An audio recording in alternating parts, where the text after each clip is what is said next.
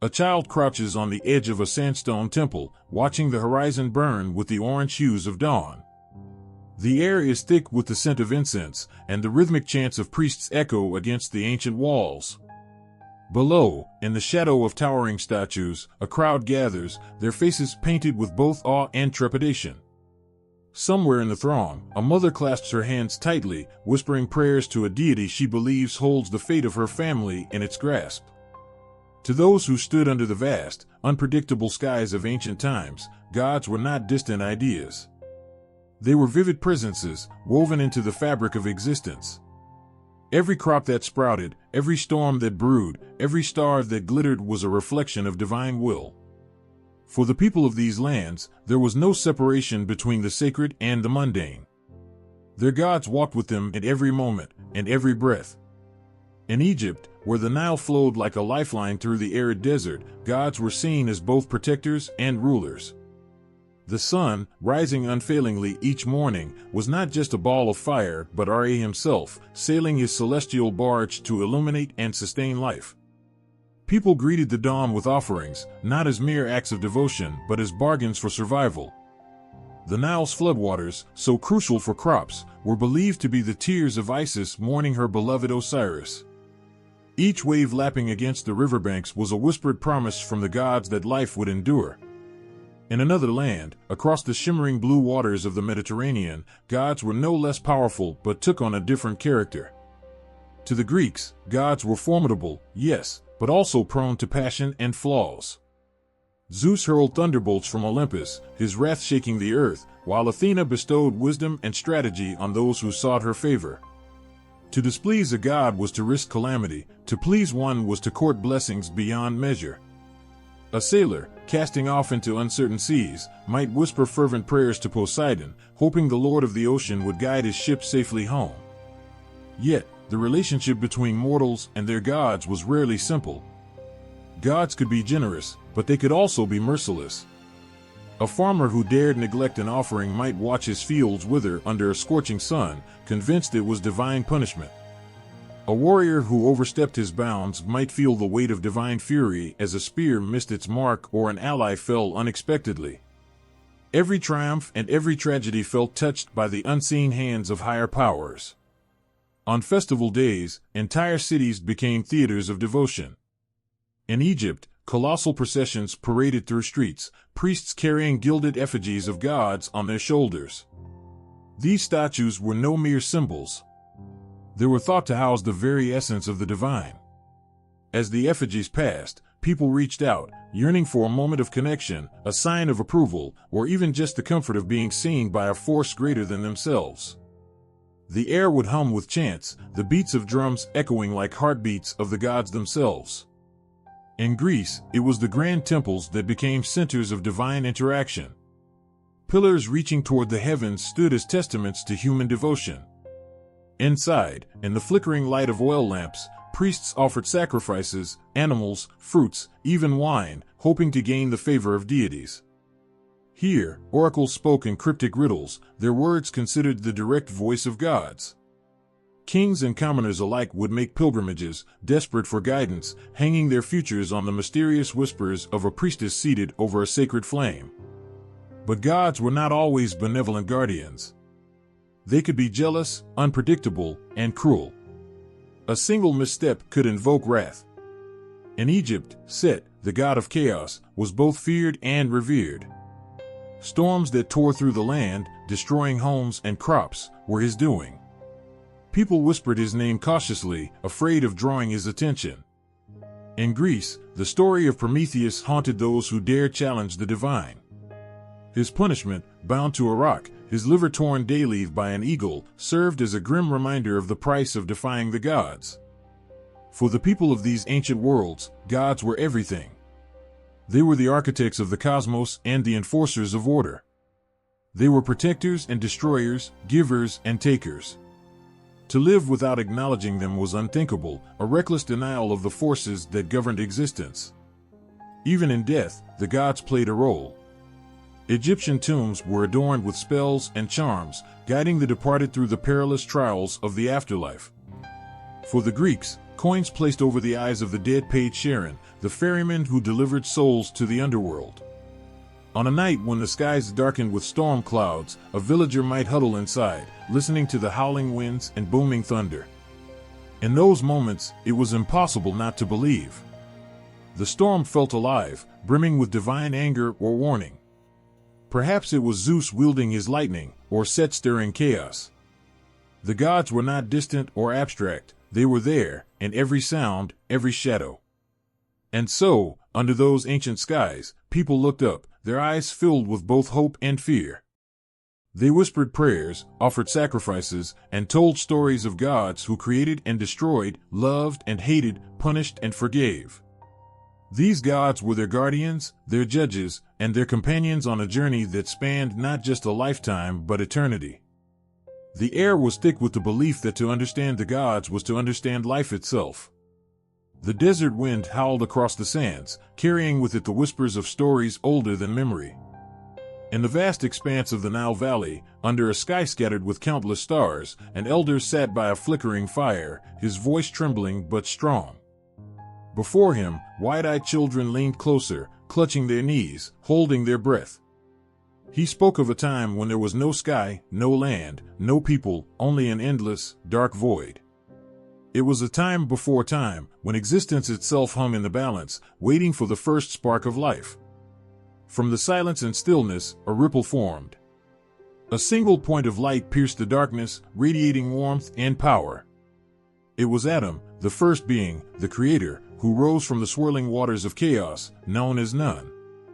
Alone and infinite, Adam stood on the primordial mound, gazing into the emptiness, his very essence pulsing with the need to bring order. From his thoughts, he summoned Shu, the god of air, and Tefnut, the goddess of moisture. These were his first children, born not from flesh, but from the sheer force of his will. As the elder spoke, the firelight danced in his eyes, and the children shivered, captivated by the unfolding tale. He described how Shu and Tefnut, curious and eager, ventured into the abyss, seeking to shape the unformed world. But the void was vast, and the siblings became lost. Adam, stricken with fear and grief, reached out with all his might, sending his eye, his divine sight, into the chaos to find them. When Shu and Tefnut finally returned, they brought with them gifts, Ma'at, the principle of truth and balance, and the first breath of life. Adam wept with joy, and from his tears, the first humans emerged. The children gasped as the elder's voice grew more intense, describing the birth of Geb, the god of the earth, and Nut, the goddess of the sky. Geb and Nut were inseparable, their love so strong that they clung to each other, leaving no space for life to thrive. Adam, seeing this, commanded Shu to separate them. With a heavy heart, Shu lifted Nut high above Geb, creating the sky and the earth. Their parting cry echoed through the cosmos, a sound so mournful that it left scars on the fabric of existence. Yet, from their separation, life began to flourish. The land formed, rivers flowed, and the heavens stretched endlessly above, dotted with Nut's sparkling stars. As the elder paused to catch his breath, the wind seemed to sigh, carrying with it the echoes of this ancient creation. His audience remained silent, their imaginations alight with the images he had painted. But the story was far from over. From the union of Geb and Nut came a lineage of gods who would shape the destiny of the world. Osiris, the wise and just ruler, was born to bring order and prosperity. Isis, his devoted sister and wife, was the embodiment of love and healing. Set, the fiery and tempestuous brother, was born with the spirit of chaos and conflict. Finally, Nephthys, the quiet and mysterious sister, carried the essence of protection and the unseen. Together, they formed the core of the divine family, each playing their part in the great tapestry of existence. The elder's voice lowered, turning somber as he recounted the betrayal of Set, who, driven by envy and rage, murdered Osiris in a cruel and calculated act. The children gasped, clutching at each other, as the elder described how Set tore Osiris apart, scattering his body across the land. Isis, undeterred by grief, set out on an unrelenting quest to find and restore her beloved. With the help of Nephthys and Anubis, the god of mummification, she gathered the fragments of Osiris and breathed life back into him. But Osiris could not remain among the living. Instead, he became the ruler of the underworld, guiding the souls of the dead and ensuring the cycle of rebirth. The fire crackled, casting shadows that seemed to move with the elder's words. He spoke of Horus, the falcon-headed son of Osiris and Isis, who rose to challenge Set for the throne. Their battles shook the heavens and the earth, each clash a testament to the struggle between order and chaos. In the end, Horus triumphed, restoring balance and claiming his place as the rightful king. Yet, even in victory, the gods understood that chaos could never be fully defeated. Set, though vanquished, was allowed to remain, for his presence ensured that the balance of the world would endure. The elder's voice softened, and the children leaned closer, their faces illuminated by the dying fire. He described how the gods, though mighty, depended on the devotion and actions of humanity. Temples were built, offerings were made, and prayers were whispered into the wind. The people believed that their faith sustained the gods, just as the gods sustained the world. It was a sacred bond, a partnership that ensured the continuation of life and the triumph of Ma'at over chaos.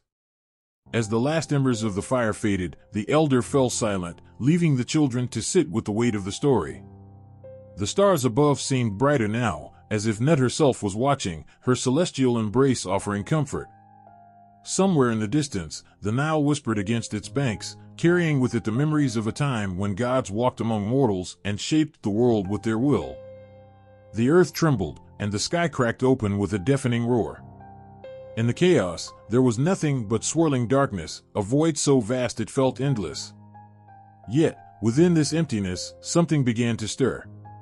A force ancient and powerful awakened, and from it came the first glimmer of existence. Chaos, raw and untamed, gave birth to Gaia, the earth, her form rising gently from the shadows. She was vast, fertile, and brimming with life yet to be shaped. Gaia looked upon the void, her heart yearning for more. From her, the heavens came into being, Uranus, the sky, who stretched himself over her, a canopy of shimmering stars. Together, they created a union so profound that it gave birth to the Titans, colossal beings who carried within them the seeds of creation and destruction. But this was no ordinary family. Within their towering forms brewed the potential for both greatness and ruin. The elder's voice was steady yet filled with a sense of urgency as he told the tale to the gathered villagers. The firelight flickered against his withered face, each crackle of the flames mirroring the tension in his words. He spoke of the Titans, 12 children, each embodying a force of nature, each a reflection of the world's raw and primal power. Among them was Cronus, the youngest yet the most ambitious. He gazed upon his father, Uranus, with a mixture of fear and fury. Uranus, though mighty, was cruel and controlling. He imprisoned some of his children, the Cyclopes and the Centimanes, within Gaia's very depths, their anguished cries echoing through the earth. Gaia, filled with sorrow and rage, could no longer bear her husband's tyranny. The elder's voice grew darker as he recounted how Gaia crafted a great sickle from unbreakable stone and handed it to Cronus. She whispered to him of rebellion, of the need to seize power and end Uranus's reign. Cronus hesitated, his heart pounding like a war drum. The weight of the task was immense, but so was his thirst for freedom. When the moment came, Cronus struck, his blade severing the heavens from the earth. Uranus's cry shook the cosmos, a sound so piercing it seemed to freeze time itself. From his spilled blood came new life, giants, furies, and nymphs, each born of violence yet destined to shape the world in their own way. For a time, Cronus ruled. He and his siblings brought a golden age, a time of plenty and peace. But power has a way of corrupting even the purest intentions. Cronus, haunted by a prophecy that one of his own children would overthrow him, became consumed by fear. One by one, as his children were born, he swallowed them whole, imprisoning them in the darkness of his stomach. Rhea, his wife and sister, watched in horror, her heart breaking with every loss. The elder's voice trembled as he described the despair of Rhea, her tears watering the earth itself. But despair soon gave way to resolve. When her youngest child, Zeus, was born, Rhea could not bear to see him meet the same fate. She hid the baby in a cave, high on a mountainside, and wrapped a stone in swaddling clothes to trick Cronus. Unaware, Cronus devoured the stone, believing he had once again thwarted his fate. Zeus grew strong, raised in secrecy by nymphs and fed on the milk of a divine goat. The elder's voice quickened, filled with the urgency of rebellion. Zeus, now a young god with fire in his veins, returned to confront his father. With the help of Metis, a goddess of wisdom, he devised a cunning plan. Metis prepared a potion that Zeus tricked Cronus into drinking. The potion forced Cronus to vomit up the children he had swallowed: Hestia, Demeter, Hera, Hades, and Poseidon. Together, they stood with Zeus, a united front against the tyrant. What followed was a war unlike any other, a clash of titanic forces that shook the very foundations of the earth. Zeus and his siblings, armed with weapons forged by the Cyclopes, faced Cronus and the Titans in a battle that raged for 10 years. The elder's voice boomed as he spoke of lightning bolts splitting the sky, of mountains crumbling under the weight of the gods' fury. The world itself seemed to hold its breath, caught in the balance between destruction and renewal. At last, Zeus emerged victorious. Cronus and the Titans were cast into the depths of Tartarus, a prison so deep that not even light could reach its bottom. The elder paused, his voice softening, as he spoke of the new order that rose from the ashes of war. Zeus became the king of the gods, ruling from his throne on Mount Olympus. His siblings each took their place, shaping the world with their unique powers. Poseidon claimed the seas, Hades the underworld, and Hera stood by Zeus's side as his queen. The wind outside howled like a lament for the fallen Titans, but the villagers around the fire were silent, caught in the grip of the tale. The elder's voice, though quieter now, carried a weight that pressed upon their hearts. He described how the gods of Olympus, though triumphant, were not perfect. They carried within them the same flaws and passions as the mortals they ruled. But it was in these imperfections that their stories found life, their struggles becoming mirrors for humanity's own trials. The elder's gaze swept over the crowd, his eyes gleaming in the dim light. He spoke of how the myths, born from the chaos of creation, continued to live on, carried by the whispers of those who remembered. And as the fire burned low, casting long shadows across the earth, the villagers sat still, each one feeling the pulse of something ancient, something eternal. The Nile flooded with relentless precision, its waters spilling over the banks and breathing life into the parched fields. This was no accident, no mere happenstance of nature. To the people of Egypt, it was the work of divine order, a rhythm set in motion by gods who watched over the land with eternal patience. Ra, the sun god, sailed across the sky each day, his golden light chasing away the darkness. But even he was not immune to the cycle. When the sun dipped below the horizon, Ra entered the underworld, battling serpents of chaos to rise again at dawn. Life, death, and rebirth, this was the heartbeat of existence, unchanging and eternal. On the shores of the Aegean, the winds carried a different tune. Here, the world was a story, a tale of beginnings and endings, of heroes rising to face their destinies. Time moved forward like an arrow, each moment building upon the last. The Greeks did not see life as a circle but as a path to be walked, with each step moving closer to a final goal.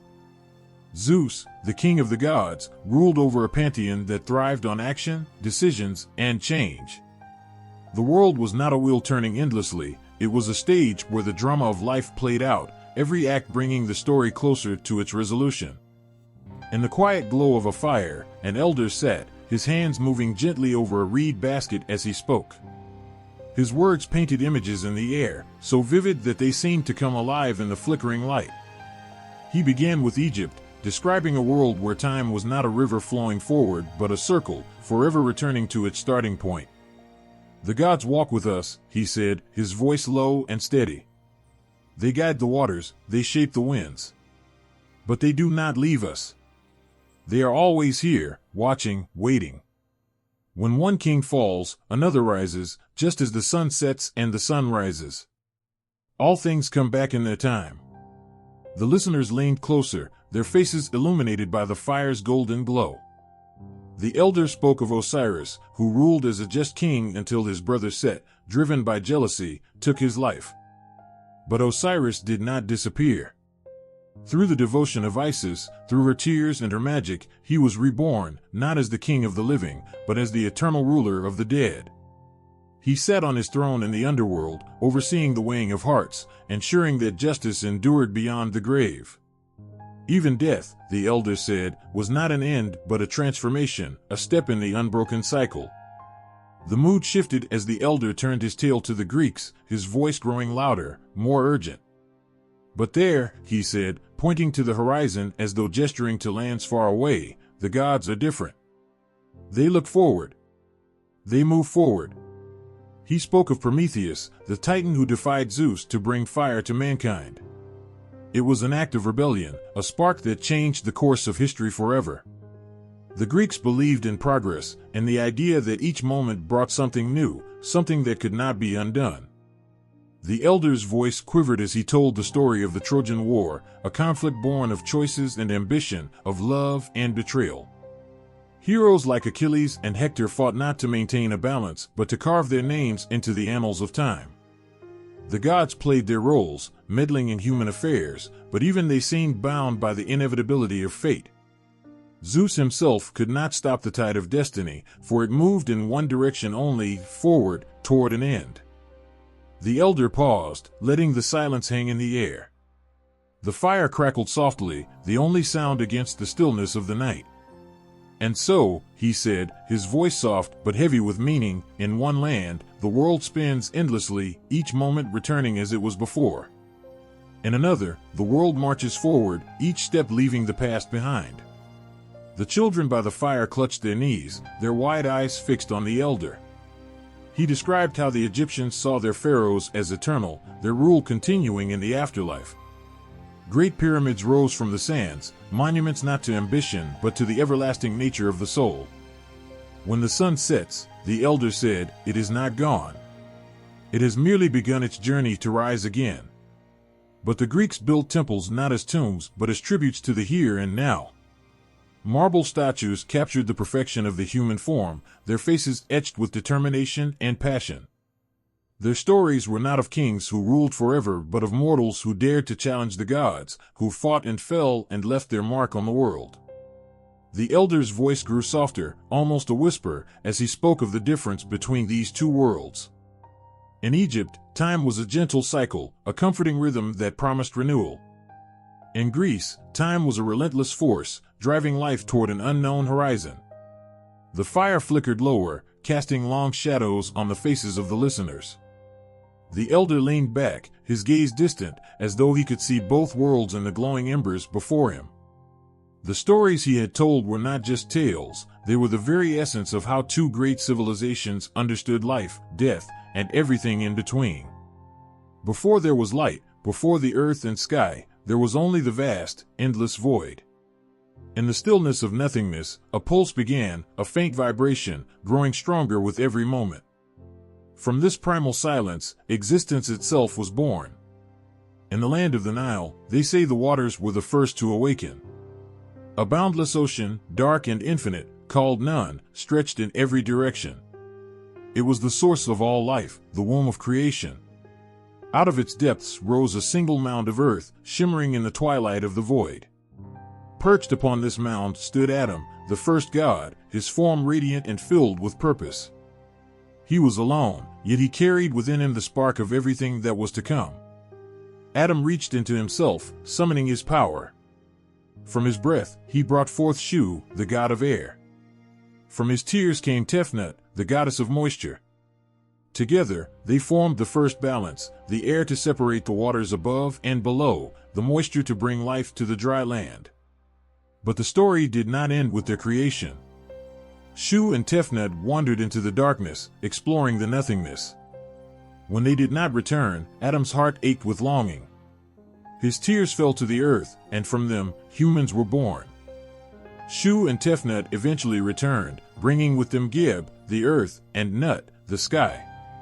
They were siblings, yet their bond was so strong that they clung to one another, earth and sky entwined. Adam, seeing this, commanded Shu to separate them, lifting Nut height above Geb. In their separation, the world was formed, a space for life to grow between the heavens and the earth. The fire crackled, and the elder's voice trembled as he described the scene. The Egyptians believed that this cycle of creation was eternal, repeating itself with every sunrise, every flood of the Nile. Life and death were not opposites, but parts of the same story, an endless loop that carried the world forward. But across the sea, in the land of marble and olive trees, the story of creation unfolded differently. It began with chaos, a yawning chasm of disorder and infinite potential. From chaos came Gaia, the earth, and Uranus, the sky, who stretched themselves across the void. Gaia, rich and fertile, gave birth to mountains, seas, and the endless expanse of the heavens. Together with Uranus, she bore the Titans, the Cyclopes, and the Centimanes, beings of immense power and strength. The elder paused, his eyes darkening as he spoke of Uranus's cruelty.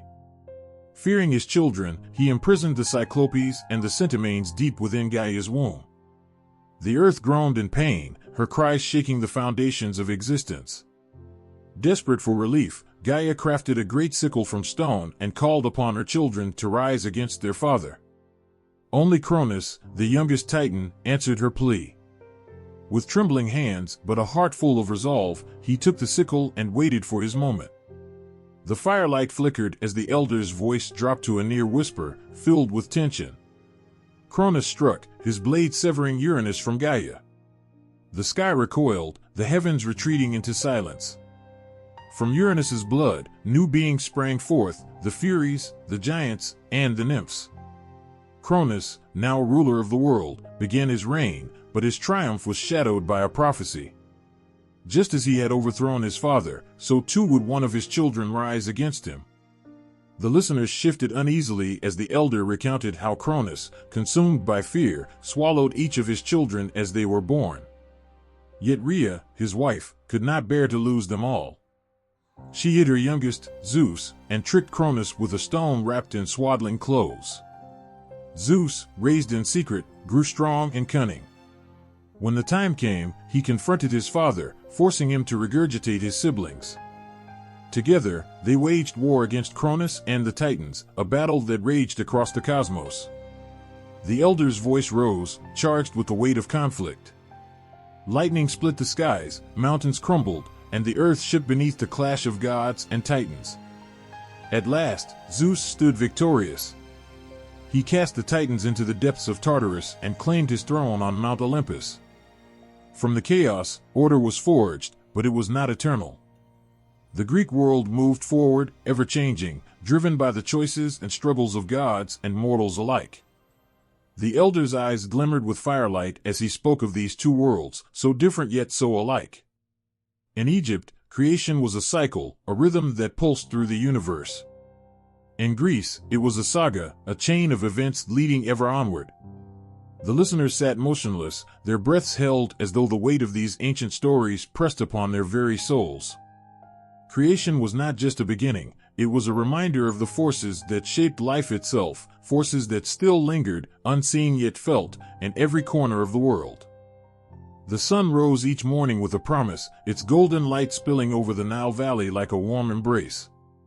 The river stirred to life, its waters shimmering as they carried silt and nourishment to the fields. In this land, life and death were one with the river's rhythm. It was said that the gods walked the banks of the Nile, their footsteps leaving behind the lush greenery and fertile soil that sustained the people. The river was more than water, it was the spine of a great civilization, the pulse that kept its heart beating. The Nile was steady and predictable, a gentle giant flowing northward, its annual floods renewing the soil and ensuring abundance. When the waters receded, they left behind rich black earth, a gift from the gods themselves. Farmers worked the land with reverence, their hands touching the soil as if in prayer. Every seed planted was a whisper to the heavens, every harvest an offering of gratitude. The gods of Egypt were bound to this rhythm. Osiris, lord of the afterlife, was said to have taught humans the art of agriculture, his own story of death and rebirth mirroring the eternal cycle of the Nile. The river never betrayed them. It rose and fell as it always had, its constancy a sacred covenant. Even when it swelled with power, threatening to spill over into chaos, the people understood it was not anger but a reminder of the delicate balance they lived within. life, to the Egyptians, was a dance with the divine, choreographed by the river that gave them everything. Far from the Nile's gentle embrace, the Aegean Sea roared with a restless spirit. Its waves crashed against rocky shores, its winds howled through narrow straits, carrying whispers of distant lands and untold adventures. Here, life was not tethered to the steady rhythm of a river but to the unpredictable nature of the sea. The Greeks gazed out at the horizon, where the water stretched endlessly, a shimmering expanse of possibility and peril. The sea was a force of freedom and danger, its currents pulling fishermen and traders into its depths. It gave, but it also took. Storms rose without warning, shattering boats and scattering dreams. Yet it was the sea's wildness that shaped the Greek soul. To live by its shores was to embrace the unknown, to push forward despite the risks. The gods of the Greeks were like the sea, powerful, unpredictable, and always watching. Poseidon's trident commanded the waves, his mood shifting between calm generosity and fierce wrath. The Aegean world was fragmented, scattered across countless islands and rugged coastlines. Each city-state stood alone, yet they were all connected by the sea's embrace. The people of Athens, Sparta, and Corinth built their lives around the water, their ships gliding over the waves like arrows loosed from a bow. Trade flourished, ideas flowed, and stories traveled, epic tales of gods and heroes, whispered from one island to the next. In the Nile Valley, life revolved around unity. The river bound the people together, a single thread weaving through their lives. Pharaohs ruled as living gods, their authority flowing as steadily as the Nile itself.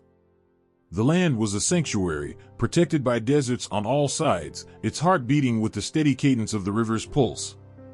Temples rose along the Nile's banks, their walls etched with hymns to the gods who sustained the world. But the Aegean Sea offered no such constancy. It demanded resilience, creativity, and courage. The Greeks were storytellers, their myths born of the challenges they faced. They spoke of Odysseus, who braved the wrath of Poseidon to return home.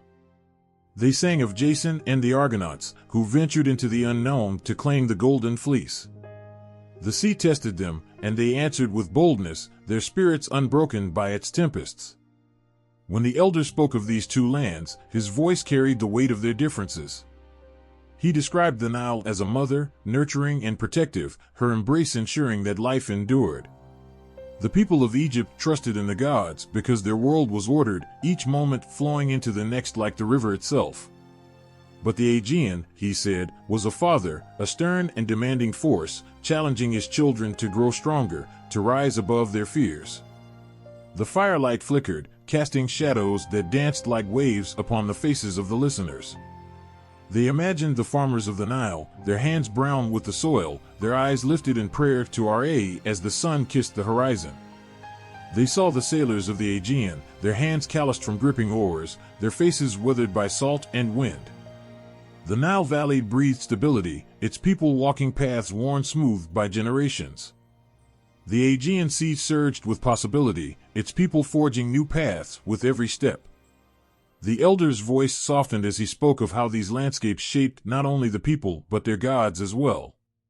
Egyptian deities were steady and eternal, their stories woven into the cycles of life. Greek gods were fierce and unpredictable, their myths born of change and conflict. The wind rustled through the trees, carrying with it the faint scent of water. The listeners sat in silence, their minds filled with the images the elder had painted. Two worlds, so different, yet each beautiful in its own way.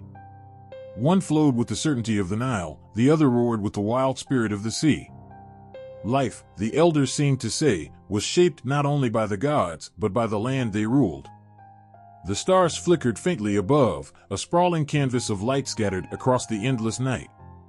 In the stillness, the whispers of ancient voices began to weave a story. They spoke of gods, beings so powerful, their actions shaped the fate of the world. But the way these gods lived, loved, and ruled was as different as the lands that worshipped them. In the shadow of the Nile's steady flow, the Egyptian gods stood as guardians of balance and order. They were a family bound not just by blood but by purpose, each deity holding a role as precise and essential as the gears of a great celestial clock.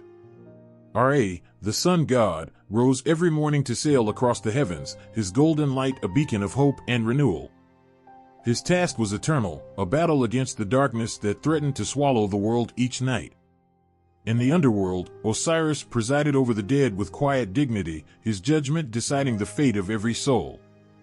Beside him, Isis, the goddess of magic and healing, wove the threads of life and death with her boundless compassion. But their stories were not without struggle. Set, the god of chaos, stood in defiance of order, his fiery eyes watching for any chance to disrupt the delicate harmony. When he betrayed and killed Osiris, the heavens trembled with grief. Isis, with tears in her eyes and determination in her heart, gathered the scattered pieces of her beloved and restored him to life. It was a tale that echoed through the generations, a reminder that even in the face of chaos, love and order would endure. Across the Aegean Sea, the gods of Olympus roared with vitality. They were a pantheon as wild and untamed as the mountains they called home. Zeus, the king of the gods, sat atop his throne with a thunderbolt in his hand, his rule as dynamic and unpredictable as the storms he commanded. Beside him, Hera, his queen, burned with pride and jealousy, her fierce loyalty to her station matched only by her sharp wit. The Olympians were a family, but their bonds were tangled in webs of rivalry and ambition. Athena, born fully armored from Zeus's head, stood as the embodiment of wisdom and strategy. Yet even she was not immune to the passions of her kin. Ares, the god of war, reveled in the chaos of battle, his bloodlust clashing with Athena's calculated precision. Aphrodite, radiant and alluring, commanded the hearts of gods and mortals alike, her influence both a blessing and a curse.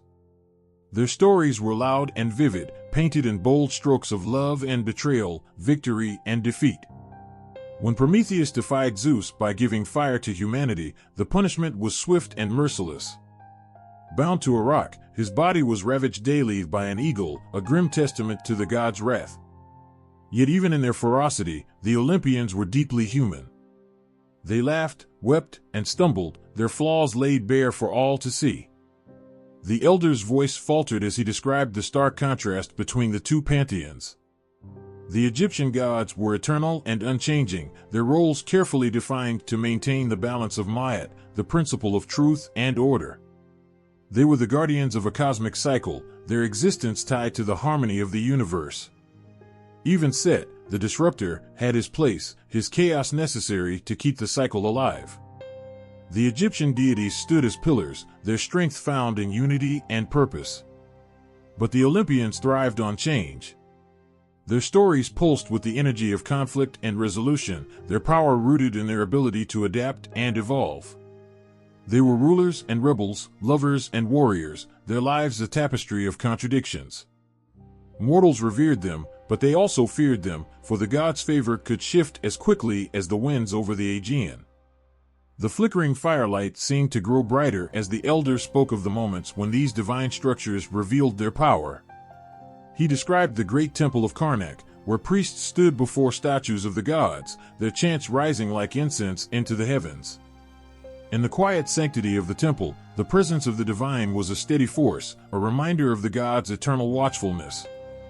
The people of Egypt looked to the heavens not for drama but for reassurance, their prayers a plea for stability in a world shaped by cycles. But on the rocky slopes of Mount Olympus, the gods were not distant figures. They walked among mortals, their presence felt in the rustle of leaves and the crash of waves. The Greeks did not seek stability, they sought to understand the chaos that surrounded them. They found their answers in the tales of gods who were as flawed and passionate as they were. The Olympians were mirrors, reflecting the best and worst of humanity. The elder's words wove a spell, drawing his listeners into the world of gods and mortals. The Egyptian pantheon was a sanctuary, a place where order reigned and the divine served as a guide. The Olympian pantheon was a battlefield, a space where gods fought for power and mortals learned to navigate the whims of fate. The fire crackled, casting shadows that danced like gods across the walls. The listeners felt the weight of the stories, their hearts beating in time with the elder's voice. Two pantheons, two visions of divinity, each a reflection of the land and people that gave them life. The boy sat in the shadow of a colossal temple, his small hands tracing the carvings etched into the cool stone. The figures told stories older than memory itself, stories of gods who ruled the skies, the earth, and the unseen worlds beyond. His grandmother's voice, steady and full of wonder, carried through the quiet air. She spoke of Myat, the sacred order that held the universe together, and of the gods who lived not just above the people, but with them, ensuring harmony. "Do you see, child?" she whispered, pointing to the figure of a goddess with outstretched wings. "This is Myat. Without her, the world would crumble. Even the gods bow to her laws." The boy's eyes widened as his fingers lingered on the carvings. He imagined the mighty Ra, the sun god, sailing across the sky, his light a constant reminder of the balance his people cherished.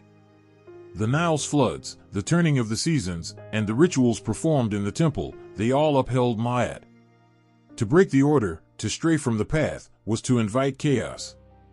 Far across the sea, another story unfolded. A girl, perched on the edge of a rocky cliff, watched as waves crashed below her. Her father sat beside her, his weathered face softened by the glow of the setting sun. He told her of Prometheus, the titan who defied the king of the gods to bring fire to humanity. "Fire," he said, holding up a flickering torch, "is what makes us strong. It's what sets us apart." He paused, his gaze drifting to the horizon. But it came at a cost. Zeus punished Prometheus for his rebellion. He was bound to a rock, his body tormented by an eagle every day. Yet he never regretted his choice. He believed in the strength of men and their courage to stand against the odds. The girl's chest swelled with pride and wonder. She thought of her people, how they built their cities on rocky hillsides, how they sailed into the unknown, guided by the stars and their unyielding will. To defy, to strive, to rise above, this was the essence of life itself. In the heart of the Nile Valley, the myths of Egypt whispered of a world where everything had its place. The gods were not chaotic forces, but careful custodians of order. Osiris ruled the underworld with wisdom and fairness, weighing the hearts of the dead against the feather of Myat. Those who lived justly were rewarded with eternal life, those who strayed were cast into oblivion. The people listened to these stories and saw their lives reflected back. To live in harmony, to honor the gods and the land, was to secure a place in the endless cycle of renewal. Even in death, there was no finality, only transformation. But in the rugged landscapes of Greece, the myths thundered with passion and strife. Zeus waged war against the Titans to seize his throne. Hera schemed, Athena strategized, and Ares clashed swords on the battlefield. The gods were not perfect beings, but larger-than-life reflections of human emotion, jealousy, love, ambition, and anger. The Greeks celebrated individuality, the power to rise above one's station, and the unrelenting pursuit of excellence. Achilles' rage, Odysseus' cunning, and Hercules' strength were not just traits but ideals. Their stories were not meant to bind but to inspire, pushing mortals to aim higher, fight harder, and embrace their flaws as much as their virtues. The elder, his voice trembling with emotion, spoke of a farmer standing by the Nile as the sun dipped below the horizon. The man had worked his fields all day, his back bent under the weight of labor, his hands calloused from turning the soil. Yet as he looked up at the glowing sky, he smiled. He believed his work honored the gods, his life a thread in the great tapestry of Myat. In another time, another place, a warrior stood on a hilltop, bloodied but unbroken. He raised his sword to the heavens, his heart pounding with the thrill of victory. His deeds would be sung for generations, his name etched into the annals of history. The gods of Olympus, watching from their thrones, would smile at his boldness, for he had dared to live as fiercely as they did. The listeners felt their hearts stir as the elder wove the two worlds together. The myths of Egypt and Greece were not just stories, they were reflections of the deepest truths their people held. In the Nile's gentle embrace, the Egyptians found solace in the unchanging rhythms of life. In the sea's restless waves, the Greeks saw the endless potential of the human spirit. The fire crackled softly, its light dancing across the faces of the gathered crowd. The boy and the girl, though separated by miles and centuries, shared a common thread. Their stories, of gods and mortals, of order and chaos, were etched into their souls. And through these stories, they understood who they were and who they could become. The scent of incense filled the air, curling in delicate tendrils toward the heavens. In the dim light of the Egyptian temple, a priest moved with deliberate grace, his white robes gleaming like moonlight against the carved walls. He carried a golden vessel, its contents hidden, yet its significance palpable. The statues of gods loomed above, their eyes painted wide to witness the offerings below. The air felt heavy, charged with a presence that was both comforting and overwhelming. A young woman knelt at the temple's threshold, her head bowed low. Her hands trembled as she held a basket filled with bread and dates, offerings she had prepared with the utmost care. This was not just tradition, it was survival. Her fields had suffered, the Nile's waters failing to flood as they once did. She whispered to the statue of Osiris, her voice cracking under the weight of desperation. "Great Lord of the afterlife, guardian of renewal, hear my plea. Let the waters return. Let my family live." The priest approached the altar, his chants rising in an ancient rhythm, their cadence as steady as the flow of the river itself. The woman watched, her breath catching as the offering was placed before the gods. She closed her eyes, imagining the divine eyes of Osiris, Ra, and Isis falling upon her humble gift. She felt the faintest flutter in her chest, a seed of hope. Thousands of miles away, under the vast expanse of the Aegean sky, a different scene unfolded. A marble temple crowned a rocky hilltop, its columns reaching skyward as if to touch the domain of the gods. A crowd gathered, their voices a low hum of anticipation. At the heart of the temple stood a statue of Athena, her gaze unyielding, her shield gleaming even in shadow. A young man stepped forward, a lamb tethered at his side. His heart pounded as he approached the altar, where a priestess waited. Her presence was commanding, her robes adorned with patterns that spoke of wisdom and power. The man's hands tightened on the rope as he whispered a prayer to Athena, goddess of wisdom and war. "Grant me strength, O Pallas Athena. Let me prove myself worthy in the eyes of my people." The priestess raised her hands, calling for silence. The crowd stilled as she chanted, her voice echoing across the hills. The lamb was sacrificed, its life offered to the goddess as the people looked on, their expressions a mixture of awe and solemnity. The man felt a strange calm settle over him, as if Athena herself had laid a hand on his shoulder. Both rituals, so different in form, shared a common thread. In Egypt, the temple was not merely a building but a living vessel for the gods. It was believed that the deities dwelled within these sacred spaces, their essence infused in the statues and relics. Every ritual, every offering, was a way of maintaining harmony between the mortal and the divine. In Greece, the gods were less bound by space. They roamed the earth, the skies, and the seas, their presence felt in the rustling of leaves, the crash of waves, the crackle of fire. Yet the temples stood as places where mortals could connect to the immortals, where their prayers might pierce the heavens. In an Egyptian temple, the rituals were shrouded in mystery. The priests served as intermediaries, their every movement calculated to honor the gods. They washed the statues each morning, dressed them in fine linens, and presented offerings of food and drink. The common people rarely entered these inner sanctuaries, their faith rested in the hands of the priests. But in Greece, the sacred spaces were more accessible. The altars stood in open air, where anyone could approach and leave their offerings. Festivals brought the community together, their songs and dances weaving a tapestry of devotion that stretched from the mortal world to Olympus. In a quiet Egyptian village, a mother led her child to a small shrine dedicated to Hathor, the goddess of joy and motherhood. She lit a lamp, its flame flickering softly in the stillness. She placed a garland of flowers at the base of the statue, her voice steady as she prayed for the health of her family. Her child watched, wide-eyed, sensing the weight of the moment. On the other side of the Mediterranean, a father and his son walked toward a sacred grove, where the trees whispered with the breath of Artemis. They carried a bundle of grain and honey, gifts for the goddess of the hunt. The father knelt, his hands pressing into the earth as he spoke words of gratitude and reverence. The son imitated him, his small hands trembling as he placed the offering. In both lands, faith was woven into the fabric of daily life. The gods were not distant rulers, but intimate companions, their presence felt in the mundane and the miraculous. The act of worship was not just an obligation, it was an act of love, of trust, of unshakable belief in something greater. As the stars began to twinkle above the Nile, the priest completed his final prayers for the night.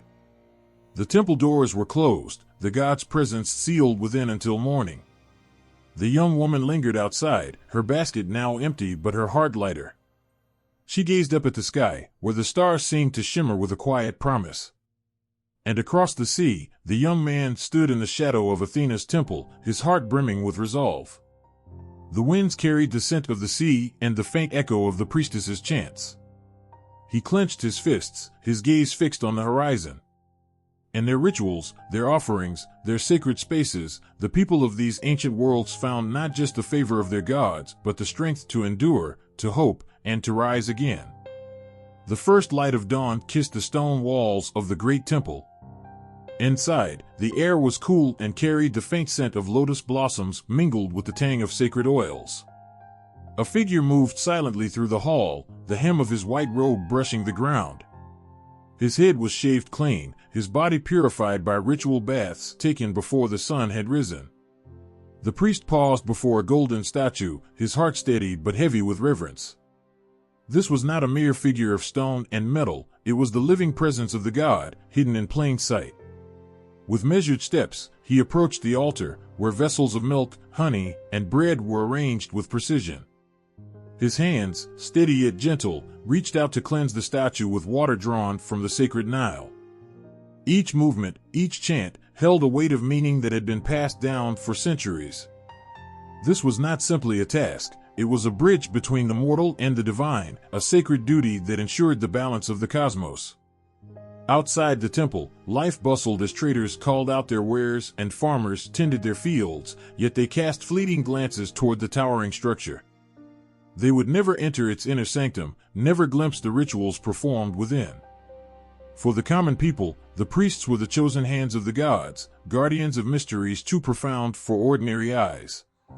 In a far-off land where olive trees whispered in the breeze and the hills rolled toward an endless sea, a different kind of priest walked among the people. His robe was simple, a muted symbol of his sacred duty. He carried no golden vessel, no tools of divine service, for his role was not bound by walls or hidden from view. The Greek priest stood before an open altar, where the sky itself seemed to bow in reverence. The people gathered around him, their faces a mix of awe and anticipation. A young girl stepped forward, her small hands clutching a bundle of herbs. She laid it at the altar's base, her head bowed low. The priest smiled gently, his voice rising in a hymn that called upon Zeus, the father of gods and men. The offering was simple, but its meaning profound. The smoke of burned herbs spiraled upward, carrying prayers to Olympus. The priest's voice grew stronger, his chants a living connection between the earth and the heavens. In this open space, surrounded by the hum of nature, the divine felt closer, almost tangible. In Egypt, the life of a priest was one of strict discipline and unwavering devotion. Every day began with purification, a cleansing not just of the body but of the spirit.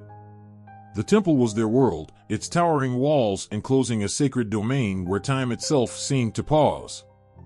Their duties ranged from performing intricate rituals to caring for the statues of the gods, which were believed to house the essence of the divine. These priests were not mere servants of religion, they were scholars, astronomers, and healers. They studied the stars, deciphered sacred texts, and acted as intermediaries between the gods and the pharaoh, who was seen as a living deity. To be a priest in Egypt was to hold a place of immense responsibility, for the harmony of the world depended on their actions. In Greece, the role of the priesthood was less rigid, more entwined with the everyday lives of the people. Priests and priestesses often served specific gods, their duties tied to festivals, oracles, and sacrifices. They were not separated from the world but stood within it, their presence a reminder of the god's influence in all aspects of life. At Delphi, a priestess known as the Pythia sat atop a sacred tripod, her voice carrying the cryptic messages of Apollo. Pilgrims traveled great distances to hear her words, their questions ranging from the fate of empires to the simplest matters of the heart. She inhaled the vapors rising from the earth, her eyes glazed as she spoke with a voice that seemed not her own. The gods spoke through her, they were revealed in fragments of mystery. Back in Egypt, the rituals continued with unyielding precision. As the sun climbed higher, the priests gathered in the temple's inner sanctum. They placed offerings before the god, their chants resonating like the heartbeat of the earth itself. The essence of Ma'at, the divine principle of balance and order, flowed through their every word and gesture. The high priest stepped forward, his hands raised in supplication. His voice trembled with emotion as he called upon the god's blessings for the pharaoh and the land. Outside, the people knelt in quiet prayer, their faith bound to the unseen acts within the temple walls. In Greece, the setting sun signaled the start of a festival. Torches blazed as people gathered in the agora, their voices lifted in song and laughter. A priestess danced before an altar, her movements fluid and free, embodying the grace of the goddess she served. The crowd watched, their spirits alight with joy. Here, worship was not confined to solemn rituals but embraced the beauty and vitality of life itself. A boy in the crowd clutched a small statuette of Hermes, his favorite god. His eyes shone with wonder as he listened to the priest speak of Hermes' cunning and charm. In that moment, the boy felt a connection to the divine, a spark that would stay with him long after the festival ended. The differences between these priesthoods were as vast as the lands they served, yet their purpose was the same. They stood as bridges between the mortal and the divine, their rituals a testament to humanity's unyielding need to connect with something greater. Whether in the shadowed halls of an Egyptian temple or under the open skies of Greece, their acts carried the weight of centuries, their voices echoing with the timeless song of devotion. The Nile flowed steadily under the moon's gaze, its waters shimmering like liquid silver. In the temple, the priests completed their final prayers, their voices a low murmur that blended with the river's song. And across the sea, the Greeks watched as their torches flickered and faded, their hearts full as they whispered thanks to the gods who walked among them. The desert sun blazed mercilessly over the shifting sands, a fiery sentinel ruling the heavens. Its light seared the landscape, painting everything in hues of gold and copper. High above the mortal world, a solar barge sailed across the sky, carrying a figure whose radiance outshone even the desert sun. This was Ra, the king of the Egyptian gods, his face ablaze with divine energy, his presence the embodiment of life itself. Ra's journey was unending, a sacred cycle that brought light and life to the world each day. Yet, as the sun dipped below the horizon, his voyage grew perilous. The underworld awaited, a dark and treacherous realm where the serpent Apophis lay in wait, eager to devour the light and plunge the world into chaos. Night after night, Ra faced this cosmic battle, his resolve unbroken. His barge sliced through the waters of the Duat, the cries of his guardians echoing against the cavernous walls. Apophis lunged from the shadows, its coils as vast as the Nile, its eyes glowing with hatred. Yet, Ra stood firm, his light piercing the darkness, his power unwavering. Far across the Mediterranean, thunder rolled over the peaks of Mount Olympus. The sky split open with a blinding flash, and a bolt of lightning struck the earth, shaking the ground with its force. Standing at the summit was Zeus, his form wreathed in storms, his gaze sharp as the edge of a blade. In his hand, he gripped the thunderbolt, the weapon that had felled the Titans and secured his throne as the ruler of the Greek pantheon. Zeus's power was raw, untamed, a force of nature that demanded respect. He was the storm that could nourish the land or tear it apart, the unyielding judge who upheld justice and punished those who defied him. Yet, beneath his wrath lay a complex soul, one torn between his divine duty and his all-too-human flaws. Ra's reign was one of order, a celestial rhythm that sustained the world. His rule was not rooted in fear but in the unwavering belief that life depended on his light. The Egyptians worshipped him with a reverence that bordered on desperation, for without Ra, the Nile would not flow, the crops would wither, and the harmony of Ma'at would crumble. In the temples, priests raised their arms to the heavens, their chants a plea for Ra's protection. The people offered him bread and beer, gifts to honor the god who gave them life. Yet, Ra was distant, his form too brilliant for mortal eyes to behold. He existed above the world, a guardian who watched but rarely intervened. Zeus, on the other hand, walked among mortals. His presence was felt in the crashing of waves, the crack of thunder, and the rustling of leaves in a sacred grove. He was a god of the skies, yet his hands often touched the earth. Mortals feared his temper, for Zeus was known to strike with vengeance, but they also sought his favor. He was not a god of cycles but of decisions, his rule marked by moments of chaos and resolution. When the heavens waged war, it was Zeus who cast the final blow. When kings faltered, it was Zeus who sent omens to guide them. His power was a constant reminder that even gods could be unpredictable, their will as wild as the storms they commanded. The sun began its ascent once more, emerging victorious from the underworld. The people awoke to its warmth, their spirits renewed. They spoke of Ra's courage, his unyielding commitment to protect the balance of the world. To them, he was not just a king but a savior, the eternal flame that warded off the cold embrace of the void. In Olympus, Zeus sat upon his throne, the eagle perched beside him, a symbol of his dominion. The gods gathered around him, their voices a chorus of praise and petition. Yet, even in his grandeur, Zeus carried the weight of his choices. His wrath had brought ruin, his desires had sown discord, but his justice had also restored peace. He was a king shaped by conflict, a ruler who bore the scars of his victories. Ra and Zeus stood as symbols of their cultures, their myths reflecting the values and fears of their people. Ra's unending journey across the sky mirrored the Egyptian belief in eternal cycles, the delicate balance of life and death. His battles in the underworld were not acts of rage, but of necessity, a duty that transcended personal desire. Zeus, with his thunderbolts and tempestuous nature, embodied the Greek ideal of power and passion. His rule was not about balance, but about asserting dominance, a reflection of a culture that celebrated individuality and the struggle for supremacy. He was a god who embraced his flaws, his actions as unpredictable as the winds he commanded. As the sun set once more over the Nile, Ra prepared for another descent into the underworld. His light dimmed but did not falter, a promise that the dawn would come again. On Olympus, the thunder quieted, the clouds parting to reveal a starlit sky. Zeus gazed out over the world, his presence a reminder that even in silence, his power endured.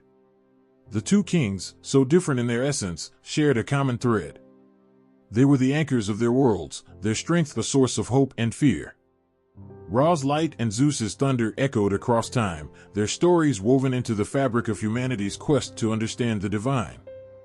The moon shone silver over the dark waters of the Nile, casting its soft light upon the temple of Isis. Inside, a statue of the goddess stood tall, her face serene yet commanding. Her arms were outstretched, as if ready to cradle the suffering of the world. To her worshippers, Isis was more than a deity, she was a mother, a healer, and a protector of the vulnerable. Her story was one of love so fierce that even death could not sever its bonds. In the silence of the temple, the air seemed to hum with her presence. Isis was the goddess who had pieced together the shattered body of her husband, Osiris, after he was torn apart by his brother Set. Her hands, delicate yet unyielding, had gathered every fragment, her tears falling into the Nile as she worked. When Osiris's heart no longer beat, she used her magic to breathe life into him, if only for a moment. It was enough to conceive Horus, the child who would carry their legacy forward. Her strength was not in physical might, but in her boundless compassion. She shielded Horus from Set's wrath, hiding him in the marshes, where she taught him the ways of survival. As he grew, she became his guide and his shield, her love unwavering even as danger loomed. Her name became a whisper of hope for those in need, her image a reminder that there is power in nurturing, in healing, and in standing firm for what is just. Across the Aegean Sea, in a land of rocky cliffs and olive trees, another queen reigned. Hera, with her regal bearing and piercing eyes, was both revered and feared. She was the wife of Zeus, the king of the gods, and her domain was marriage and family.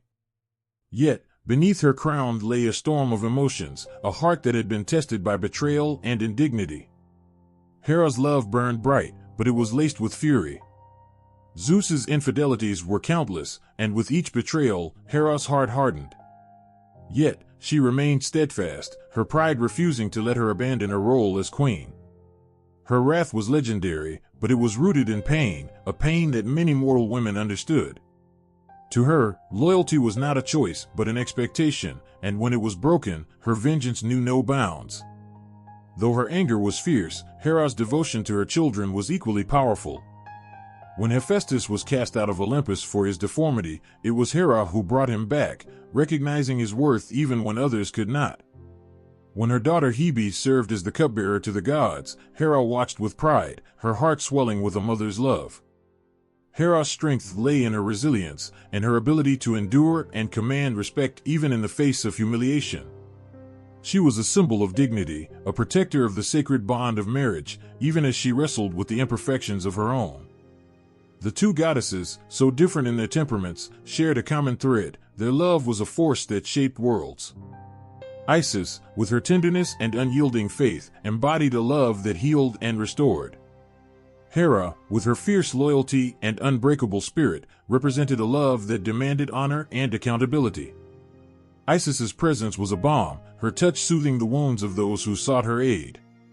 In the myths, she was not just a mother to Horus, but to all who called upon her. Her magic was born from her compassion, her power amplified by her empathy. She did not command armies or wage wars. Her strength lay in her ability to mend what was broken, to nurture life even in the face of despair. Hera's love, by contrast, was a tempest. She was a protector of the institution of marriage, but her methods were often ruthless. When Zeus's lovers bore children, Hera's wrath descended upon them, a reflection of her anguish and pride. Yet, her ferocity was also her armor, a shield against the vulnerability of her own heart. In the quiet of the Nile, Isis whispered to the reeds, her voice a melody that carried on the wind. She taught the people to honor the cycles of life and death, to find strength in the bonds of family and community. Her temples were sanctuaries, her name a prayer on the lips of the weary. On Olympus, Hera's presence was a storm that could not be ignored. She demanded respect, her voice echoing through the halls of the gods. She was both a guardian and a warrior, her love a double-edged sword that could nurture or destroy. As the sun rose over the Nile, the people carried offerings to Isis, their steps light with gratitude. They believed in her ability to bring life to barren lands, to heal the sick and protect the innocent. She was their mother, their guide, a light in the darkness. As the sun set over Olympus, Hera stood at the gates, her gaze fixed on the horizon. She had weathered storms that would have broken others, her spirit unyielding. She was the queen who ruled with both grace and ferocity, her love a force that demanded reverence. Isis and Hera, so different in their expressions of motherhood and power, both stood as pillars of their worlds. Their stories, etched in the hearts of their people, were not just tales of gods, but reflections of the human soul, of the complexities of love and the strength it takes to endure. The air was thick with silence, a silence that held the weight of eternity. Beneath the shifting sands of Egypt lay the chambers of Osiris, the god whose life had been torn asunder and rebuilt with love, magic, and purpose. His story began not in triumph, but in betrayal, a betrayal that cut through the fabric of kinship and plunged him into the realm of the dead. Osiris had once been a king, a ruler whose wisdom brought order to chaos. His reign was marked by flourishing lands and rivers that seemed to hum with life. But envy crept into his own bloodline. His brother, Set, burned with a desire that festered and turned into a deadly plot. It was during a celebration, with laughter and wine filling the halls, that Set presented a coffin, crafted so beautifully it drew everyone's eyes. He claimed it was a gift for anyone it fit perfectly. When Osiris, trusting and unguarded, lay inside to test its size, Set's true intentions revealed themselves. The lid slammed shut, nails and molten lead sealing his brother's fate. The coffin was cast into the Nile, a river that once sang of life now cradling death. Osiris's body drifted to the edges of the world, yet his story did not end. Isis, his wife and sister, driven by love so fierce it defied despair, searched every corner of Egypt for his remains. When she found him, her grief turned into an unyielding resolve. She pieced him together, stitch by stitch, her tears mingling with the sands. With her magic, she breathed life into him, but it was not a return to the world above. Osiris became the ruler of the underworld, a guide for those who crossed into the shadows. His realm was not one of despair, but of judgment and balance. His was the land where the heart of the deceased was weighed against the feather of Ma'at, the symbol of truth. Osiris, calm and just, presided over these trials, his green skin a testament to rebirth and renewal. To the Egyptians, death was not an end but a transformation, and Osiris stood as the eternal shepherd of this sacred transition. Far to the west, beneath the mountains of Greece, lay another domain of the dead. This was the kingdom of Hades, a realm veiled in shadows and separated from the world of the living by the river Styx. To enter was to leave behind warmth and light, to step into a world ruled by a god as mysterious as the depths themselves. Hades was no tyrant, but his presence was cold and unyielding. While Osiris had been thrust into the underworld through treachery, Hades chose his domain. When the world was divided among the three great brothers, Zeus took the skies, Poseidon claimed the seas, and Hades accepted the earth beneath. He embraced his fate without protest. He was not adorned in robes of gold, but cloaked in shadows, a king whose strength came not from armies, but from the inevitability of death itself. The underworld of Hades was a place of stark contrasts. For some, it was the Elysian Fields, a paradise where the noble and heroic found eternal peace. For others, it was Tartarus, a pit of torment for the wicked. Hades ruled without emotion, his fairness as sharp as the edge of a blade. Unlike Osiris, whose presence was entwined with hope and renewal, Hades evoked fear and awe, a god whose justice was absolute but impersonal. Yet even Hades was not untouched by love. Persephone, the goddess of spring, became his queen, though their union was born of a tale as dark as the underworld itself. Hades abducted her from the world above, pulling her into his shadowed kingdom. The earth mourned her loss, its grief reflected in the withering of crops and the silence of the fields. Over time, a compromise was struck. Persephone would split her days between the underworld and the world above. With her return each spring, life blossomed. With her descent, the earth turned cold and barren. Where Osiris stood as a symbol of regeneration and forgiveness, Hades represented inevitability and permanence. Osiris guided the dead toward transformation, while Hades guarded the boundaries between the living and the lost, ensuring the balance of both worlds. The two gods shared similarities, yet their contrasts were stark. Osiris's underworld was a realm of hope, where the dead could achieve a second life if they proved themselves worthy. Hades's domain, though not without mercy, was a place where the living dared not linger, where the line between the mortal and the eternal was firmly drawn. Osiris was a figure of resurrection, his green skin and crown of ostrich feathers a beacon of renewal. Hades, with his helm of invisibility and his somber gaze, ruled a kingdom of silence and shadows, where life ceased and the eternal began. Both gods, in their own way, reflected the beliefs of their people. To the Egyptians, death was a continuation, a cycle that flowed like the Nile itself. Osiris stood as a reminder that life could spring forth from even the darkest moments. To the Greeks, death was an inevitable descent into the unknown, a journey where every soul would face its final reckoning. Hades was the gatekeeper of that final truth, his presence a quiet acknowledgement of life's fragile impermanence. In the quiet chambers of Osiris's temple, incense swirled, carrying prayers to the one who judged with compassion. His presence was a comfort, a promise that even in death, there was meaning, there was justice. In the shadowed depths of Hades's kingdom, the river Styx flowed endlessly, its currents carrying whispers of those who had crossed into his care. His realm was not cruel, but it was final, a place where the living could not follow. Their stories, though shaped by different lands and cultures, shared an unspoken truth: death is not the end of the story but the beginning of something new. Whether through the green hands of Osiris or the shadowed gaze of Hades, every soul found its place, every life its meaning, in the vast tapestry of existence. The battle cries echoed through the sky, a sound that pierced the heavens themselves. The air was thick with the scent of dust and the tension of war. On one side, Horus stood tall, his wings spread wide, the golden sun glinting off his armor. His eyes burned with the fire of 1,000 battles, reflecting a heart that had known nothing but the thrill of combat. On the other, Athena, cloaked in wisdom, her spear gleaming like a blade of pure knowledge, stood ready. She had never been one to show the raw ferocity that Horus possessed, but beneath her calm exterior, there was a storm, an unshakable resolve that had forged empires. They were both gods of war, yet their approaches could not have been more different. Horus, the son of Osiris, the hawk-headed god, had been born into a world of conflict. From the moment he drew his first breath, war was his inheritance. It was not merely a tool for him, it was his essence, a reflection of the very nature of the world he had come from. His wings beat with the fury of the storms, his claws sharpened in the crucible of strife. His destiny had been shaped by revenge, a need to avenge his father's death at the hands of Set. Every battle, every strike, was part of his journey to reclaim the throne and restore the balance that had been shattered by treachery. Athena, however, had never been driven by such rage. She was born fully grown from the head of Zeus, and even her birth had been an act of strategy rather than passion.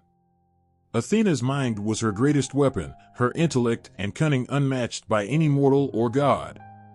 Where Horus had learned to fight through battle and bloodshed, Athena had learned that the greatest victories were often won without drawing a sword. She was a goddess of strategy, of wisdom, of skill. The battlefield for her was a chessboard, each move carefully planned and calculated, every tactic honed with precision.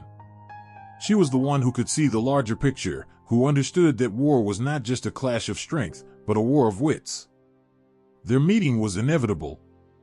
The clash of these two titans would change the world around them. Horus, with the scorching heat of his rage, and Athena, with the coolness of her logic. Their fight was not just a battle of might, but a contest of ideologies, a struggle for the soul of warfare itself. Horus flew through the sky, his wings stirring the wind into a fury, and Athena stood on the ground, her shield raised, her spear poised for the perfect strike. "Your rage will not save you," Athena said calmly, her voice a whisper that seemed to cut through the storm. Horus let out a roar, his talons tearing into the air. "It is my strength that will bring victory," he shouted, his voice thundering like the crash of thunder across the sky. But Athena knew that strength alone was never enough. She had seen countless wars, each one fought with the same desperation, the same raw power, and each time, she had seen that such battles often led to ruin. Wisdom was the key to victory, not just the ability to strike. She knew the heart of her enemy, could see through the chaos, and knew that the true path to power was through the mind, not just the sword. The two gods circled each other, their movements like a dance, a deadly, beautiful dance. Horus swooped down from the sky, his wings cutting through the air with the speed of a lightning bolt. Athena raised her shield, her eyes calculating the perfect moment to strike. Horus's talons came crashing down, but Athena was already a step ahead. With a swift, graceful motion, she sidestepped, using his momentum against him, and drove her spear toward him. But Horus, driven by the fury of his purpose, was not so easily defeated. His wings flared, pushing him into the air just in time to avoid the strike, and with a cry, he dove back down at Athena. "You cannot escape me," he yelled, the wind howling around him as he descended. Athena's eyes flickered with a deep, ancient knowledge. She had faced many like him, gods of war who thought strength alone could win the day. But she knew better. In that moment, time seemed to slow. Her spear, poised with deadly accuracy, gleamed in the sunlight, a reflection of her mind at work. She saw his pattern, his movement, his rhythm. She saw the gaps, the weaknesses. With a movement so fluid it seemed to defy reality, Athena launched herself into the air, her spear aimed directly at Horus's heart. But as the strike landed, something unexpected happened. Horus's wings shifted at the last second, and Athena's blow only grazed his armor. "You are stronger than I expected," Athena admitted, her voice soft, almost with admiration. Horus's chest rose and fell with exertion, his eyes flashing with both pride and determination. "I have learned from every battle.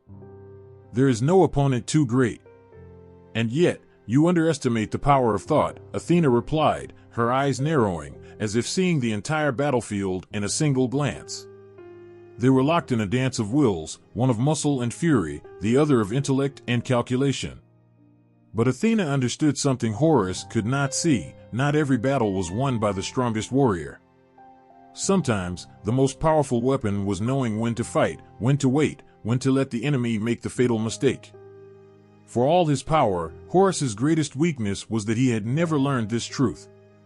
His mind, while sharp, was always clouded by the heat of anger and the desire for revenge. Athena had been forged in the fires of wisdom and foresight. She understood the importance of patience, of strategy. She knew that sometimes, the greatest strength was in knowing when not to strike. As the battle raged on, Horus began to tire. His body, though powerful, was not invincible. Athena, ever calm and calculated, continued to wear him down, her movements precise, her strikes not meant to kill but to outlast. The storm in the sky began to subside, and as Horus's wings faltered, Athena stepped forward. "You fought with all your strength," Athena said, her voice soft, almost kind. "But wisdom wins the war." Horus, his breath coming in ragged gasps, nodded, a grudging respect in his eyes. Perhaps strength alone is not enough. And so, the battle between them was not one of death, but of understanding, a war not won by the strongest blow but by the realization that there was more to warfare than just strength. It was wisdom, patience, and the ability to see the bigger picture that ultimately shaped the course of history. A breeze rustled through the desert, the heat shimmering off the golden sands, casting strange shadows in the distance. In the far corner of the world, where the sun burned brighter and the air felt thick with secrets, Set stood, his dark figure against the backdrop of a storm that swirled in his wake. The god of chaos, destruction, and deception. The one who had never known peace, who had always thrived on turmoil. His eyes glinted with mischief, and his lips curled into a smile, one that promised both trouble and amusement. And then, there was Hermes, the god of travelers, thieves, and tricksters. He stood not far from Set, his sandals glowing with the swift grace of his steps. A staff in hand, with wings flitting from it like sparks from a fire, Hermes' presence was light, yet his mind was sharp as a blade. He was a god of wit, of words, of games that left everyone guessing and questioning. Where Set reveled in chaos, Hermes danced on its edge, weaving webs of misdirection and jest. Their meeting was not by accident. No, this was always destined to happen. Two tricksters, two forces of uncertainty, standing on the precipice of something that could change everything. One could say it was a clash of titans, but in truth, it was more of a game, an unpredictable, dangerous game that neither would back down from. Set's laugh echoed through the desert, an unsettling sound that carried for miles, like the screech of something far too powerful and far too wild. "You think you can outwit me, Hermes?" His voice was low, almost a growl, thick with malice and ancient fury. Hermes, unfazed, grinned. "I don't think. I know." His voice was light, almost teasing, but there was a depth to it that made Set pause. "You're the master of chaos, Set, but I've always known how to play with chaos. I thrive in it." Set's face twisted in annoyance. He loathed anyone who thought they could toy with his domain, especially when that someone was a god who was known for his speed and craftiness. Hermes' ability to slip through the cracks, to avoid being caught, to slip past even the most tightly wound traps, Set found it irritating. It was one thing to create chaos, but to have someone dance around it, laughing at its very nature. That, Set could not bear. Without warning, Set's hand shot out, and the ground trembled. A storm erupted around them, dark clouds swirling, lightning crackling in the air. The winds howled like a beast unleashed. Set's power was raw, unrestrained. He wanted to show Hermes what true chaos felt like, destruction that couldn't be escaped, a storm with no end. He wanted to watch Hermes struggle, to make him falter. But Hermes wasn't afraid. Instead, he stood there, looking at the chaos swirling around him, and with a wink, he tapped his staff against the ground. The wind slowed, the storm lost its ferocity, and a calmness settled where once there was madness. Set's anger flared. "You think you can control me, control what I create?" His voice shook the earth beneath them, but Hermes simply smiled, unfazed. "I don't need to control you," Hermes said, stepping closer. "I just need to outwit you." The two of them stood there for a long moment, the air thick with tension. Set's wild energy, so familiar and so powerful, but Hermes was not intimidated. He had learned long ago that true strength wasn't always about power. It was about precision, timing, and the ability to see the world as a giant puzzle, one that could be broken down into pieces and rearranged. Where Set saw chaos, Hermes saw opportunity. Without warning, Hermes dashed forward, his sandals barely touching the sand as he moved with the swiftness of a shadow. In the blink of an eye, he was gone, vanishing into the desert as if he had never been there. Set growled, his gaze searching the horizon, his senses on high alert. Then, Hermes' voice came, from all directions, from the sky, from the earth, from the very air itself. "You think I haven't seen it? The cracks, the edges where your chaos falls apart?" Set's eyes widened as he searched frantically for the trickster, his heart pounding in frustration. "Where are you, Hermes?" "I'm everywhere, Set," Hermes said, his voice now near, teasing. "I'm in the whispers of the wind, in the rustle of the leaves, in the cracks where your chaos can't reach. You create destruction, but I can slip through it, unnoticed, always a step ahead." Set's fists clenched, his eyes burning with fury. The storm that had once raged at his command now felt like an afterthought. He could not pin down Hermes, could not catch him, no matter how fast or how hard he searched. Hermes had won again. It wasn't power that had defeated Set, it was Hermes' wit, his ability to slip through and emerge victorious even in the face of overwhelming force. In that moment, Set realized that he could never defeat Hermes the way he defeated others. Chaos alone was not enough to bring Hermes to his knees. He was the embodiment of trickery, yes, but his true power lay in his ability to see patterns in the madness, to play with it, to shape it into something he could control. Set's chaos had been tamed by Hermes' cleverness.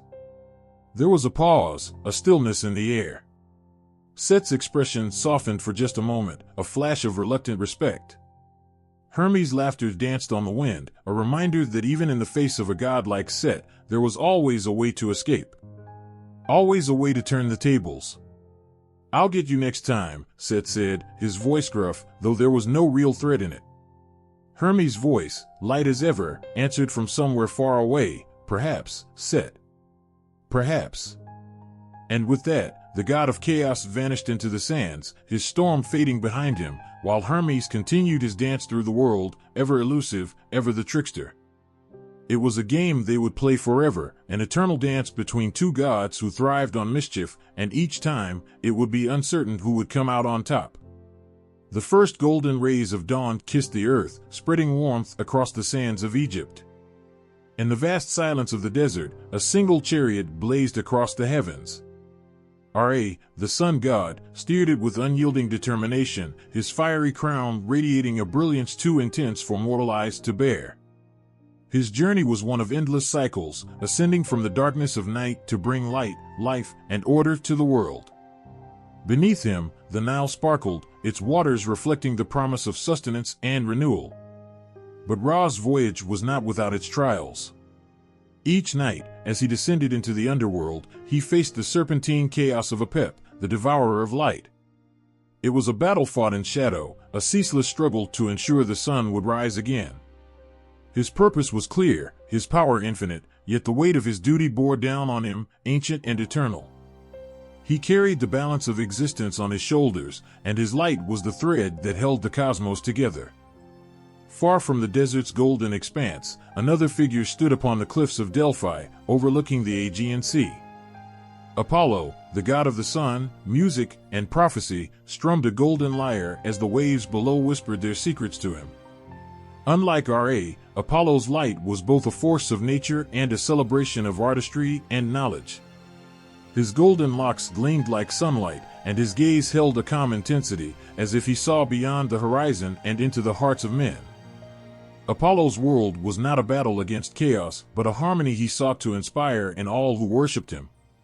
His temples were filled with songs, his oracles spoke of visions, and his followers basked in his radiance, finding wisdom and solace in his presence.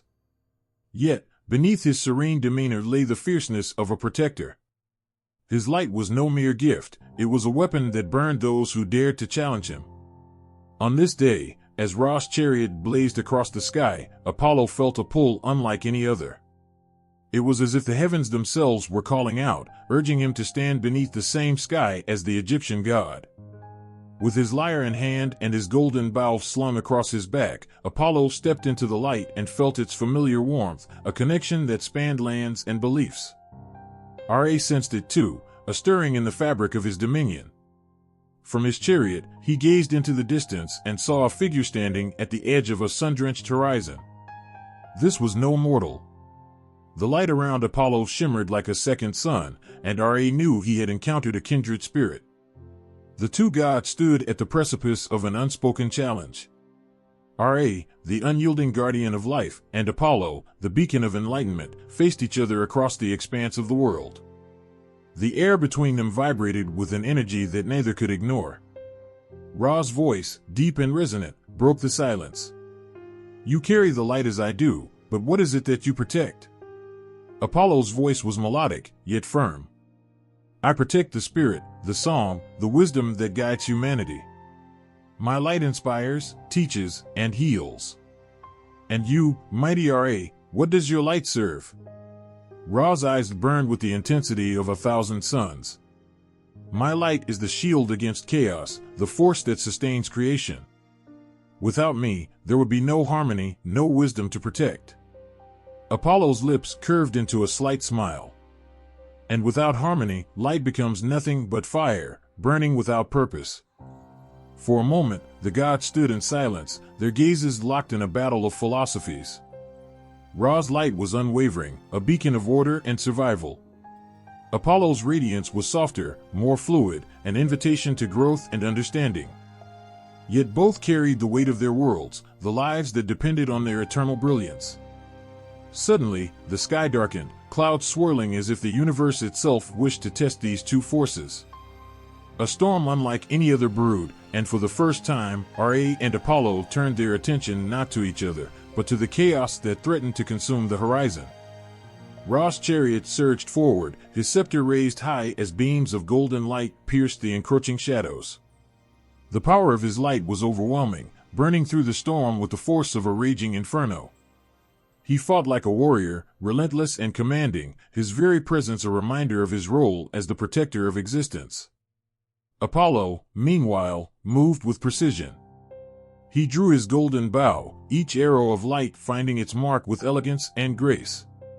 Where Ra's power was raw and all-encompassing, Apollo's was deliberate, weaving through the chaos to restore balance. His music joined the battle, the haunting melody of his lyre resonating in the hearts of all who heard it, calming the storm even as his arrows struck true. Together, their lights merged, an unstoppable force that pushed back the darkness. The storm dissipated, the sky once again clear, and the sun shone brighter than ever before. For a brief moment, their powers were one, a harmony of strength and grace that left the world in awe. As the calm returned, Ra and Apollo stood side by side, their gazes meeting with a newfound respect. They were different, yet their light carried the same purpose, to guide, to protect, to inspire. Ra's voice softened, his tone carrying the weight of millennia. "Your light is not like mine, but it is no less vital." Apollo nodded, his expression thoughtful. "And yours, Ra, reminds me that even the brightest flame must carry purpose to truly shine." The two gods turned back to their respective domains, their paths destined to cross only in the hearts and minds of those who looked to the sun for guidance. But in that brief moment, as their light intertwined, the world had seen the true power of unity, a reminder that even the greatest forces could coexist, their strengths complementing one another in the endless dance of the heavens. The first notes of a lyre echoed softly across a golden meadow, where wildflowers swayed in a gentle breeze. The scent of blossoms filled the air, a blend of sweetness and promise. It was a place that seemed untouched by sorrow, where love felt eternal. At the center of this scene stood Aphrodite, her golden hair cascading down her shoulders, her eyes shimmering like the surface of a tranquil sea. Every movement she made was poetry, every glance a whisper of devotion. She was the embodiment of passion, of beauty so profound it could both heal and destroy. In a distant land, the sun bathed the Nile in its warm embrace. Hathor, adorned with a headdress of cow horns cradling the solar disk, walked among her people.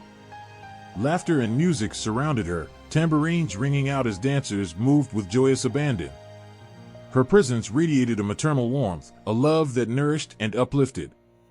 She was not just a goddess of love, she was the heart of celebration, the protector of life's tender connections. Both goddesses held the power to stir emotions so deep they could change the course of human lives. Yet their approaches to love were as different as night and day. Aphrodite's love was fiery and impulsive, capable of igniting passion in an instant. It was the love of longing glances, of stolen moments, of hearts that raced and ached for more. Hathor's love, in contrast, was steady and nurturing, like the rhythm of a heartbeat. It was the love found in the laughter of a family, the embrace of friends, the gentle lullabies sung under the stars. On one fateful day, their paths seemed to converge, though neither goddess could have foreseen it. Aphrodite stood on the cliffs of Cyprus, watching the waves crash against the rocks. She smiled faintly as she traced patterns in the sand with her delicate fingers, summoning the essence of love itself. Her heart ached, for love was as much about longing as it was fulfillment, and she felt the weight of unspoken desires from mortals and gods alike. At the same time, Hathor sat beneath a date palm, her gaze soft as she watched a young couple exchange garlands of flowers. The joy in their eyes was a reflection of her own divine purpose. Yet, she too carried a burden. For every moment of happiness she inspired, she knew the fragility of human connections. She had seen love falter, trust shatter, and hearts break under the weight of unkind words. The wind carried a song across the lands, a melody so haunting it reached both goddesses where they stood. Drawn by its beauty, Hathor and Aphrodite found themselves standing on opposite ends of a tranquil lake. The water shimmered between them, its surface reflecting the radiance of both goddesses. Hathor's expression was one of curiosity, while Aphrodite's was tinged with a challenge. "Do you feel it?" Aphrodite asked, her voice like a melody itself. "The way love consumes and ignites? The way it drives mortals to their knees?" Hathor tilted her head, her tone calm and kind. "I feel the way it lifts and heals. Love is not a fire that burns out of control. It is the foundation that steadies even the most fragile soul." Aphrodite stepped closer, her feet barely touching the ground as she moved. "And yet, without desire, love grows stale. Without passion, it withers." Hathor smiled, her presence as grounding as the earth beneath them. "And without care, passion becomes destructive. Love must endure beyond the fleeting spark." Their words danced across the water, each goddess weaving her perspective into the fabric of their shared understanding. The lake rippled as if responding to their exchange, mirroring their energies. Aphrodite's passion stirred the wind, while Hathor's calm brought the waters to stillness. In that moment, the sound of laughter broke through the tension. On the far shore of the lake, two young mortals, lovers, embraced beneath a tree. They seemed oblivious to the divine presence around them, lost in their own world. The woman's eyes sparkled with joy, while the man held her as if the rest of the world had ceased to exist. It was a love both fiery and steady, passionate yet grounded. Hathor and Aphrodite watched in silence, their gazes softening. For all their differences, they saw in that couple the essence of what they both cherished. Love, in its truest form, was neither solely desire nor only comfort. It was a balance, a blend of chaos and order, of fire and earth. Aphrodite turned to Hathor, her smile tempered with humility. "Perhaps you're right. Perhaps love is more than the thrill of the chase." Hathor nodded, her expression thoughtful. "And perhaps you are right as well. Without passion, love would lose its spark." For a brief moment, the two goddesses stood together, their energies merging like the colors of a sunrise. The lake reflected their union, a harmony that spoke to the complexity of love itself. Neither goddess relinquished her essence, yet both found strength in the other's perspective. As the sun dipped below the horizon, casting the lake in hues of gold and crimson, Hathor and Aphrodite turned away. Each carried with her the lessons of their encounter, a deeper understanding of the divine force they represented. Though their paths would diverge once more, the connection they shared lingered, an unspoken bond that echoed through the hearts of those who would love and be loved. The night sky stretched endlessly, a velvet canvas dotted with shimmering stars. Beneath it, a weary traveler gazed upward, seeking comfort in the silent embrace of the heavens. The stars seemed alive, twinkling as if to whisper ancient stories. In that vast expanse of mystery, Nut, the goddess of the sky, arched her celestial form over the earth. Her body was adorned with stars, her presence an eternal shield over all creation. She was the mother of the universe, her love encompassing everything beneath her. Far away, in a land of golden fields and rolling hills, the earth trembled with life. A farmer knelt in the soil, his hands dusty from planting seeds. He looked to the horizon, where the warm glow of the setting sun painted the sky in hues of amber and rose. This land was sacred, its abundance a gift from Demeter, the goddess of harvest and fertility. She walked among her people, her touch bringing forth wheat from barren ground and fruit from withering vines. To her, the cycle of life and death in nature was a story she nurtured with every season. Two goddesses, two forces of nature, each holding dominion over the very fabric of existence. Nut, infinite and unyielding, cradled the cosmos in her arms. Demeter, steadfast and nurturing, tended to the earth with the devotion of a mother. Their realms might never have overlapped, but their essences were intertwined, connected by the rhythms of life and the mystery of death. One evening, as the stars began to awaken in the heavens, Nut's gaze fell upon the land of Greece. She watched as mortals prepared for the harvest festival, their laughter and songs drifting upward like offerings to the sky. Her curiosity stirred, for she had seen festivals before, but this one carried a weight she could not ignore.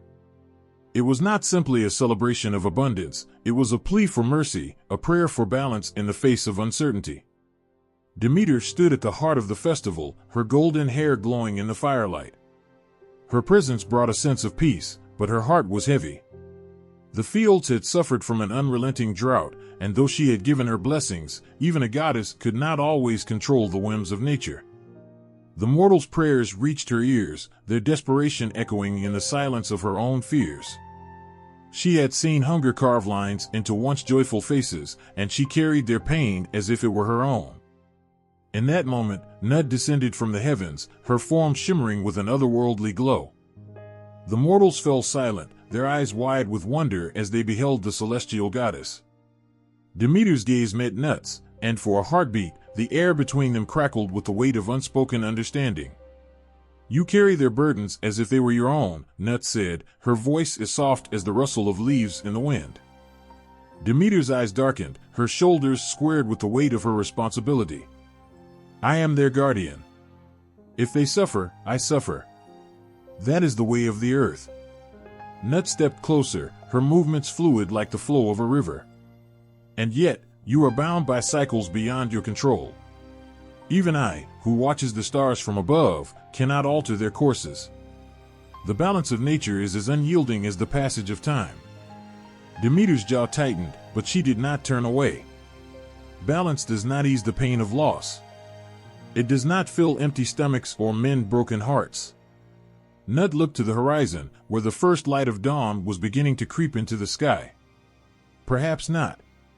But without the dark, there is no dawn. Without death, there is no rebirth. Even the stars must fade before they can be reborn. The words lingered between them, heavy with truth and sorrow. Demeter's gaze softened as she looked to the fields, where the first rays of sunlight kissed the earth. She knew Nut was right, yet the knowledge did little to ease the ache in her heart. In that moment, a child's laughter broke through the tension. A young boy ran through the fields, his small hands clutching a handful of wildflowers. He stumbled and fell, but instead of crying, he looked up at the sky and giggled, his joy as boundless as the heavens themselves. Nut and Demeter watched him, their expressions softening. For all their power, it was the simple, unshakable resilience of mortals that reminded them of the beauty in life's fragility. Nut knelt beside the boy, her fingers brushing his cheek with a tenderness that belied her vastness. "Do you see?" she said, her voice barely a whisper. "Even in the face of hardship, life persists. The stars may fade, but they leave behind a legacy of light." Demeter nodded, her hand brushing the tips of the wheat stalks. "And the earth will always find a way to heal, even after the harshest drought." The two goddesses stood side by side as the sun rose higher, casting its golden light across the land. Nut returned to the heavens, her form dissolving into the vast expanse of stars, while Demeter remained among her people, her heart a little lighter. Though their paths diverged, their encounter left an indelible mark on the world below. And so, the stars continued to shine, and the earth continued to bloom, each a testament to the enduring power of nature's goddesses. Nut, infinite and eternal, cradled the universe in her embrace, while Demeter, steadfast and nurturing, guided the cycles of life with unwavering love. Together, they reminded mortals and gods alike that even in the face of chaos, there is always a promise of renewal. The boat glided silently across a river of inky black water, its surface rippling with an unnatural stillness. The air was thick, heavy with the weight of unseen eyes. The traveler aboard the vessel clutched their chest, where the faint glow of a heart-shaped amulet pulsed softly. Ahead, a labyrinth of gates loomed, each one guarded by creatures whose forms defied human imagination. This was Duat, the Egyptian underworld, a place where souls were tested, weighed, and judged. Far away, beneath the earth in another land, a cold mist swirled through a cavernous expanse. Shadows danced in the faint glow of ghostly torches, their flickering light revealing the towering gates of the underworld ruled by Hades. The dead shuffled aimlessly, their whispers blending into a haunting symphony of despair. A towering figure, cloaked in darkness and crowned with an iron circlet, watched over them. His gaze was neither cruel nor kind, it was final, the unyielding gaze of one who governs the inevitable.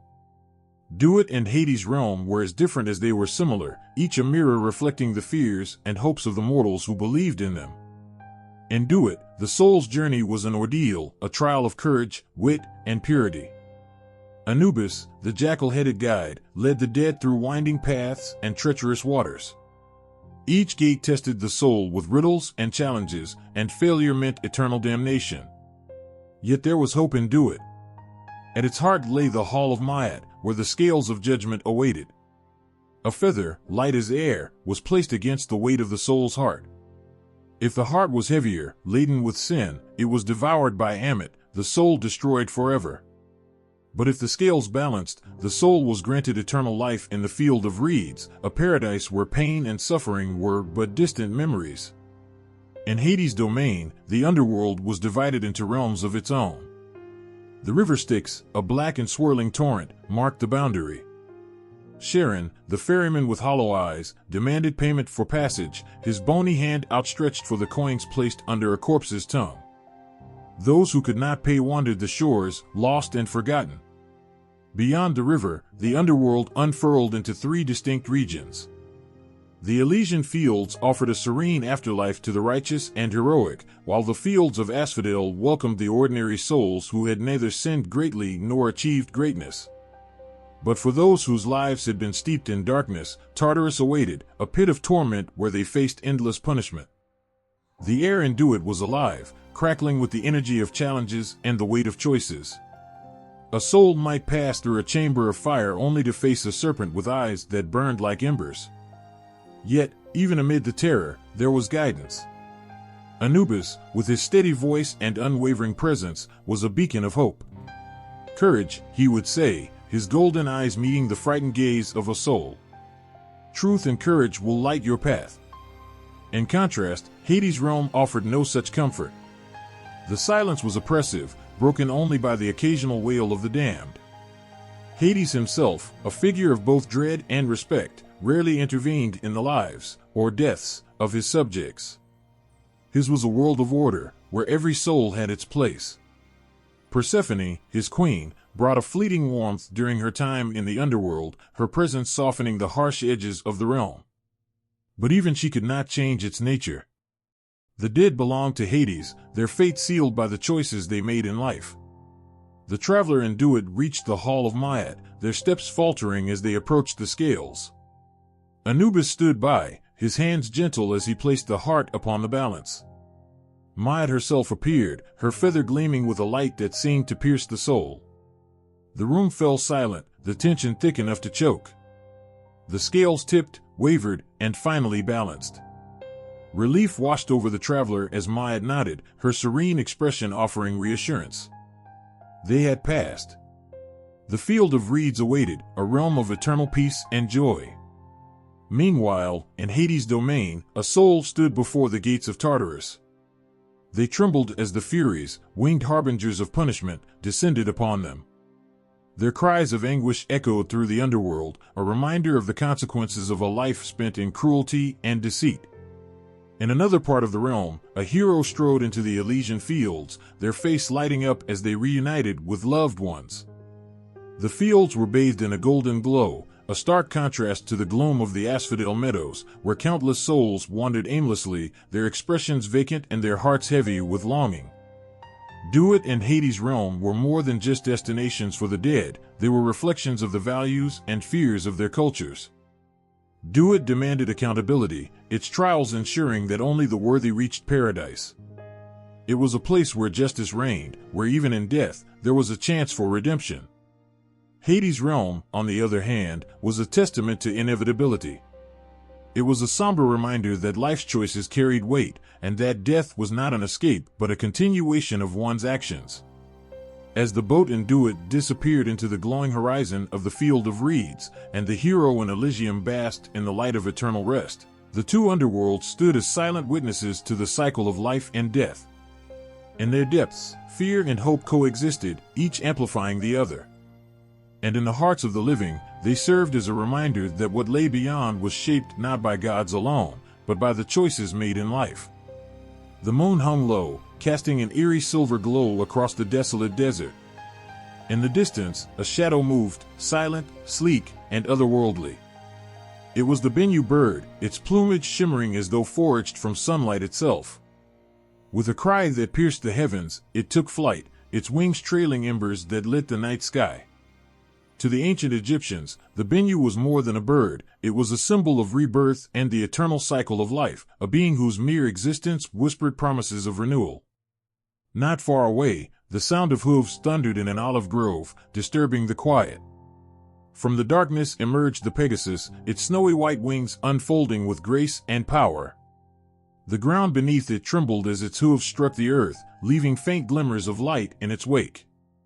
This was no ordinary steed, it was a gift of the gods, a creature born of divine origins. To the Greeks, the Pegasus was the harbinger of inspiration, its presence stirring poets and heroes alike to feats of greatness.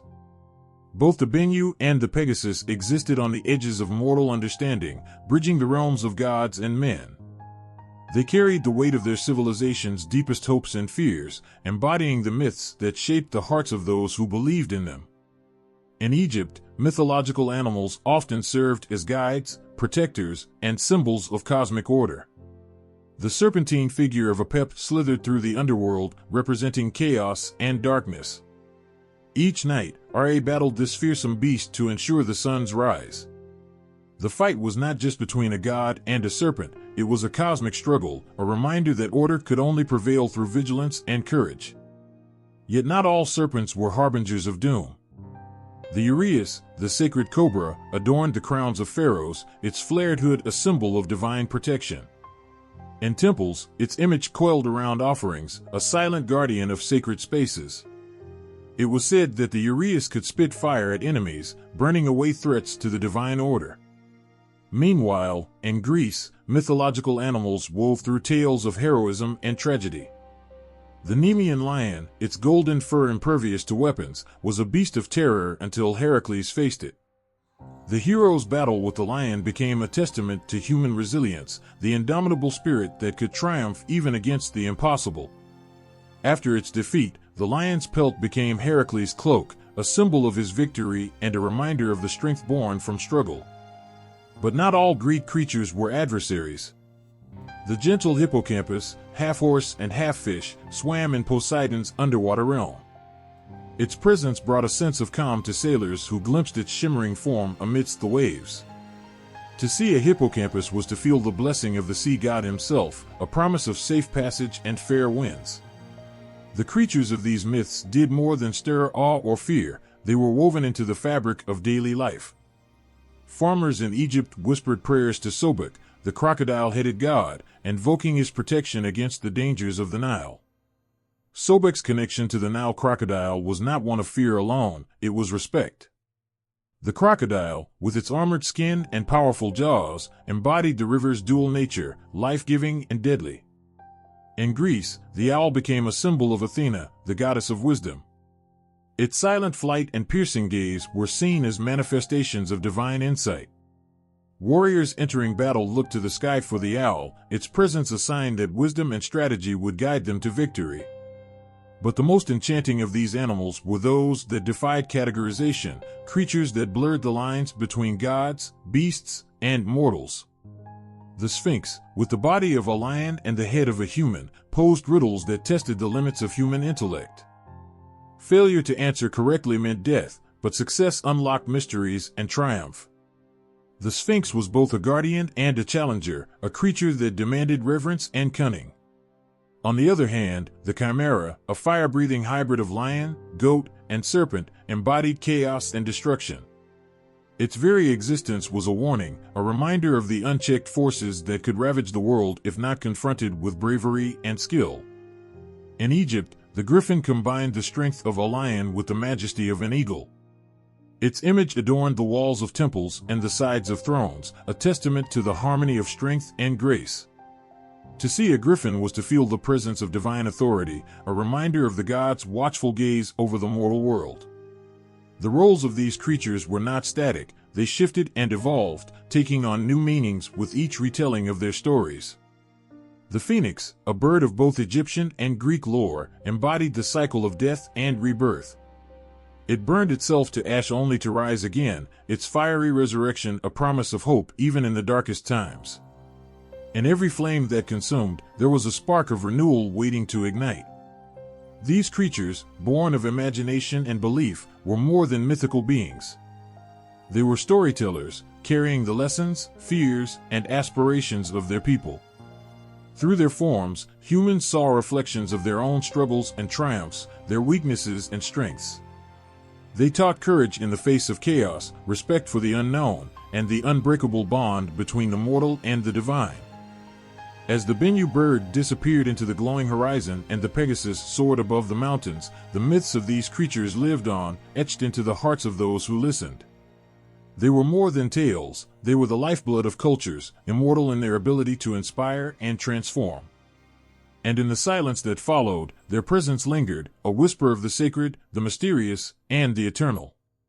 The world was silent, a vast expanse of nothingness stretching endlessly, untouched by light, sound, or form. In this void, a stirring began, subtle at first, like the faintest breath against still air. From the abyss of chaos emerged Adam, the first being, self-created and whole. His presence shimmered with a power that could not be measured, his essence radiating the promise of existence itself. Alone in the vast expanse, Adam stood at the dawn of creation, his solitary form brimming with potential, waiting to bring forth a world. Adam's voice pierced the silence as he spoke the first command, his words weaving the fabric of existence. Through his will, the waters of none, the primordial chaos, began to part. He extended his hand, and from the depths of his being, he brought forth his children, Shu, the god of air, and Tefnut, the goddess of moisture. Together, they filled the void, their presence like the first heartbeat of a new universe. The air crackled with their power as the interplay between Shu and Tefnut gave birth to the sky, Nut, and the earth, Gib. Life itself seemed to awaken, the barren nothingness replaced by a burgeoning cosmos. Meanwhile, far across the myths of another culture, a war raged in the heavens. The cosmos trembled under the fury of the Titans, ancient beings of immeasurable strength who had ruled since time immemorial. The sky burned red as Zeus, the youngest of the Olympians, rallied his siblings against the mighty Titans who had enslaved them. With every strike of Zeus's thunderbolt, the air quaked, and the very fabric of existence seemed to ripple under the weight of their struggle. The Titans, led by Cronus, were relentless, their sheer size and power threatening to crush the rebellion before it could gain momentum. Yet Zeus stood defiant, his eyes burning with an unyielding resolve. The war was not just a battle for supremacy, it was a fight for freedom, for a future untainted by the tyranny of the old gods. Beside him stood his siblings, Hades with his dark, brooding presence, Poseidon with his trident ready to unleash the fury of the seas, and the unwavering Hera, Demeter, and Hestia, their unity unshakable. Back in the Egyptian myth, Adam gazed upon his creation with pride. Yet, even as he marveled at the beauty of the world, he felt the weight of isolation. From his own essence, he birthed the first humans, forming them from his tears. Each tear that fell became a soul, delicate yet resilient, imbued with the divine spark of their creator. The humans looked to Adam with reverence, their lives intertwined with the gods who had brought them forth. In the Greek cosmos, the tide of battle began to turn. Zeus, wielding the unyielding force of his thunderbolts, struck down one titan after another. The ground split beneath the weight of their colossal forms as they fell, their roars shaking the mountains and seas. Poseidon unleashed torrents of water that swept away entire legions, while Hades called forth the shadows to swallow the mightiest of their foes. The Olympians fought with a ferocity born of desperation and hope, their every move a declaration of their will to forge a new order. Adam's creation was a symphony, each new element harmonizing with the last. The sun rose for the first time, its golden light cascading over the world and banishing the darkness. Ra, the sun god, emerged, his radiant form crossing the sky and marking the passage of time. Life thrived under his gaze, plants stretched toward the heavens, rivers teemed with fish, and the air was alive with the sound of birdsong. Adam watched it all, his heart swelling with fulfillment. Yet he knew that balance was fragile, that chaos would always linger at the edges of his creation, waiting to reclaim it. In Greece, the final moments of the war saw the Titans driven into the depths of Tartarus, their roars echoing as the great gates of the underworld sealed behind them. Zeus stood atop Mount Olympus, the storm clouds parting to reveal his triumphant figure. The Olympians had claimed their place as the new rulers of the cosmos, their victory etched into the very stars. Yet their triumph was bittersweet, for the scars of the war ran deep, and the price of their freedom had been steep.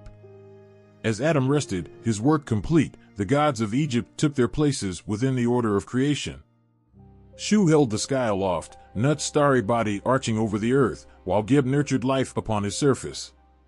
Ma'at, the embodiment of truth and balance, emerged as the guiding principle, ensuring harmony within the universe. Adam's creation was not a battlefield but a tapestry, every thread carefully placed to maintain equilibrium. In contrast, the Greek creation was forged in fire and chaos, its foundation shaped by the clash of titanic forces. Zeus and his siblings ruled from Olympus, their reign born of struggle and sacrifice. The scars of their victory served as a reminder of the fragile peace they now sought to preserve. Both stories, though vastly different in tone and nature, spoke to the resilience of existence. In Egypt, creation was a deliberate act, a dance of cosmic harmony that brought order to chaos. In Greece, it was a hard-won triumph, a testament to the indomitable spirit that could rise from even the darkest battles. The myths of Adam's emergence and the Titans' war echoed across generations, their lessons etched into the hearts of those who heard them. They reminded the world of the beauty of creation and the cost of maintaining it, of the delicate balance between chaos and order. And though their origins lay in the myths of different lands, their essence was universal, a celebration of life, resilience, and the endless possibilities of existence. The sky burned with an unnatural stillness, the kind of silence that held the promise of a storm, but none came. Beneath it, a bitter rivalry brewed, its heat not just in the air, but in the hearts of two sets of siblings whose destinies had long been intertwined by blood and ambition. Osiris stood on the banks of the Nile, his eyes drawn to the horizon where the sun seemed to hesitate in its journey across the sky. Beside him, his brother Set watched with a darker gaze. Osiris, the god of life and death, was the embodiment of order and justice. He ruled the fertile land with kindness and wisdom, loved by the people, revered by the gods. But Set, wild and untamed, was never content with his position. He longed for more, longed to cast his shadow over everything Osiris had built. Their conflict was inevitable, a battle of wills as old as time itself. Osiris, ever the peaceful ruler, could not fathom the depths of Set's envy. But Set could never abide the calm of his brother's reign. And so, in the stillness of a moment suspended in time, the conflict was born. Not far from Egypt, in the cool shadows of the high mountains, Zeus stood at the edge of Olympus, his eyes sharp as he stared across the sea. He could feel the weight of his brothers beside him, Poseidon, ever the tempest, and Hades, the keeper of the dead. The three of them had inherited their father's legacy, ruling the domains of sky, sea, and underworld with power unmatched. Yet within their hearts, the same tension that plagued Osiris and Set simmered, each one feeling the pull to rule, to dominate the others, to be the true sovereign of all that was. Poseidon, with his trident ever ready, was a creature of passion and fire, like the sea itself. He did not like to be caged by anyone, not even his brothers. The waves he commanded were as untamable as the fury in his heart. Yet it was Hades who often stood silently, observing, calculating. His kingdom was dark, silent, where the souls of the departed wandered, forever lost. There, in the blackened depths, Hades had crafted a power that his brothers did not fully understand. He ruled the unseen, the forgotten, and while they fought for dominion of the living, it was in the shadows that Hades grew strongest. The three of them, bound by the same blood, yet divided by their desires, had often clashed in the past. Yet it was a quiet rivalry, no open war, only subtle power struggles behind closed doors, where each one waited, knowing the moment of betrayal was always waiting to be seized. In Egypt, Osiris looked at Set now with a knowing glance, sensing the shifting winds of fate. He could feel the bitterness in his brother's heart, the rawness of envy and longing. "You know," Osiris said softly, his voice carrying the weight of inevitability, "you were once my closest ally." Set's eyes flickered with a spark of something dangerous, something darker than the desert sands. "You have everything, Osiris. The love of the people, the blessings of the gods. What do I have? Power without purpose." His voice twisted, bitter with resentment. "I want more, brother. And if I must take it from you, then so be it." Osiris, always the peacemaker, stepped forward, extending a hand, his eyes filled with pity. "You need not take it, Set. There is enough for all of us. You have strength, cunning, use it for something greater than this." But Set, his eyes dark with fury, only laughed, the sound sharp like a jagged rock tearing through the silence. "You think I need your pity? I will take what is mine. And when I do, I will rule not just the land, but the very essence of existence itself." And with those words, the rift between them grew wider, inevitable, unyielding. The storm was about to break. Far from Egypt, on Olympus, Zeus, Poseidon, and Hades stood at the precipice of their own war. The tension between them was thick, as palpable as the clouds that hung over the mountaintop. They each knew the weight of the moment, knew that the time for subtle games had passed. Zeus, with his mighty thunderbolt, was always ready to strike first. Poseidon, with his fierce love for the sea and his stormy heart, was a force of nature all his own. And Hades, who had always preferred to remain in the shadows, knew that to rule the underworld was not enough. His desire for more than just his dark realm, was now undeniable. The brothers faced one another, their power crackling in the air, their eyes locked in a silent promise of war. Zeus, ever the leader, his chest swelling with pride and arrogance, stepped forward, his voice booming like the thunder. "I am the sky. The heavens above us are mine to rule. All must bow to me." Poseidon's trident flashed, sending ripples through the air. "Do not forget, brother, that the sea gives and takes with equal fury. You may control the heavens, but it is the waters that will drown you." Hades, his face inscrutable, took a step back. "You are both fools," he said quietly, his voice colder than the depths of his kingdom. "You fight for what is already lost. I hold the power over death itself. All that is born must one day fall, and when they do, they will come to me." The brothers stood there, the world holding its breath, each one knowing that their rivalry would soon consume them all. The question was no longer whether war would come, it was inevitable. The only question left was who would stand victorious. Back in Egypt, Set stood over Osiris's fallen body, his hands stained with blood. The deed was done. Osiris, the god of life and death, was no more. And as Set looked down at the lifeless form of his brother, something deep inside him shifted. The power he had sought was his. But in the stillness that followed, he felt no satisfaction, only the hollow ache of victory without peace. In the hearts of the Olympians, their war continued to rage, their rivalry consuming their every thought. The sky burned with the heat of their fury, the seas churned with the violence of their passion, and the underworld grew darker still as Hades watched the destruction unfold. The world trembled, for the rivalries of gods were no less than the battles of mortals, and in the end, all would be left with the cost of what had been gained. Under the heavy cloak of night, the stars glistened like the eyes of forgotten gods watching from the heavens. There was a stillness in the air, a quiet that whispered of loss, of hearts shattered by the very hands that had once promised love.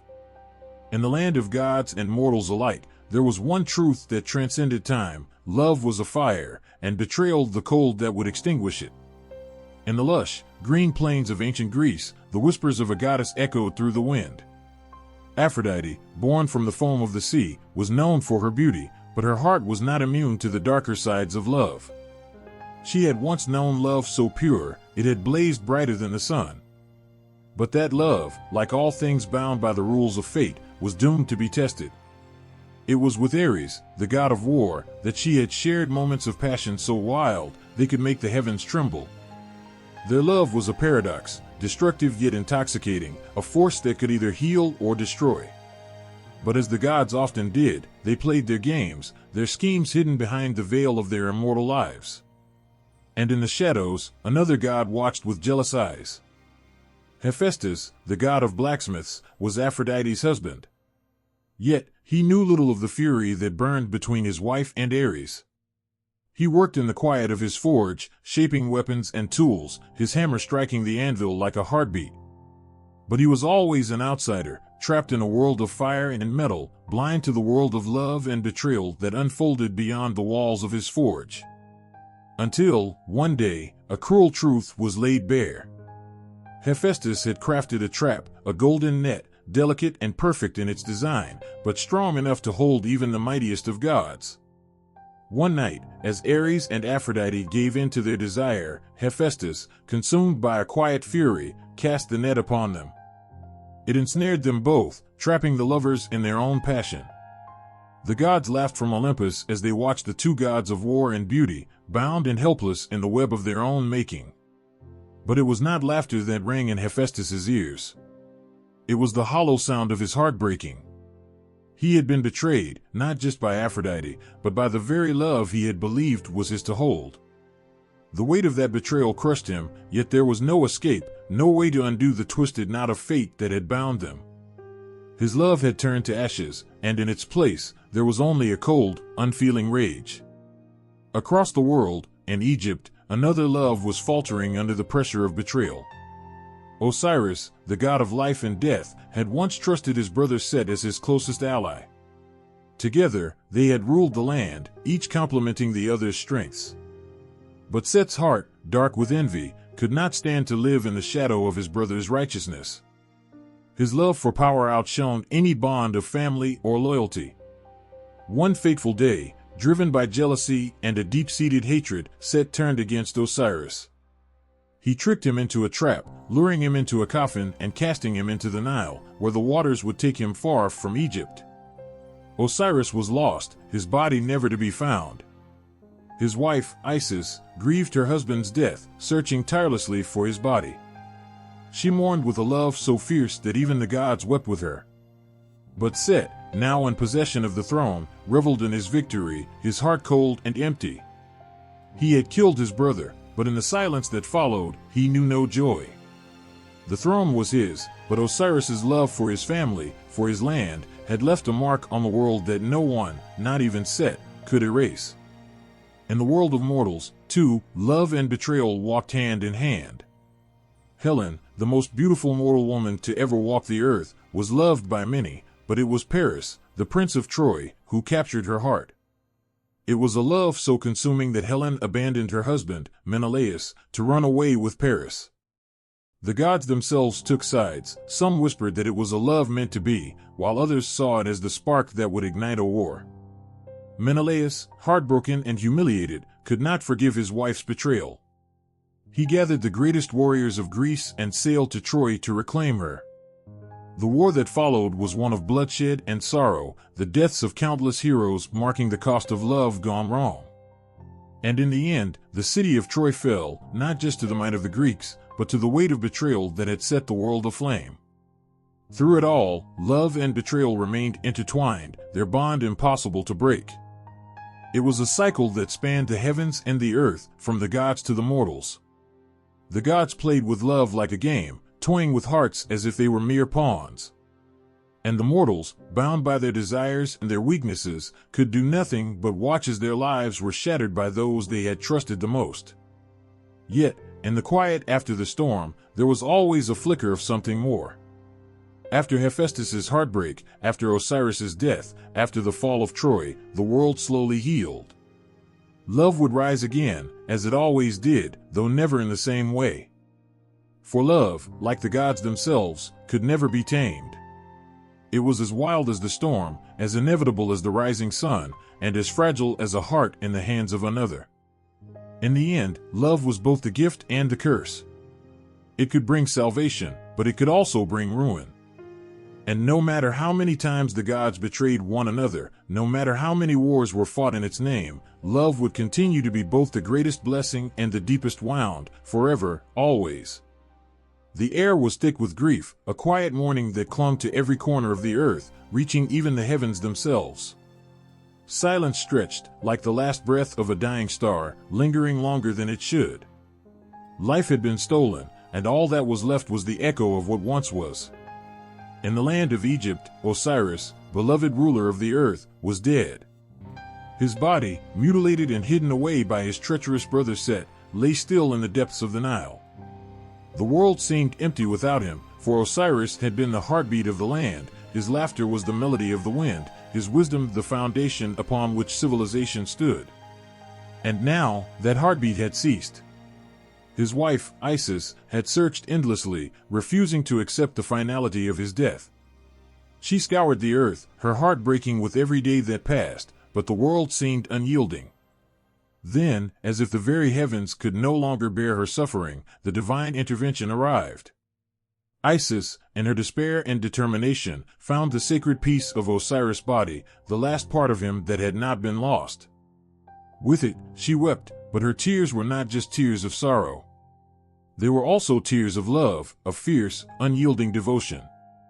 She worked with the magic of the gods, chanting words that echoed in the deep, ancient recesses of time, weaving the threads of life and death together. The transformation began, slow at first, a stirring beneath the earth's surface. The wind shifted, the river flowed faster, and for the first time since his death, Osiris' body began to move. Slowly, his chest rose and fell, his limbs twitched, and his eyes fluttered open, as if life had slipped back into his soul. The world gasped. It was impossible, yet there he was, Osiris, returned from the land of the dead. And in the heart of his wife, Isis, there was a flicker of hope, of triumph, so bright it could light the darkest night. But Osiris was not the same. He had journeyed through the Duat, the underworld, and returned with a quiet wisdom that he had never possessed before. His body was the same, but his soul had been reborn, tempered by the fires of death. He would never again rule the world of the living. His domain now lay in the afterlife, in the land where souls passed and memories rested. But for Isis, for the world, his return was a miracle. And though he could never again walk among the living, his love for her, and for the world he had ruled, remained. Far to the west, in the land of the Greeks, another tale of death and return unfolded. The earth had trembled with the descent of Persephone into the underworld. Her mother, Demeter, the goddess of the harvest, had felt the tremor in her soul the moment her daughter was taken. the earth withered, the crops died, and famine spread like a shadow across the land. Demeter's grief was so deep that the sun itself seemed to dim, and even the gods could not ignore the pain of a mother who had lost her child. Persephone's abduction was not by chance. Hades, god of the underworld, had watched her from the shadows, his heart growing colder with each passing day. She was the one he wanted, so pure, so full of life, and yet she was to be his bride. And so, he stole her, pulling her down into his dark realm, where no sunlight could reach and no warmth could linger. But Demeter's love for her daughter was boundless, and no force could break that bond. She searched the earth, calling out for Persephone, her voice breaking with every breath. Finally, after much sorrow and struggle, the gods, seeing the devastation in the world above, intervened. Persephone would be allowed to return, but not forever. The bargain was struck. Persephone would spend part of the year in the underworld with Hades and part of it in the world of the living with her mother. And so, every year, Persephone would descend, and Demeter's grief would cause the earth to grow cold and barren. But when Persephone returned, the earth would bloom again, as Demeter's joy filled the world with life. In those moments of return, when Persephone emerged from the dark depths of the underworld, the world seemed to hold its breath. The winds would change, the flowers would bloom, and the sun would shine brighter, as if all life itself rejoiced at her return. Demeter's heart would soar with joy, as the daughter she had feared lost was once again by her side. And yet, there was always a tinge of sadness that lingered in the corners of their hearts, the knowledge that soon, Persephone would have to leave again. Two stories, separated by the vastness of time and space, but united by a common thread, the unbreakable bond of love. Osiris had been brought back from death, though never to fully return to life. His resurrection was not just a miracle, it was a message to the world, a reminder that love could endure even the darkest of times. Persephone, too, had been taken, but her return was a gift, one that would never last forever, but would always be cherished in the hearts of her mother and the earth itself. In both tales, love triumphed over death, though it was not without sacrifice. The resurrection of Osiris was a quiet victory, one that came with a price that would be paid each time a soul crossed the threshold of the afterlife. Persephone's return, too, was bittersweet. Each year, Demeter had to release her daughter, knowing that the earth would once again fall into mourning. And yet, in that sadness, there was hope that love, in all its forms, would rise again, as it always did. Love and death. Life and loss.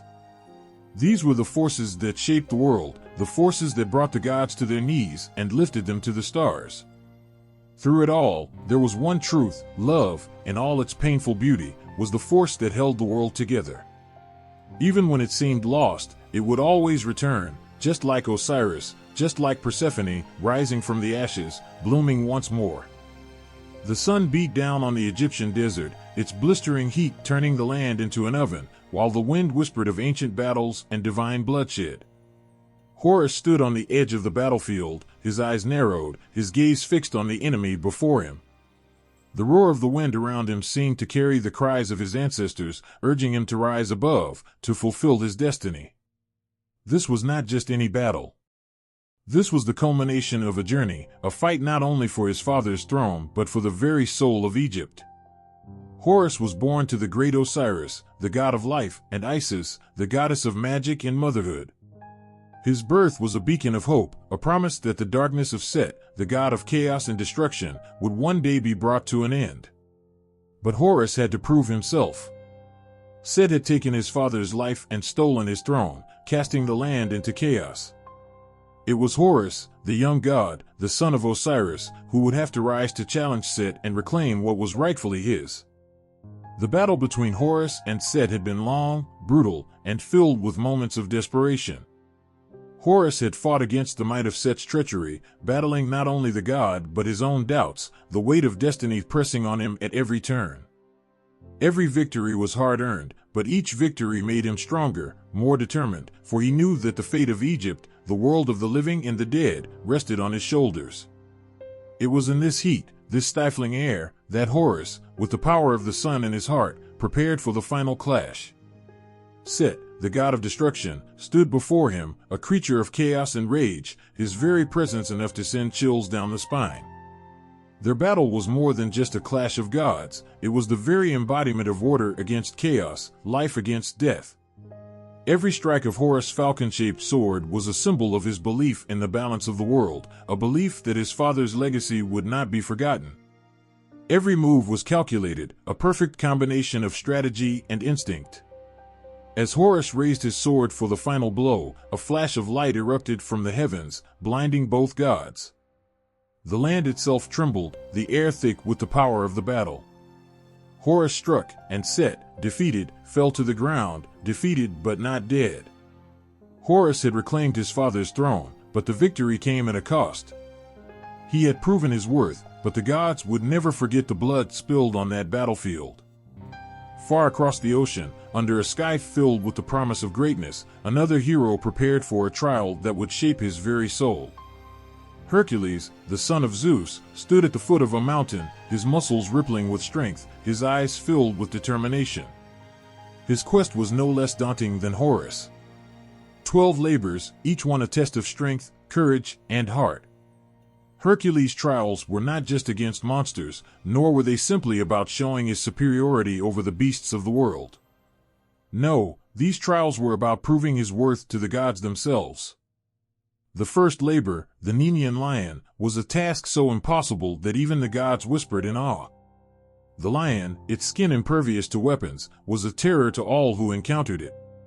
But Hercules, driven by an unyielding will, fought with every ounce of his being. He fought with the strength of 1,000 men, using nothing but his bare hands to strangle the beast. When it was over, he wore the skin of the lion as a symbol of his triumph. But that was only the beginning. Hercules faced the Lernaean Hydra, a serpent with multiple heads that grew back even stronger with each strike. He wrestled with the Ceryneian hind, a creature so fast it seemed to vanish before his eyes. He cleaned the Augean stables in a single day, an impossible task given the filth that had accumulated over years. Yet Hercules did not falter. With each labor, with each beast he defeated, he grew stronger, more determined, until his name echoed across the heavens. The trials were not just tests of physical strength. They were battles of the mind, challenges that required cunning and wisdom as much as they did brawn. And Hercules, though the son of a god, was no stranger to suffering. He had been cast into a cycle of endless punishment, an atonement for sins he had committed in a fit of madness. But it was through these trials that Hercules found redemption. Each labor, each victory, was a step toward regaining his place in the heavens. But it was not only about proving his strength, it was about proving his heart, his ability to rise after every fall, and to remain true to his purpose. When the 12 labors were finally completed, Hercules stood victorious, bloodied but unbowed. He had faced every challenge the gods could throw at him and emerged not just as a hero, but as a symbol. His strength was unmatched, but it was his heart that had truly carried him through. 2 heroes, born of divine blood, destined for greatness. Horus and Hercules. Their paths were different, their trials unique, but they shared a common truth. Their quests were not just about glory or fame. They were about proving to themselves, and to the world, that they were worthy of their place among the gods. They were not simply born into their power. They had to earn it. They had to battle for it, with blood and sweat, with fear and courage. The gods themselves had to watch as their children fought, struggled, and triumphed. In the end, both Horus and Hercules proved that even the gods themselves could be moved by the strength of a mortal heart. They had earned their place in the world of heroes, and their stories would echo through the ages, reminding the world of the courage that lies within every soul. The heroic quests of Horus and Hercules were not just about defeating monsters or completing impossible tasks. They were about proving that no matter how impossible the journey, there is always a way to rise and fight. The wind howled like a forgotten soul through the jagged rocks, the landscape bare and barren, as if the earth itself had forsaken this place. Set, the god of chaos and storms, stood alone on the edge of his eternal prison, his heart a storm as fierce as the winds he controlled. The great desert stretched before him, endless and unforgiving. In his eyes, a flicker of anger remained, a spark of defiance against the gods who had cast him into this abyss. Once, Set had been a powerful god, feared and revered. His strength was unmatched, his rule unchallenged. But now, he was nothing more than a prisoner, exiled from the land he had once controlled. His punishment had been harsh, an eternity spent isolated from the world, removed from his power, stripped of everything he had once held dear. The gods had chosen Horus to restore order, to bring peace, and Set, in his fury, had resisted. He had murdered his brother Osiris, seized his throne, and plunged the world into chaos. But chaos, it seemed, was not enough to defeat the will of the gods. The chains that bound Set seemed to grow heavier with every passing moment. He had known anger, betrayal, and loss, but the weight of his punishment was something new, something more unbearable. He had been cast into this desolate land not as a conqueror, but as a broken god, stripped of his pride, his power, his purpose. Set's thoughts churned as the winds whipped around him. He longed for revenge, for the chance to once again taste the thrill of dominance. But that moment was gone, and in its place, he found only an emptiness that gnawed at his soul. His punishment, like a festering wound, seemed to grow worse with time. The very land that once bowed to him now mocked him with its silence. He had once reveled in destruction, in chaos. But now, all he had was endless solitude, the stillness of the desert pressing in around him. The gods had stripped him of everything. All that remained was a memory of the power he had once wielded. Far across the world, chained in his own torment, Prometheus looked up at the cold, indifferent sky. His body was battered and broken, his wrists bound by unyielding chains.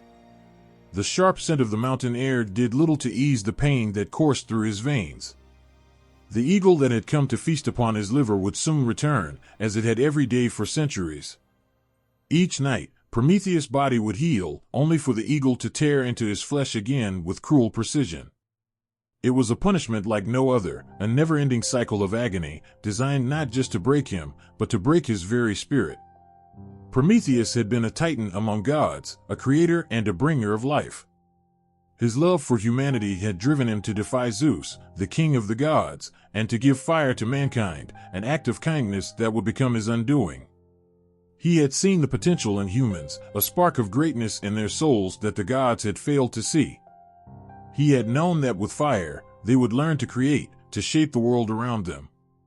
But in his act of compassion, Prometheus had angered the gods, and for that, he was punished. His suffering had become legend, a tale told by gods and men alike. His chains were as unyielding as his defiance. The eagle that tore at his liver represented not just the physical pain, but the relentless torment of his conscience. He had given humans fire, and with it, the gift of hope. But now, in the cold winds of the mountains, he was a prisoner to his own choices. He had given them fire, and now he burned in return. Yet, in the depths of his suffering, there was something else, something that even the gods had not anticipated. There was a flicker of defiance in Prometheus' eyes, a spark that would not die. The gods may have bound him in chains, but they could not bind his spirit. Each day, as the eagle returned, Prometheus bore the pain, his resolve only growing stronger.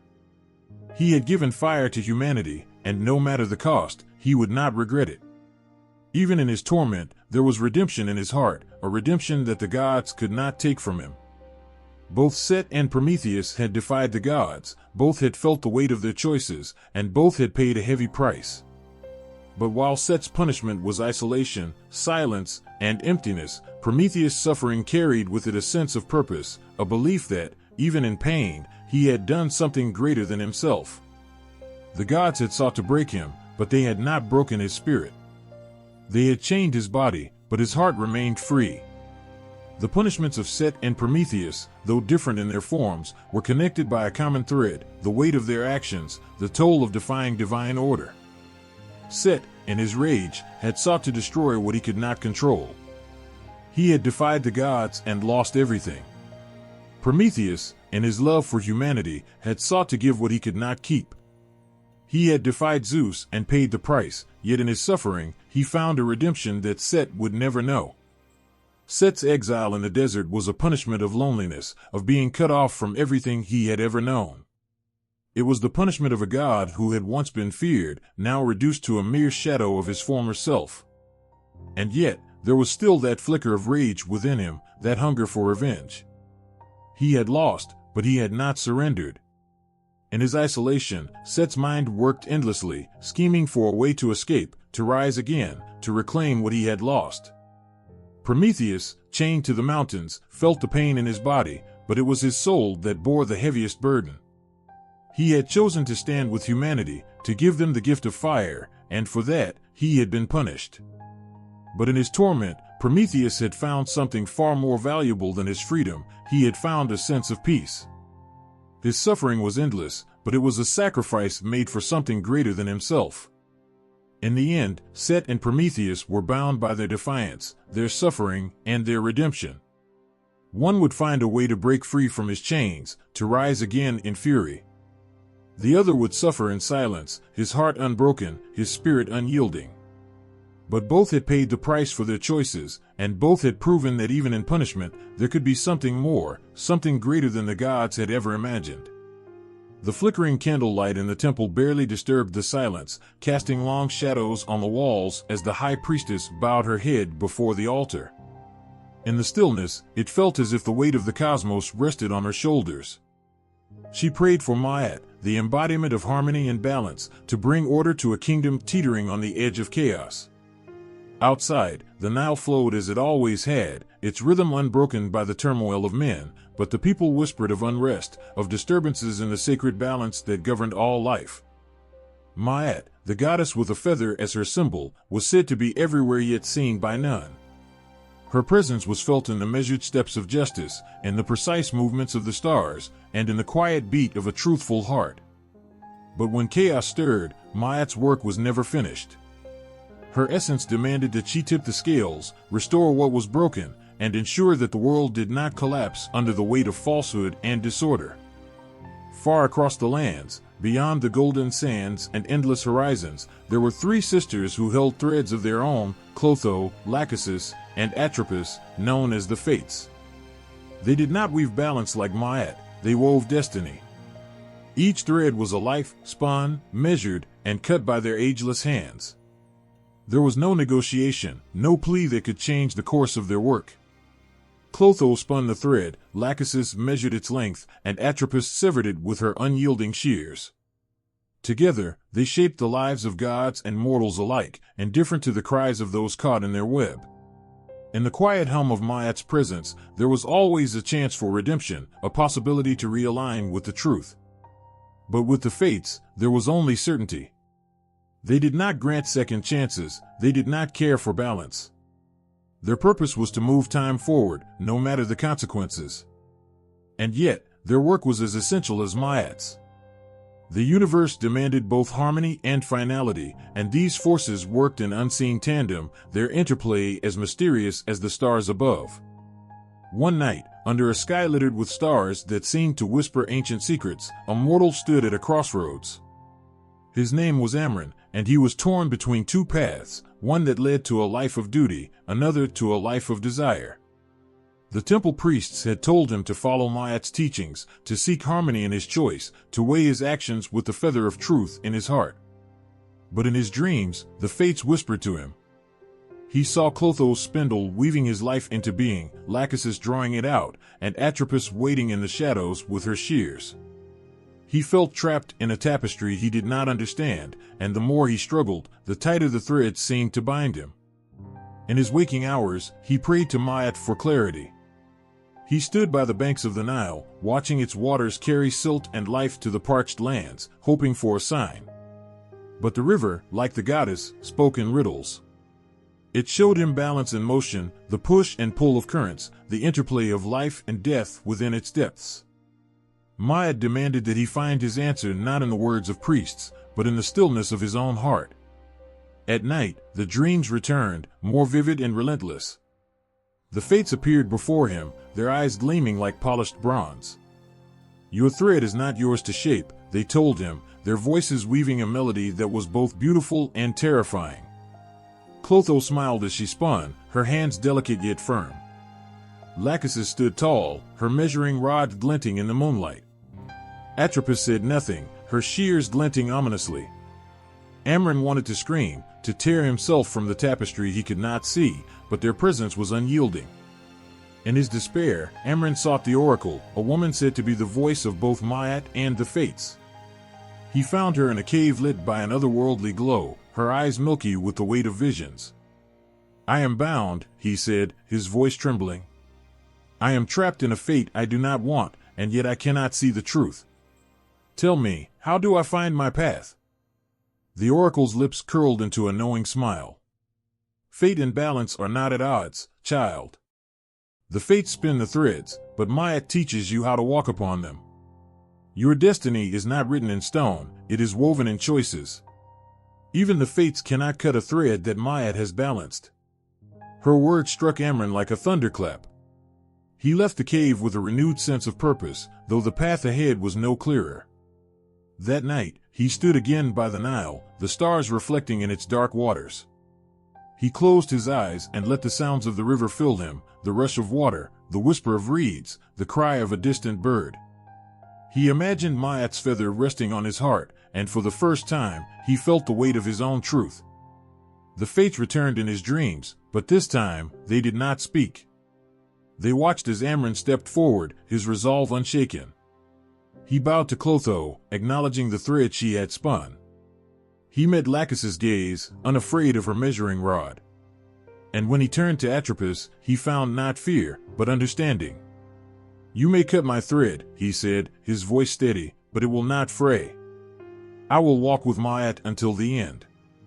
When Amron awoke, the dawn was breaking, the sky painted with hues of gold and crimson. The Nile flowed as it always had, but to Amron, it seemed different now, full of promise and purpose. He had no guarantees, no assurances of what lay ahead. But he had made his choice, and in that choice, he found freedom. Myat smiled from the unseen realms, her feather light as air, yet heavy with meaning. The Fates continued their work, spinning, measuring, and cutting, their purpose unaltered. But somewhere, in the great tapestry of existence, a thread shone brighter than before, not because it was longer or stronger, but because it carried the weight of a truth found in balance. The desert wind howled across the sands, carrying the echoes of a time when gods clashed not only with mortals but with each other.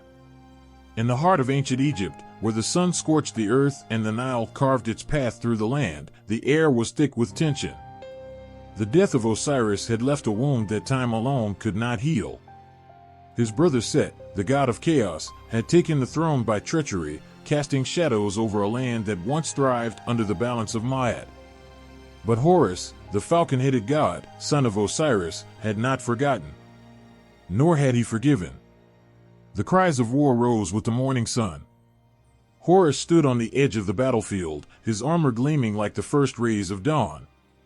His sharp eyes scanned the horizon, searching for the one he sought. Set emerged from the dust, towering and ferocious, his red skin glowing like embers, his weapon glinting in the light. There was no room for diplomacy here, only the echoes of vengeance and the clash of power. Their battle raged for days, each blow shaking the heavens. Horus, fueled by his father's memory and the weight of justice, fought with unrelenting fury. Set, the embodiment of chaos, countered with the unpredictability of a storm. They transformed into mighty beasts, each shift of their forms reflecting their divine essence. The onlookers, gods and mortals alike, held their breath as the two forces clashed, their cries piercing the heavens. Far away, in a land divided by the Aegean Sea, another war was brewing, a war that began not with treachery, but with desire. The Trojan War, born from a single golden apple and a contest of beauty among goddesses, spiraled into a conflict that consumed both mortals and immortals.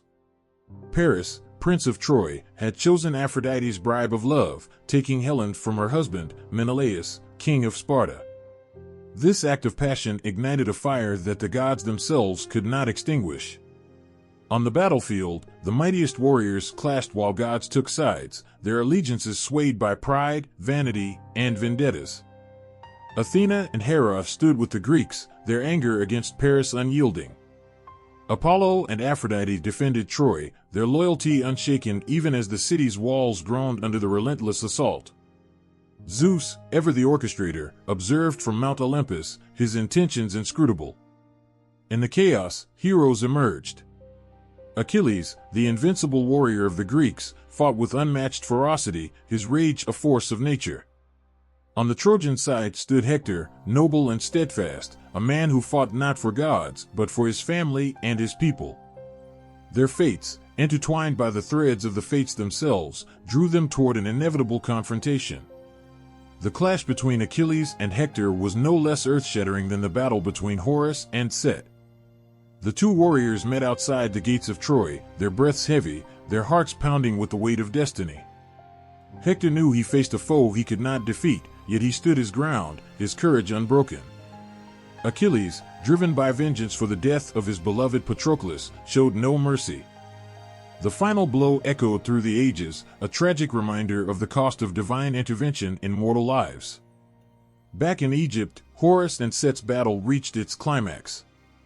The Nile swelled as if in response to their fury, its waters rising with the tide of their struggle. Horus, weary but unyielding, called upon the spirit of his father. In that moment, he saw not just the need for victory, but the need for justice, for balance. With one final strike, he brought Set to his knees, not to destroy him, but to reclaim what had been taken. The gods watched in silence as Horus rose, his wings casting a shadow over the battlefield. His victory was not merely for himself, but for the people of Egypt, who had suffered under chaos. The scales of Myth tipped once more toward balance, and the land sighed with relief as harmony was restored. In Troy, the gods watched as the city burned, their hearts torn between pride and regret. The Greeks, led by Odysseus, devised the infamous wooden horse that would bring Troy to its knees. The city fell not through divine might, but through human cunning, a testament to the duality of strength and intellect. The conflicts of gods, whether in Egypt or Greece, echoed the struggles of mortals. They showed the raw, unfiltered emotions that even immortals could not escape: jealousy, vengeance, pride, and love. Horus' victory over Set and the fall of Troy were not merely tales of triumph or defeat. They were reminders that even the divine are not above conflict, that the forces of chaos and order are forever locked in a dance that shapes the world. The sands of Egypt and the shores of the Aegean whispered the stories of these battles for generations, their lessons carried forward by those who dared to listen. And though the gods themselves may have moved on, their struggles left a mark on the hearts of those who witnessed their power, their pain, and their humanity. The air was thick with anticipation, the kind that precedes both miracles and tragedies. A shepherd boy, no more than 16, stood trembling in the dim light of a crescent moon. He had been chosen, though not by choice, to confront a prophecy he neither sought nor understood. In his hands, a humble staff; on his face, a blend of fear and defiance. His life had been uneventful until now, yet tonight, the gods themselves watched him with unsettling interest. High above, the heavens stirred. The gods, invisible to mortal eyes, debated the boy's fate. Some saw potential, a spark that could ignite greatness. Others saw only weakness, a pawn to be moved in their endless games. A goddess, her voice calm yet piercing, whispered, "Do not underestimate the will of mortals." A god, his laughter echoing like thunder, replied, "And do not forget the power of those who shaped them." The shepherd knew none of this. He knew only the task ahead, to guard the village's sacred altar, which, according to legend, held the favor of the gods. The boy's father had fallen ill, leaving the duty to him.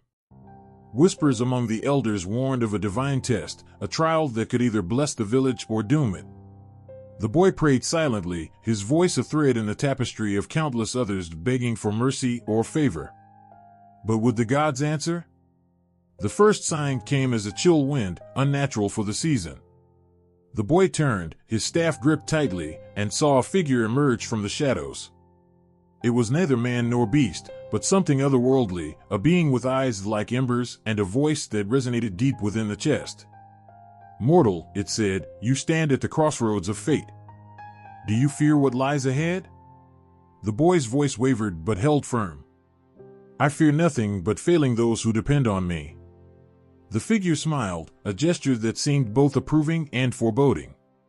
Then let us see what you are made of. As the boy prepared to defend the altar, the gods above leaned closer, their divine curiosity piqued. One by one, they placed their silent wagers. The goddess of wisdom sent a flicker of insight to the boy's mind, while the god of war stirred his heart with courage. The god of chaos, ever eager for destruction, whispered doubt into his ear, sowing seeds of hesitation. Mortals, after all, were their canvas, and their meddling was the paintbrush. The boy's first test came in the form of a serpent, massive and menacing, its scales gleaming like obsidian in the moonlight. It slithered toward the altar with a purpose that sent shivers down the boy's spine. The gods watched intently. Would he run? Would he fight?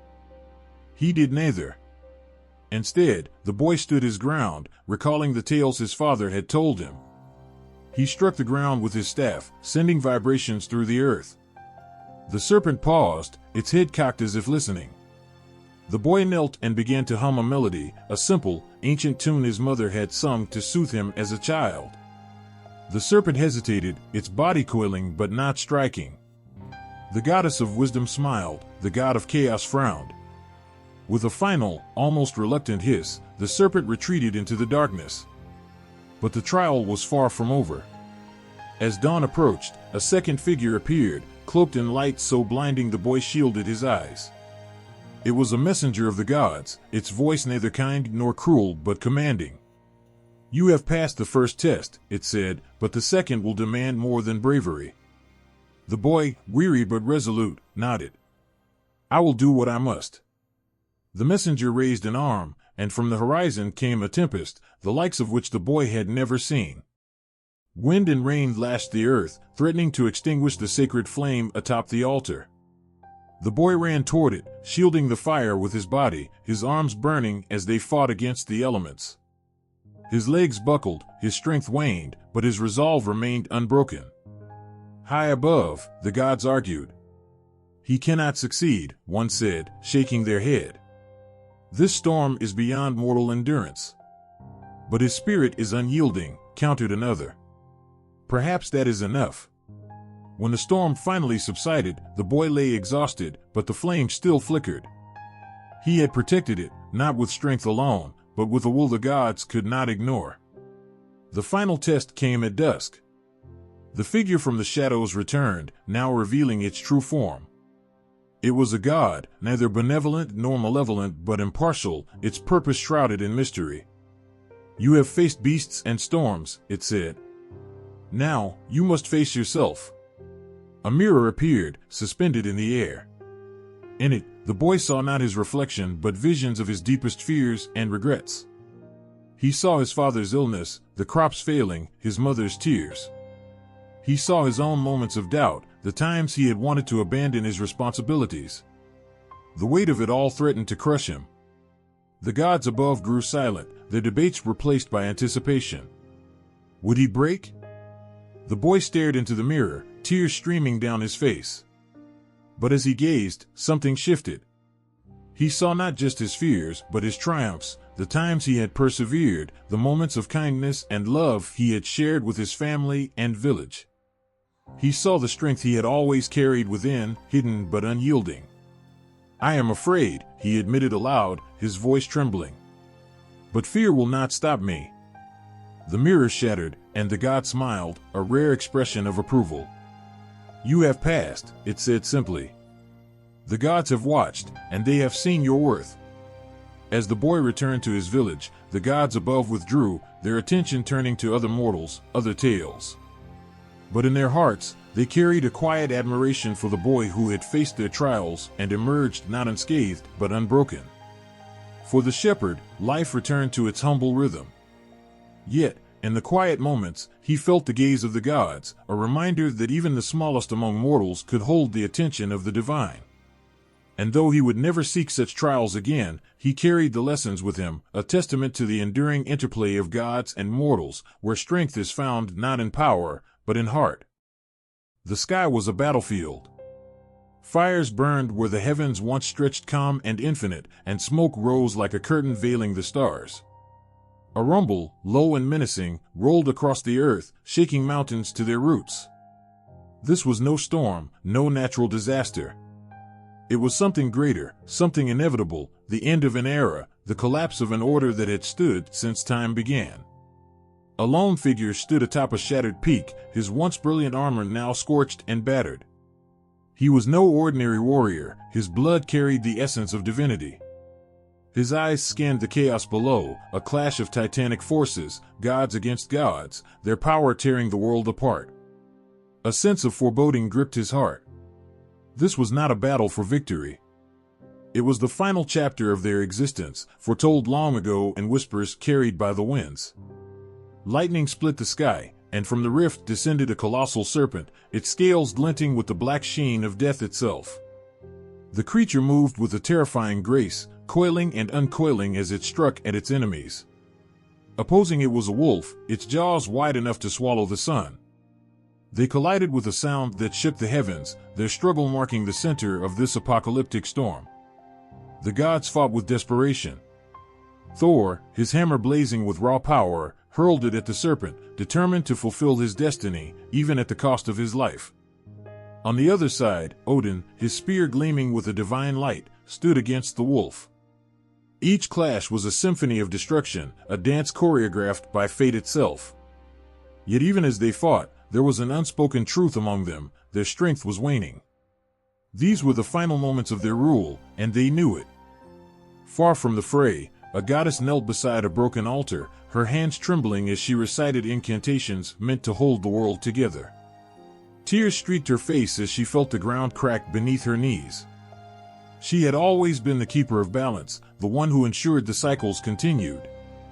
But now, even she could not stop the unraveling. Her voice broke as she whispered, "Is this how it ends?" A child, too young to understand the scale of what was happening, clung to her robes. "Why are the gods fighting?" he asked, his voice small but filled with a curiosity that pierced her heart. "Because," she said, her voice barely audible, "their time has come." Meanwhile, on a distant plain scorched by fire, a group of mortals huddled together, watching the chaos from afar. These were the survivors, the last remnants of a world that had once thrived under the watchful eyes of the gods. They whispered prayers, though deep down, they knew their pleas would not be answered. The gods were too preoccupied with their own doom to heed the cries of mortals. One man, a farmer who had lived a life of quiet labor, stood apart from the group. He gazed at the horizon, where the earth met the sky in a blaze of destruction. "They are no different from us," he murmured. "Even gods fall." Back on the battlefield, the serpent let out a roar that echoed across the land, its tail lashing out and bringing down an entire mountain. Thor, battered but unyielding, charged forward, his hammer raised high. The clash between them was cataclysmic, a burst of light and sound that momentarily blinded all who bore witness. When the light faded, both lay still, their bodies broken but their spirits unforgotten. Odin, now face to face with the wolf, fought with a ferocity that belied his age. But the wolf was relentless, its jaws closing in. In a final act of defiance, Odin drove his spear into the beast's heart, even as its fangs tore into his flesh. Both fell, their blood mingling with the earth they had once ruled. The goddess at the altar let out a cry of anguish as she felt the balance tip irrevocably. She knew then that the prophecies had been true, every word of them. The gods were not eternal. They were as bound by fate as the mortals they had governed. The thought was both humbling and terrifying.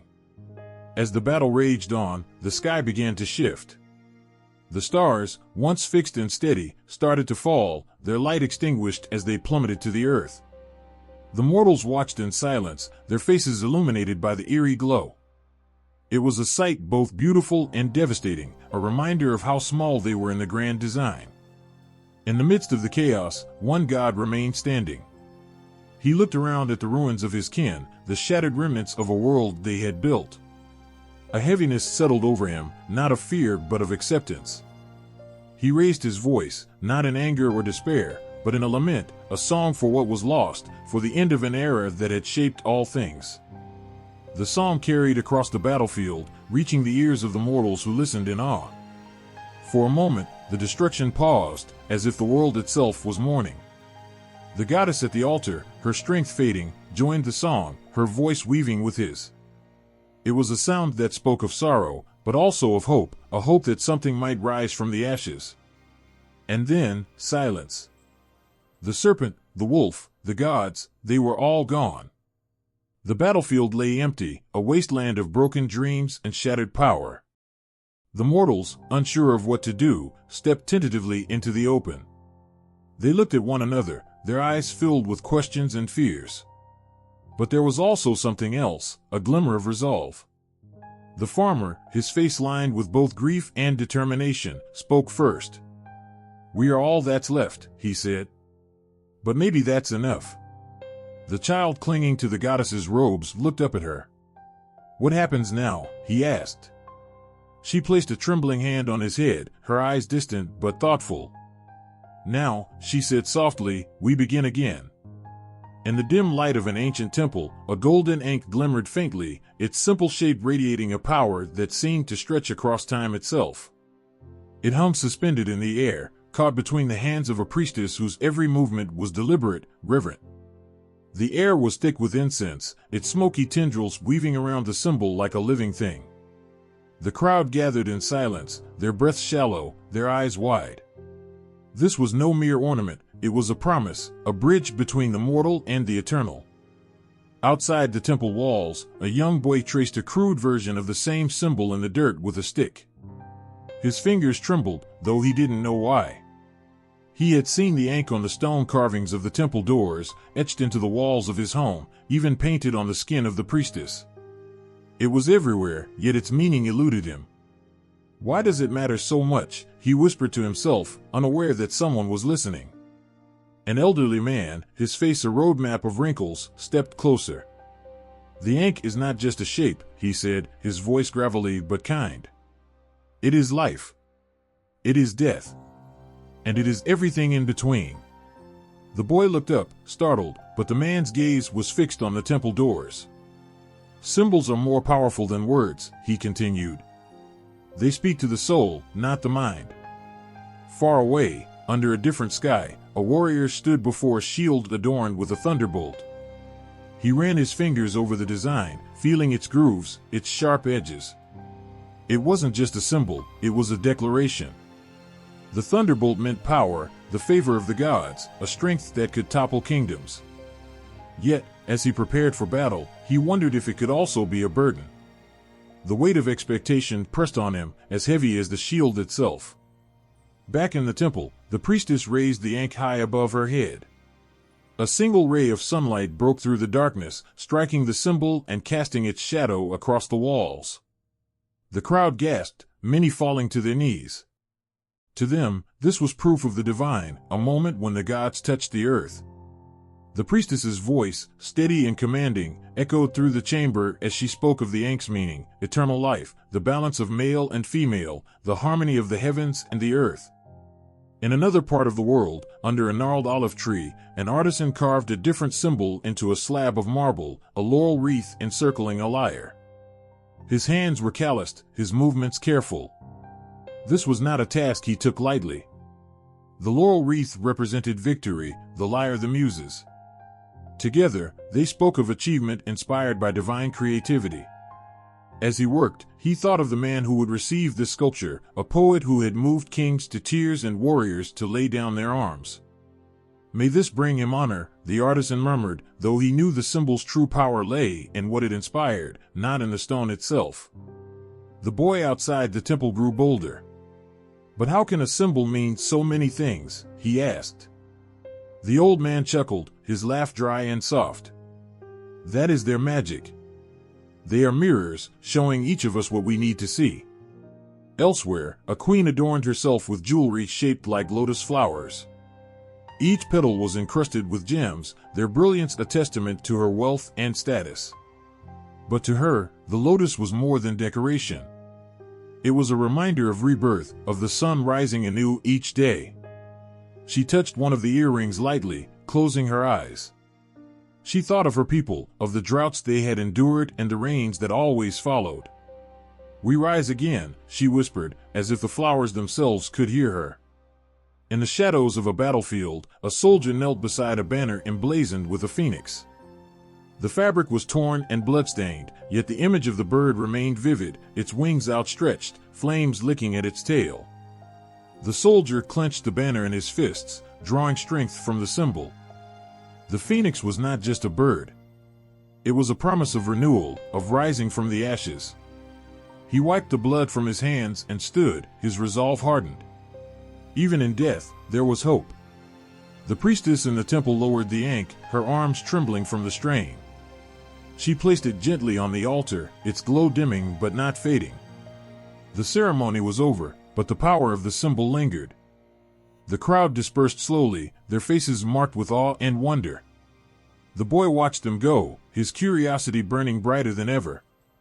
"Will I ever understand it?" he asked the old man. The man smiled, his eyes twinkling. "Understanding is not the point. Feeling is." Years later, the boy, now a man, found himself in a distant land, standing before a towering statue of a winged lion. He marveled at its ferocity, its grace. This was not the ankh, yet it stirred something similar within him, a sense of protection, of guardianship. He realized then what the old man had meant. Symbols were not about logic or knowledge. They were about connection, about the threads that tied humanity to the divine.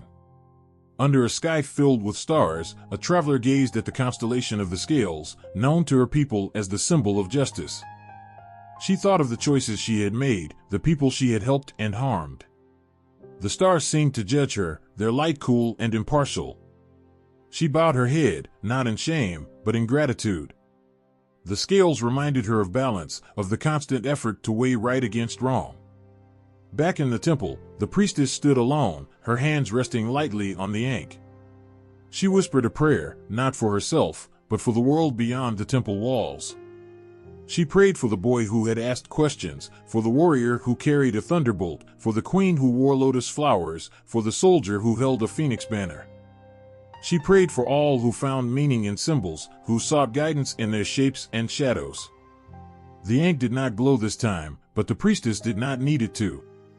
She knew its power was not in the light it emitted, but in the hearts it touched.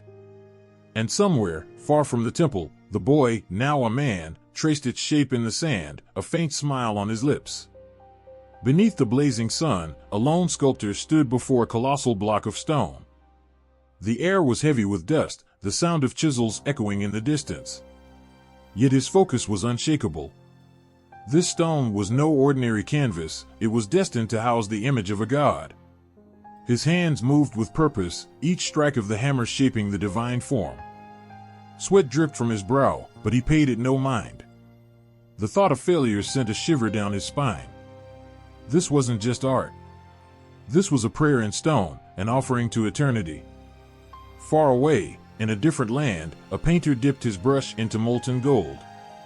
His canvas was the curved ceiling of a temple, its surface stretching endlessly above him. Every stroke of the brush created patterns so intricate that they seemed to hum with life. Images of gods and celestial beings began to emerge, their faces serene, their eyes watchful. As the painter worked, he murmured quiet invocations. The gold wasn't just decoration, it was a symbol of divine light, meant to connect the heavens and the earth. In the stillness of a grand hall, a child wandered between towering columns that seemed to touch the sky. Each one was carved with symbols and stories, their surfaces alive with the deeds of gods and heroes. The child's fingers brushed against the cool stone, tracing the lines of a lion-headed deity. He didn't understand the stories, not yet, but he could feel their weight. This was not a place for mere mortals. It was a realm of giants, a space where the divine had walked. The sculptor paused, his hands trembling as he added the final details to the god's face. It was Horus, the falcon-headed protector of Egypt, his gaze sharp and unyielding. As the sun dipped below the horizon, its last rays caught the polished surface of the statue. For a brief moment, it seemed as though Horus himself was watching. The sculptor fell to his knees, overwhelmed by a mixture of pride and fear. What if the gods did not approve? What if his work was deemed unworthy? In another kingdom, architects gathered around a model of a towering ziggurat. Their faces were tense, their voices low. They spoke of mathematics and measurements, of steps that would lead worshippers closer to the gods. Each brick of the ziggurat was planned with precision, each layer rising higher toward the heavens. This was not just a building. It was a ladder for the soul, a meeting place between earth and sky. In the painter's temple, the work was nearing completion. A single beam of sunlight broke through a high window, illuminating the golden figures on the ceiling. The painter stepped back, his breath catching in his throat. The light transformed the images, making them seem to move, to breathe. He could almost hear the whispers of the gods, their voices carried on the beams of light. He staggered, unsure if it was exhaustion or divinity that made his head spin. The child in the grand hall stopped before a massive statue of Zeus. Lightning bolts crackled in the god's outstretched hand, their edges sharp even in stone. The child's heart raced as he looked into Zeus's eyes, which seemed to burn with hidden fury. He could feel the power radiating from the statue, a force that both awed and terrified him. He turned and ran, but the image stayed with him, etched into his mind like a brand. The sculptor's work was unveiled in a ceremony attended by priests and nobles. The statue of Horus stood tall and imposing, its falcon eyes gleaming with an almost unnatural intensity.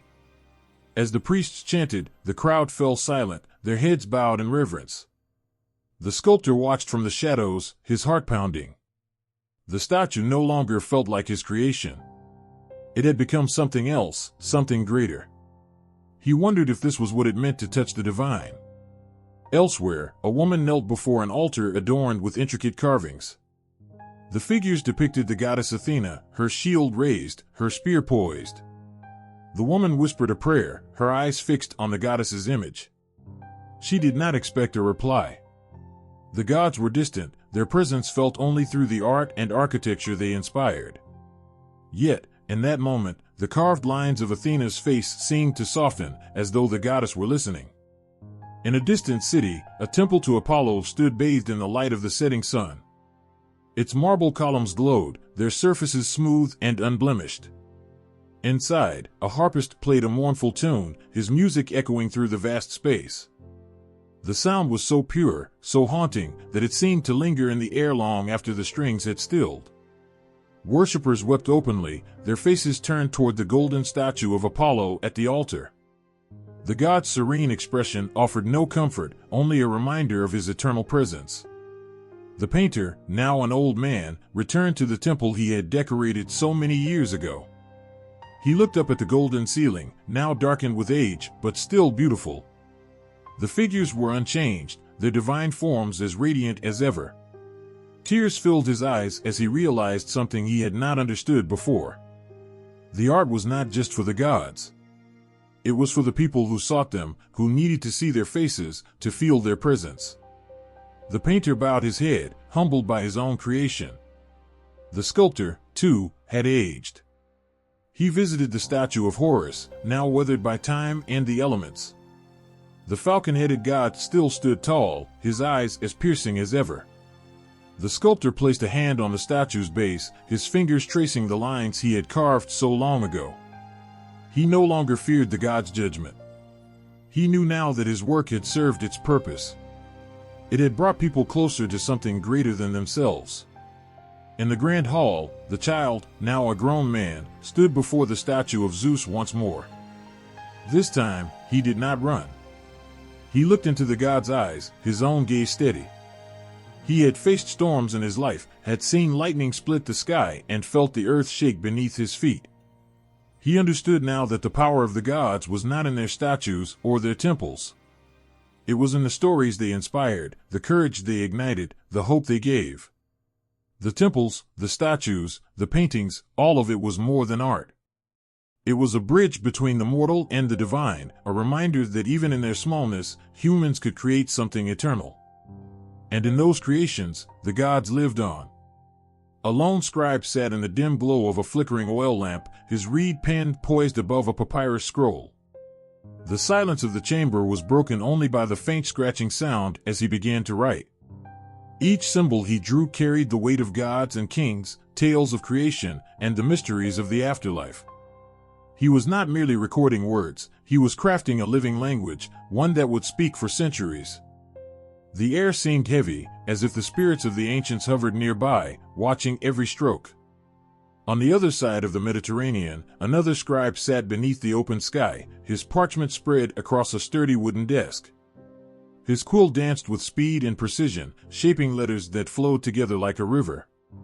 These letters, though simpler in form, held a complexity of thought that conveyed philosophy, poetry, and myth.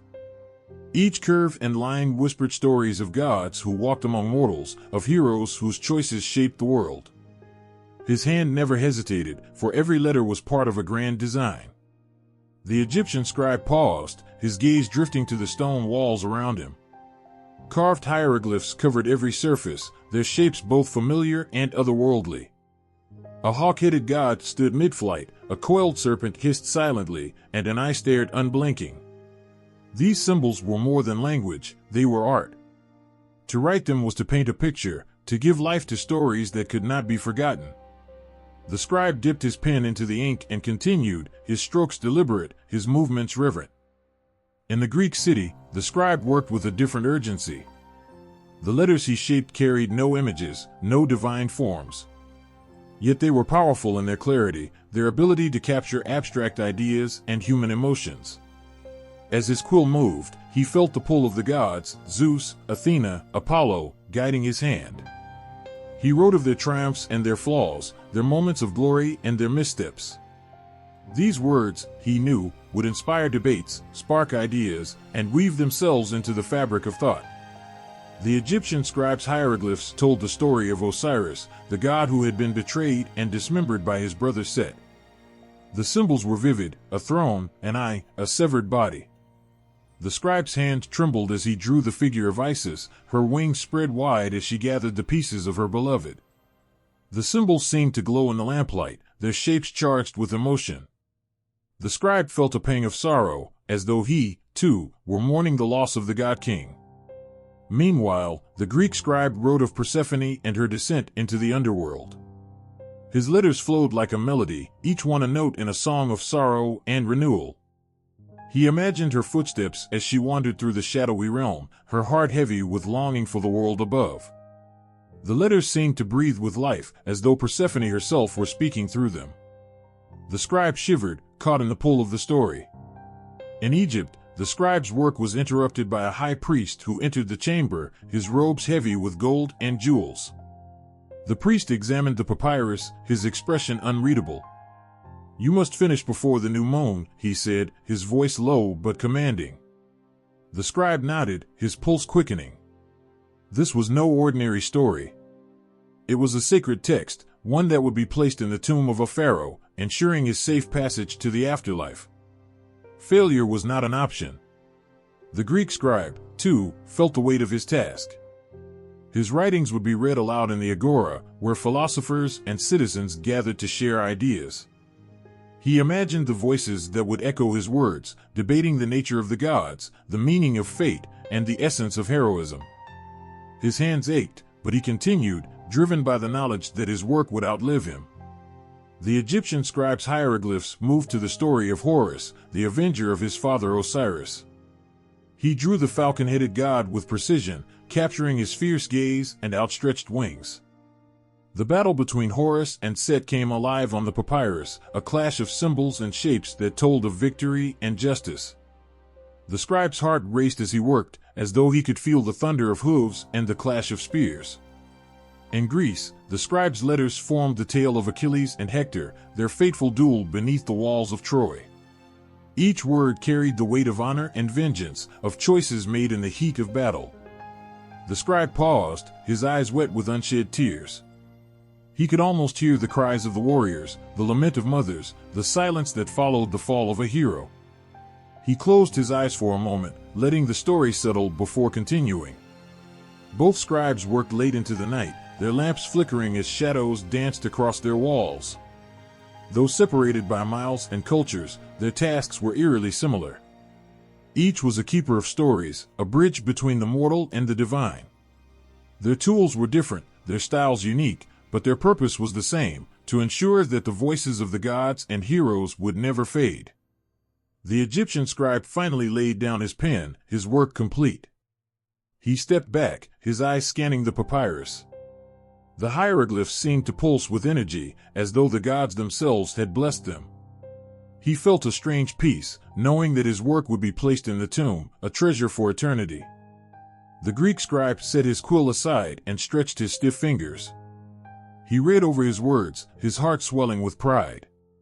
The letters were simple, yet they carried a power that was undeniable. He imagined the scroll being passed from hand to hand, its words sparking fires in the minds of those who read it. In the silence of their chambers, the scribes shared an unspoken connection. Their work was more than writing. It was an act of devotion, a testament to the enduring power of myth. The gods lived in their symbols and letters, their stories woven into the very fabric of existence. And though the scribes themselves would one day be forgotten, their work would endure, speaking to generations yet unborn. The air was thick with incense, its scent spiraling upward like prayers made visible. In the heart of a grand temple, the high priestess stood before an enormous statue of the goddess, her arms raised in supplication. Flickering torches cast shadows that danced across the walls, illuminating carvings of battles, blessings, and the cycle of life and death. The worshippers knelt in silence, their breaths synchronized, their hopes pinned on the divine presence that seemed to pulse in the sacred space. Far to the west, under an open sky, another group gathered before a modest stone shrine. Offerings of fruit and flowers were placed with care at its base. The sound of waves crashing against the cliffs mingled with murmured prayers. A weathered statue of a sea god stood watch, its features softened by centuries of wind and salt. Children played nearby, their laughter weaving itself into the sacred moment as if even joy had a place in this act of devotion. In both places, time seemed to stand still. The temples and shrines, though separated by distance and culture, held the same power to connect the mortal and the divine. Each stone, each carving, each offering was a thread in the tapestry of faith that spanned centuries. In Egypt, the Temple of Karnak stood as a testament to human ingenuity and devotion. Its colossal columns towered over the worshippers, etched with hieroglyphs that told the story of creation and the triumphs of the gods. The priests moved with precision, their rituals honed over generations. They chanted words that had been spoken for 1,000 years, their voices resonating through the vast hall.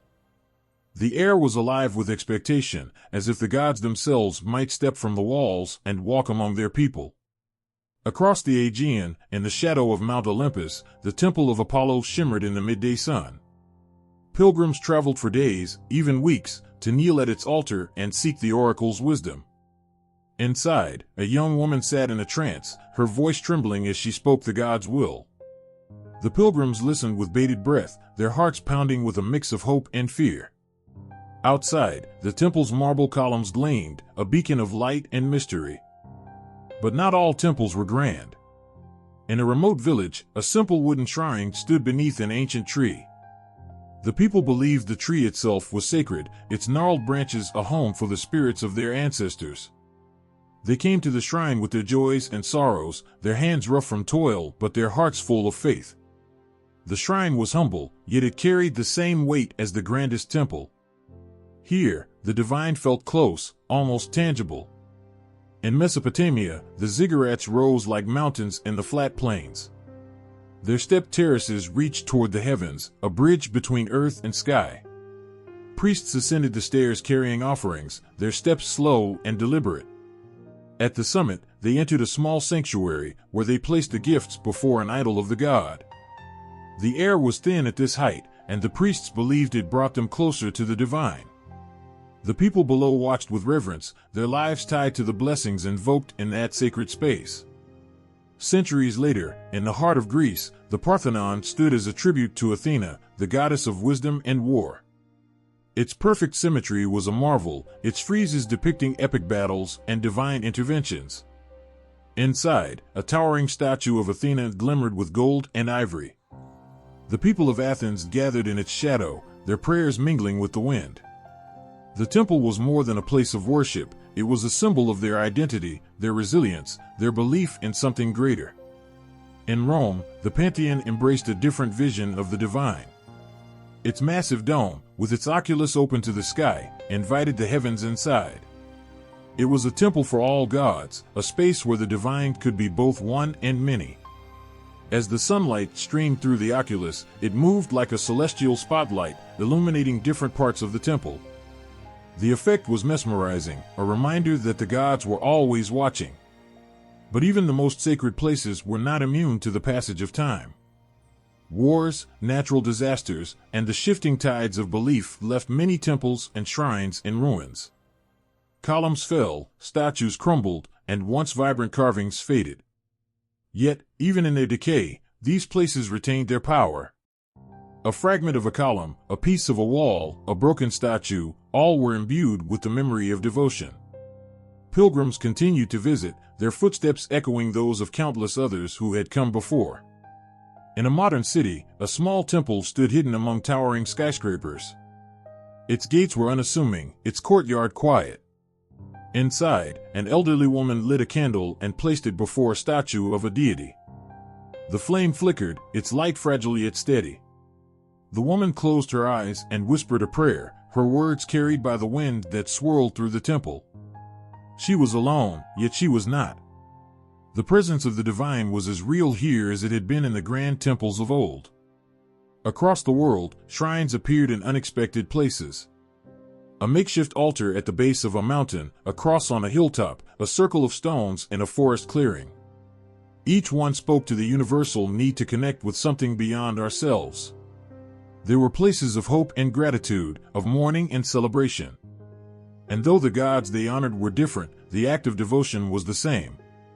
As night fell, the temples and shrines seemed to glow with an inner light. The prayers offered there lingered in the air, weaving themselves into the fabric of the universe. The gods listened, their presence felt but unseen. And in the hearts of the worshippers, there was a sense of peace, a quiet knowing that they were not alone. The temples and shrines, whether grand or humble, ancient or modern, stood as bridges between worlds. They carried the weight of countless prayers, the echoes of chants, and the dreams of those who sought the divine. Their stones and timbers whispered stories, not just of gods, but of humanity itself, of our longing, our courage, our endless search for meaning. The air was electric, alive with the sound of drums that thudded deep into the chest. Torches flickered against the inky night, their light dancing across the faces of the crowd.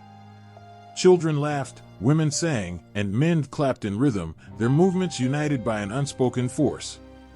At the center of it all, a towering statue of the god stood illuminated, its serene gaze seeming to watch over the sea of humanity below.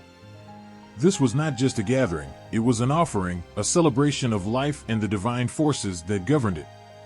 In Egypt, the festival of Opet was a spectacle like no other. The sacred bark of Ammonius was carried through the streets of Thebes, its golden form gleaming under the sun. Thousands lined the streets, their cheers echoing through the city. Priests, their robes shimmering with precious stones, walked in procession, chanting hymns that spoke of creation and power. The Nile mirrored the brilliance of the ceremony, its waters carrying the vibrations of the music far and wide. As the procession reached Karnak, the crowd fell silent, their anticipation palpable. The air seemed to hum as the god was reunited with the goddess Mut, a sacred moment that promised prosperity for all. On the other side of the Mediterranean, the Panathenaic festival in Athens unfolded with equal fervor. The Parthenon stood majestic, its columns wrapped in the golden glow of dawn. Citizens gathered in the agora, their excitement bubbling over. The sound of flutes and lyres filled the air as young maidens, dressed in white, carried a woven peplos to the temple of Athena. The fabric, embroidered with tales of her victories, was draped over her statue with reverence. Above them, the sky seemed to hold its breath, as if even the gods paused to witness the moment. Night fell, and the festivities continued with torch races. The flames flickered wildly as runners sped through the streets, their faces alight with determination. The winter's torch was used to ignite the sacred altar, its fire symbolizing the city's undying devotion to its goddess. The cheers of the crowd reverberated through the city, a chorus of joy and unity. In Rome, Saturnalia brought a different kind of energy. The rigid order of Roman life gave way to chaos and revelry. Slaves and masters traded places, their roles reversed in a daring display of equality. The streets overflowed with laughter and music as people exchanged gifts and feasted on lavish meals. Garlanded statues of Saturn were paraded through the city, their presence a reminder of the abundance the god had granted. It was a time of freedom, of letting go, of embracing the wild and untamed aspects of life. Further east, in India, the festival of Holi erupted in a riot of color. The air was thick with powdered hues of red, yellow, blue, and green, each one carrying a story of the gods. Devotees threw the colors with abandon, their laughter mingling with the chants of Krishna's name. Bonfires roared into the night, their flames consuming old grudges and paving the way for renewal. The divine was not distant here, it was tangible, woven into the very fabric of the celebration. In the harsh cold of winter, the Norse celebrated Yule, a festival of fire and survival. Great logs were lit, their flames defying the darkness that threatened to swallow the land. Around the fire, stories of gods and giants were told, each one a thread in the tapestry of their faith.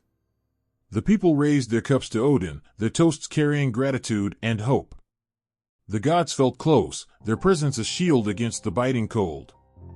Across the Americas, the Aztecs honored Huitzilopochtli with rituals that merged life and death. The Templo Mayor was the heart of their celebration, its steps painted red with sacrifices made in the name of renewal. Dancers moved in hypnotic patterns, their costumes shimmering like the feathers of a bird in flight. The sun blazed overhead, its light a reminder of the god's power and the price of its continuance. The crowd watched with reverence, their faces a mix of awe and sorrow. It was a celebration, yes, but also a reminder of the fragility of life. Back in Egypt, the festival of Hathor at Dendera was a celebration of love, music, and joy. Women adorned themselves with flowers and danced in the goddess's honor. The sound of sistrums filled the air, their jingling a call to the divine. Couples exchanged tokens of affection, their hearts lightened by the goddess's blessing. The temple glowed with the light of oil lamps, their flickering flames casting shadows that seemed to move with the music. In every culture, these festivals and celebrations pulsed with life. They were not just rituals, they were the heartbeat of the people. The gods were present in the laughter of children, the rhythm of the drums, the light of the torches. The air was thick with emotion, hope, gratitude, and the unshakable belief that the divine was listening. As the night wore on, the festivities reached their crescendo. Fireworks lit up the sky, their brilliance mirrored in the eyes of the crowd. Prayers were whispered, songs were sung, and the people felt a unity that transcended the mortal world. They were connected, not just to each other, but to the gods, to the universe, to something far greater than themselves. The celebrations ended, but the spirit lingered, a quiet hum in the hearts of all who had gathered. The room was dim, lit only by the flicker of an oil lamp that cast shifting shadows across the stone walls. A woman knelt before a veiled figure seated on a high platform, her hands trembling as she held a small offering of fruit and incense. Her voice wavered, caught between desperation and fear. "Tell me," she whispered, "what must I do to save my son?" The figure remained silent for a moment that felt like an eternity. Then, in a voice that seemed both distant and immediate, as though carried on the wind and yet rooted in the earth, the oracle spoke. "The answer lies in what you fear most. To find life, you must face death." The woman's breath caught, her heart racing with the weight of those cryptic words. Around her, others sat in hushed awe, each clutching their own questions, their own anxieties. The oracle, sacred and untouchable, had seen what none of them could. It was not merely a person on that platform, it was a vessel for the divine. Far away, in the shadows of ancient Greece, a man stood before the temple of Apollo at Delphi, his mind swirling with uncertainty. The air was thick with the scent of laurel and smoke as he approached the Pythia, the most revered seer of the land. He had traveled for days to seek her counsel, his steps guided by an urgent need for clarity. The Pythia sat atop a tripod, her eyes half closed, her lips murmuring words in a language only the gods could fully understand. The temple echoed with the low hum of prayers and the faint rattle of a bronze cauldron. When she finally turned her gaze toward him, it felt as though the sun itself had pierced his soul. "Speak your question," she said, her voice soft but commanding. "Will I succeed in my quest?" he asked, his voice faltering. The Pythia smiled, though it was not a reassuring expression. "Victory will come," she said, "but only at the cost of what you hold most dear." The man's chest tightened. Her words were a riddle, a prophecy that both promised and warned. Yet, as he walked away, he knew he could not ignore them. Every step he took would now be shadowed by the oracle's vision, a thread of fate pulling him toward an uncertain future. In Egypt, the priests of Ammonius would read the stars, their interpretations shaping the lives of kings and peasants alike. One night, beneath a sky awash with constellations, a young pharaoh knelt on the sands outside Karnak, his crown set aside, his heart burdened. He had come in secret, seeking guidance from a priest who had been whispered to possess the ear of the gods. "The stars align," the priest said, pointing to the heavens. "Your reign will be remembered, but not for peace. War will find you, and only through fire will your legacy endure." The pharaoh closed his eyes, his mind racing. He did not know whether to feel grateful for the warning or terrified of what lay ahead. But he could not escape the words, they were etched into the fabric of his destiny. The role of oracles and prophecies was not always one of hope or comfort. In many tales, their words carried the weight of doom. In Rome, a soothsayer once warned Caesar to beware the Ides of March. Standing on the steps of the Senate, Caesar dismissed the warning with a wave of his hand, his pride too great to consider the possibility of betrayal. But as the daggers found their mark, as his friends turned assassins surrounded him, those words echoed in his mind, a haunting reminder of the foresight he had chosen to ignore. Yet, not all prophecies foretold tragedy. In the lush forests of the Indian subcontinent, a young prince named Siddhartha sat under the Bodhi tree, his mind alight with questions. The sages of his land had foretold his fate long ago, that he would either become a great king or renounce the world to seek enlightenment. As he meditated, the prophecy unfolded within him, not as an external command, but as an inner calling. When he finally rose, his path was clear, and the world would remember him as the Buddha. Sometimes, the lines between prophecy and choice blurred. In the cold north, the Norse seeress, the Volva, would weave visions of Ragnarok, the end of the gods. Warriors and rulers sought her counsel, even as her words painted a grim picture of their fates. One warrior, his face hardened by countless battles, asked her how he might avoid the doom she described. She only laughed, her voice carrying the weight of ancient wisdom. "Fate cannot be undone," she said, "but how you meet it will define you." Her words struck him to his core. From that day forward, he fought not to avoid his destiny but to face it with honor. In his final moments, standing against impossible odds, he felt not fear but peace, knowing he had lived as the gods intended. Across cultures, oracles and prophecies were not merely tools to predict the future, they were mirrors, reflecting the deepest fears and hopes of those who sought them. Their words carried the weight of the divine, yet they also demanded something from the mortal soul: courage, acceptance, and the willingness to walk paths shadowed by uncertainty. In the hushed halls of temples, under the open sky, or in the depths of sacred caves, the oracles spoke. Their words wove threads that connected gods and mortals, past and future, dreams and reality. To hear a prophecy was to feel the touch of something eternal, a reminder that the divine was always watching, always guiding, always present. The city of Alexandria lay at the crossroads of two worlds, bathed in the warm glow of the Mediterranean sun. The air was thick with the scent of spices and the murmur of countless languages. Greek traders, philosophers, and scholars walked side by side with Egyptian priests, scribes, and mystics, their cultures blending in a dance as old as the Nile itself. One evening, as the sun dipped below the horizon, casting the sky in a fiery red, a young Greek scholar named Anaximander stood by the banks of the great river. His heart raced with a mixture of curiosity and awe. He had traveled far to learn from the ancient wisdom of Egypt, seeking knowledge that his people, in all their glory, had not yet uncovered. And now, he stood at the edge of it, watching the water flow, his mind consumed with the legends of the land. The stories had been told to him in hushed tones by those who dared to speak of the gods of Egypt. There was Osiris, the god of death and rebirth, who ruled the afterlife with a compassion unmatched by any Greek god. And then there was Isis, his wife and sister, a goddess of such power and grace that even the mighty Zeus would bend before her. The Greeks had their own pantheon, but Anaximander knew that these Egyptian deities had a depth that his people had only begun to touch. As the stars began to twinkle above, an old priest approached him, his robes shimmering with the soft glow of golden embroidery.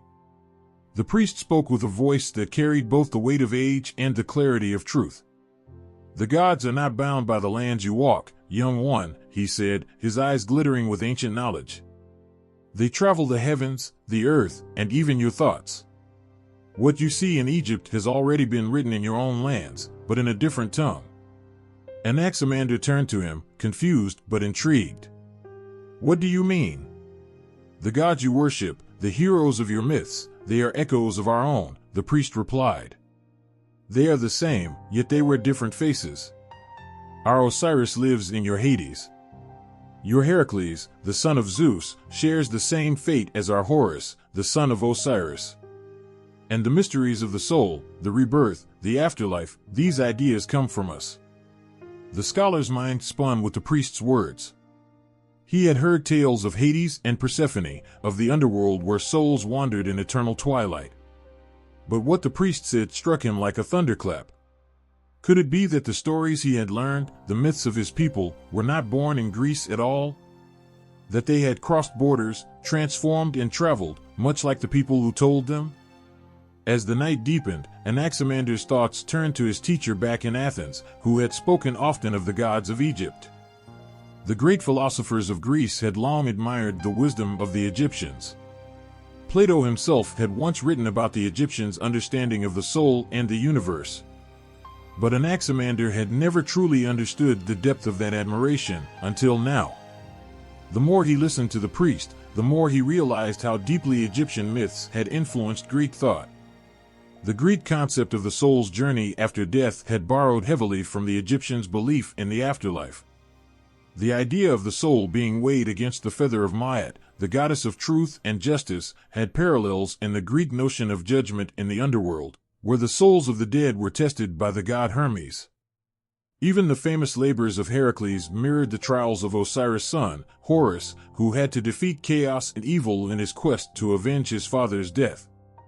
As dawn began to break, painting the sky with streaks of gold, the priest spoke of another story that resonated with Anaximander. In our ancient temples, we speak of the power of Isis, who through her magic and wisdom brought her husband Osiris back from death. And this story, the priest paused, looking out across the river, it echoes in the very heart of your goddess Demeter and her daughter Persephone. The tale of death and resurrection, the promise of return, it is a cycle we all understand. Anaximander's heart clenched at the thought. The Greeks had always thought of Demeter's grief as unique, the sorrow of a mother losing her daughter to the underworld.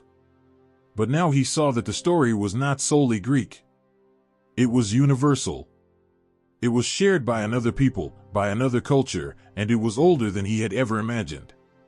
The priest smiled gently, as though seeing into Anaximander's thoughts. "You see, young one," he said, "the myths are not isolated. They are threads woven into the fabric of humanity, crossing borders, breaking boundaries, and living in the hearts of those who believe." Anaximander felt a rush of understanding surge through him. What had once seemed like separate worlds, the Greek and the Egyptian, were intertwined in ways he had never before considered. The gods were not isolated in their own domains, they were reflections of something far greater, a universal truth that transcended time and place. As he prepared to leave the riverbank and return to Alexandria, he could not shake the feeling that something had shifted within him. The Greek myths that had shaped his life, the tales he had grown up with, were no longer just his own. They were part of something much larger, something eternal. He now saw them through a new lens, one shaped by the wisdom of Egypt and the realization that, in the end, all myths were one. As he walked through the bustling streets of Alexandria, he could hear the voices of the people around him, Greek and Egyptian alike, speaking of their gods, their heroes, their stories. And in those voices, he heard a deeper truth, that despite the differences in language, culture, and time, there was a unity in the myths of humanity. They spoke of love, loss, rebirth, and the eternal struggle between light and dark. Anaximander smiled to himself, knowing that he would carry this understanding with him always. The myths had crossed oceans, had traveled through time, and now they had found a home in his heart. The sun had barely risen over Alexandria, but the city was already alive with the sounds of life.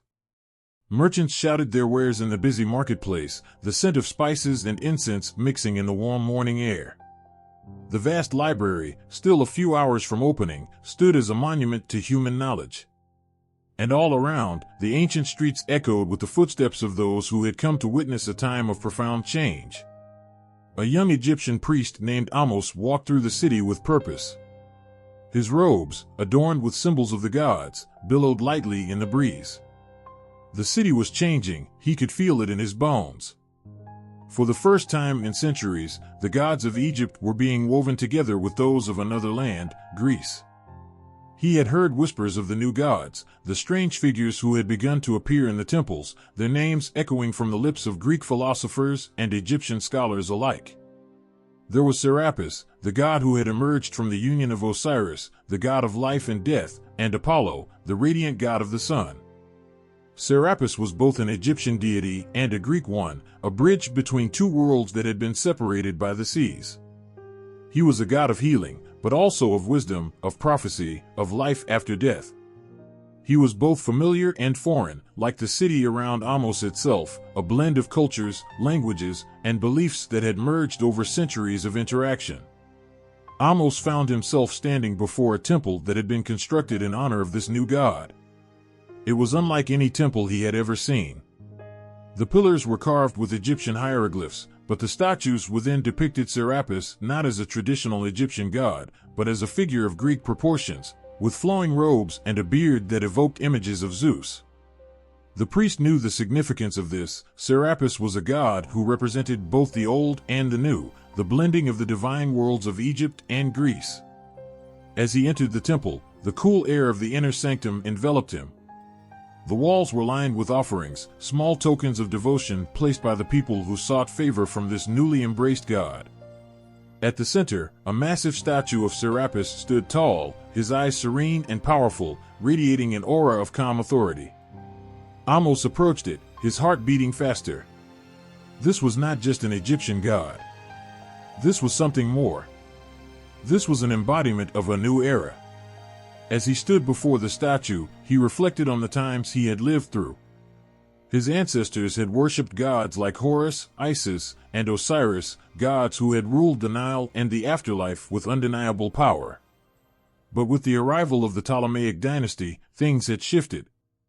The Greeks, led by Alexander the Great, had brought with them not just their armies, but their gods, their customs, and their philosophies.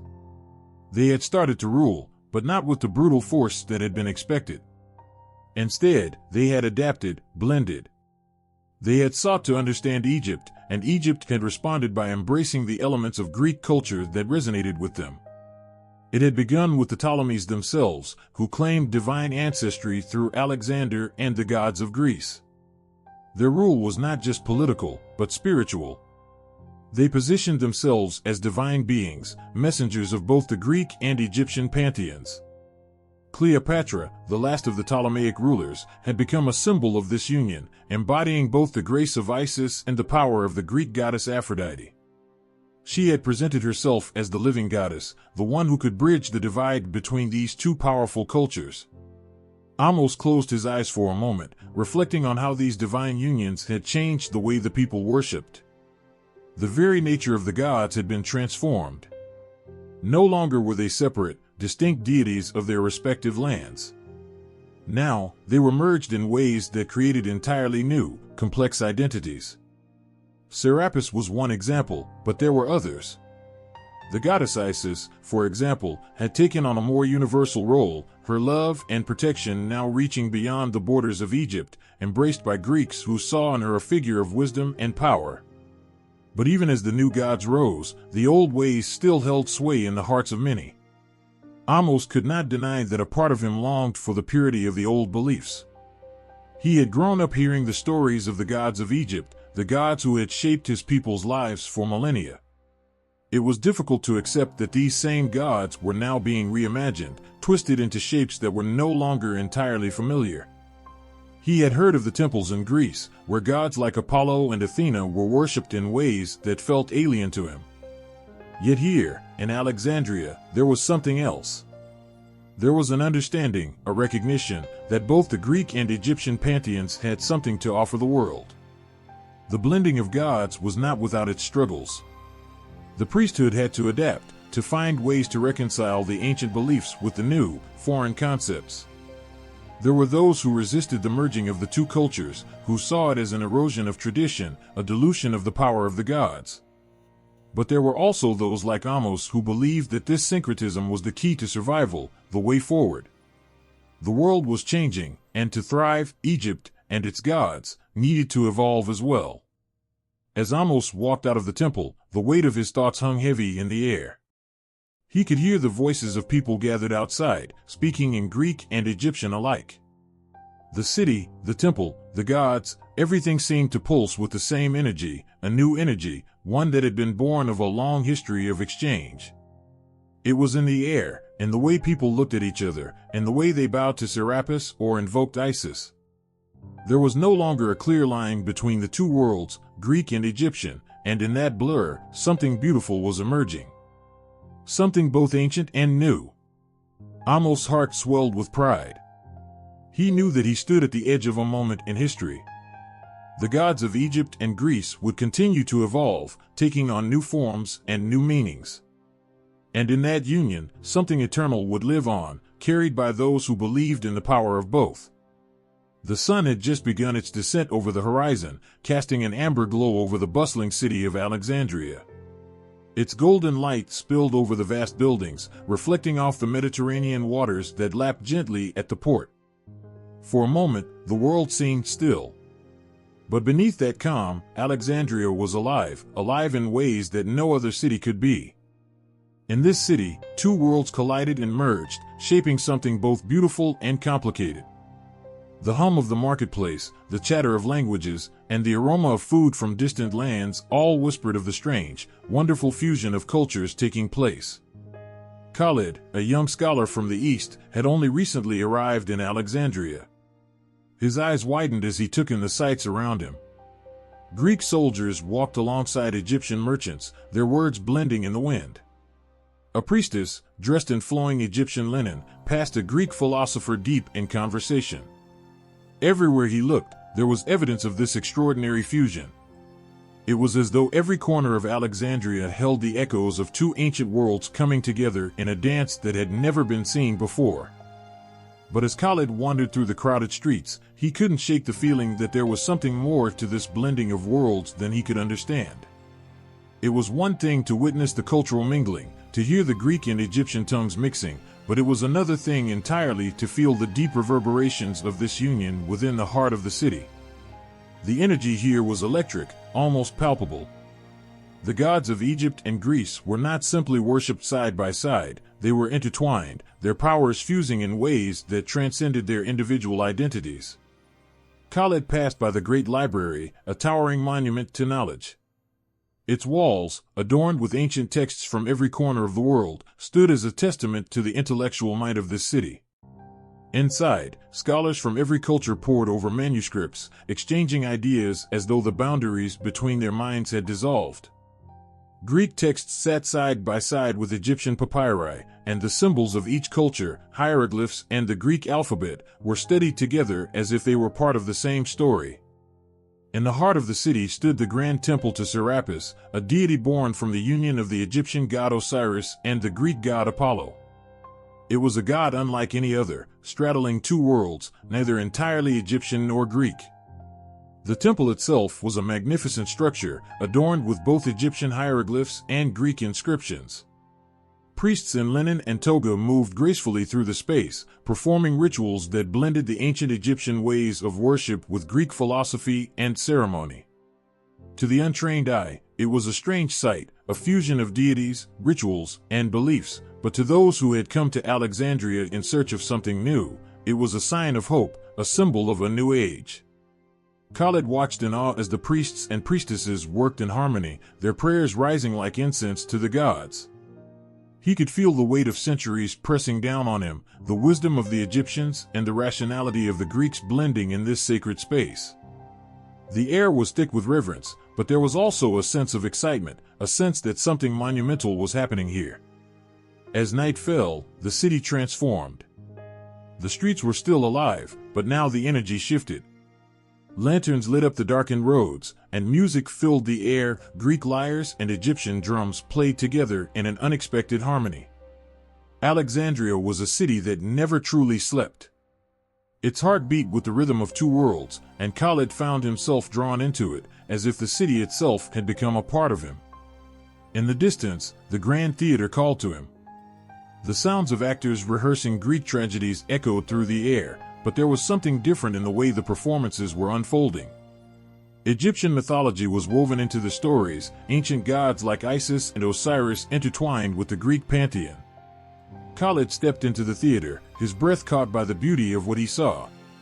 Greek tragedy and Egyptian myth, two traditions that had long existed separately, had merged into something entirely new. The actors, dressed in flowing tunics and adorned with both Greek and Egyptian symbols, brought these gods to life on stage in a way that made them seem real, breathing, alive. As he sat among the audience, Khalid felt the weight of the performance settle in his chest. It was more than just a play, it was a window into the soul of Alexandria itself, a reflection of the city's ability to transform, to adapt, and to embrace the best of both cultures. The gods were not just distant figures from ancient myths, they were alive, living in the hearts of those who walked these streets. They were the silent witnesses to this great fusion. In the weeks that followed, Khalid found himself spending more and more time in the city's heart. The blend of cultures fascinated him, but it was more than that. There was something about Alexandria that made him feel both small and vast at the same time. He felt the weight of history here, the pull of its many stories. The Greeks had come, bringing their gods, their philosophy, their art. And the Egyptians had stood their ground, their ancient wisdom, their gods, their rituals, finding new ways to live in this world. The result was something that could not have been predicted. Alexandria was not a simple blend of Greek and Egyptian, it was an entirely new entity, a living testament to the power of cultural fusion. The city's greatest achievement was not just in the fusion of its gods, but in the way its people had learned to live with both.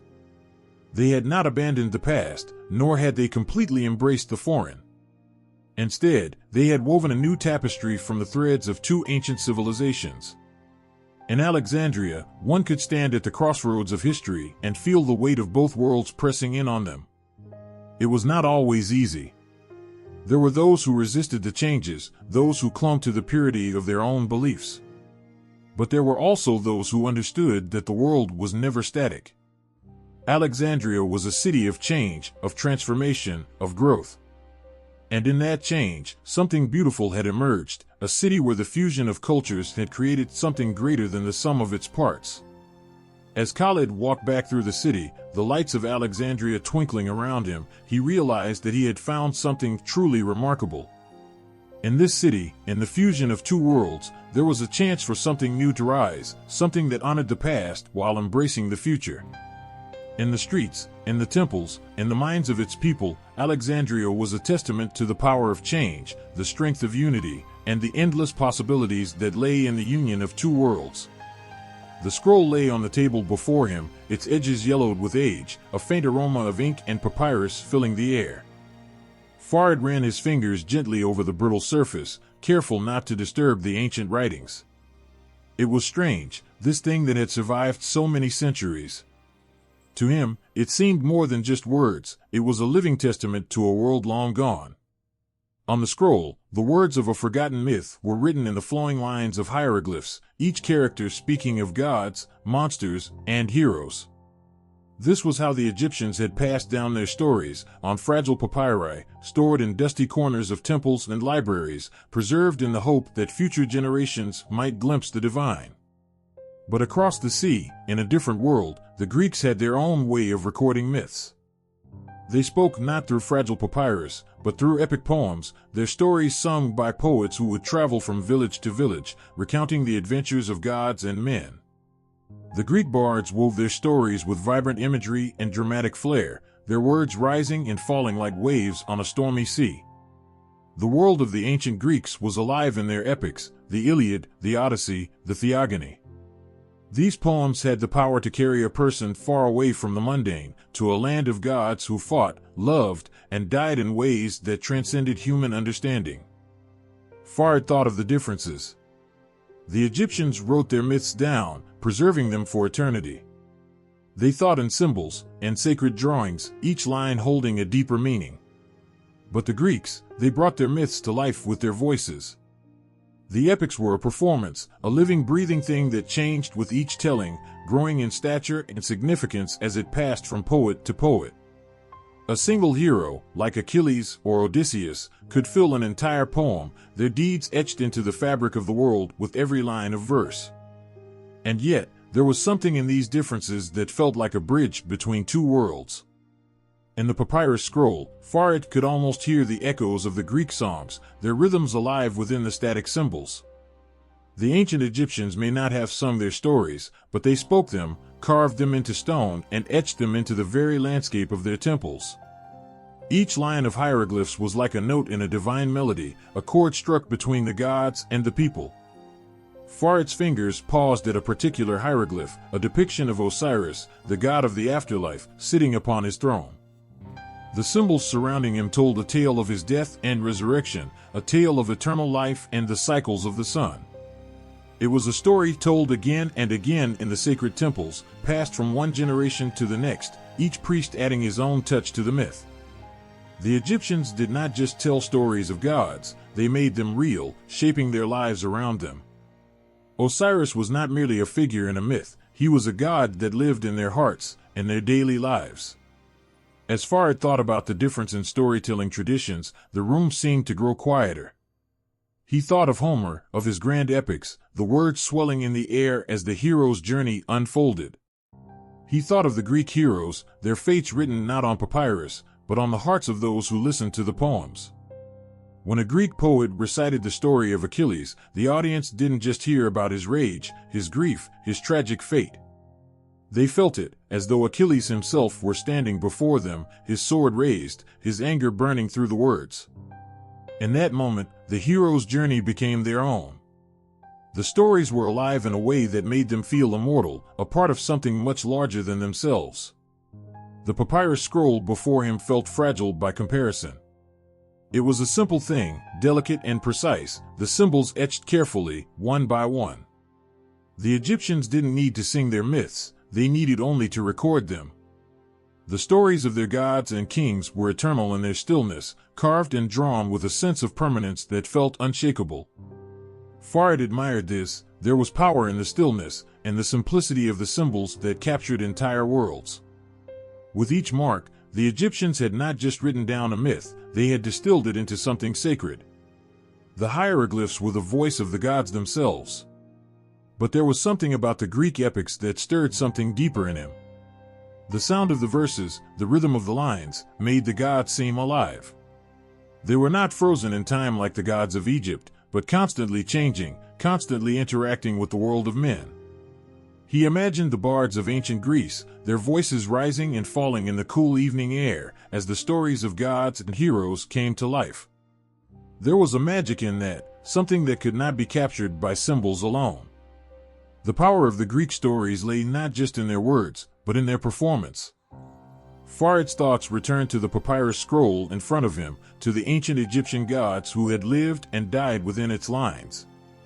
The Egyptians had understood something that the Greeks had yet to fully grasp, the power of the written word to preserve and protect. A story could be spoken, but it could also be written. And once written, it was no longer just a memory, it was an unchanging part of the world. He could almost see it now, two worlds, two different ways of telling the same story.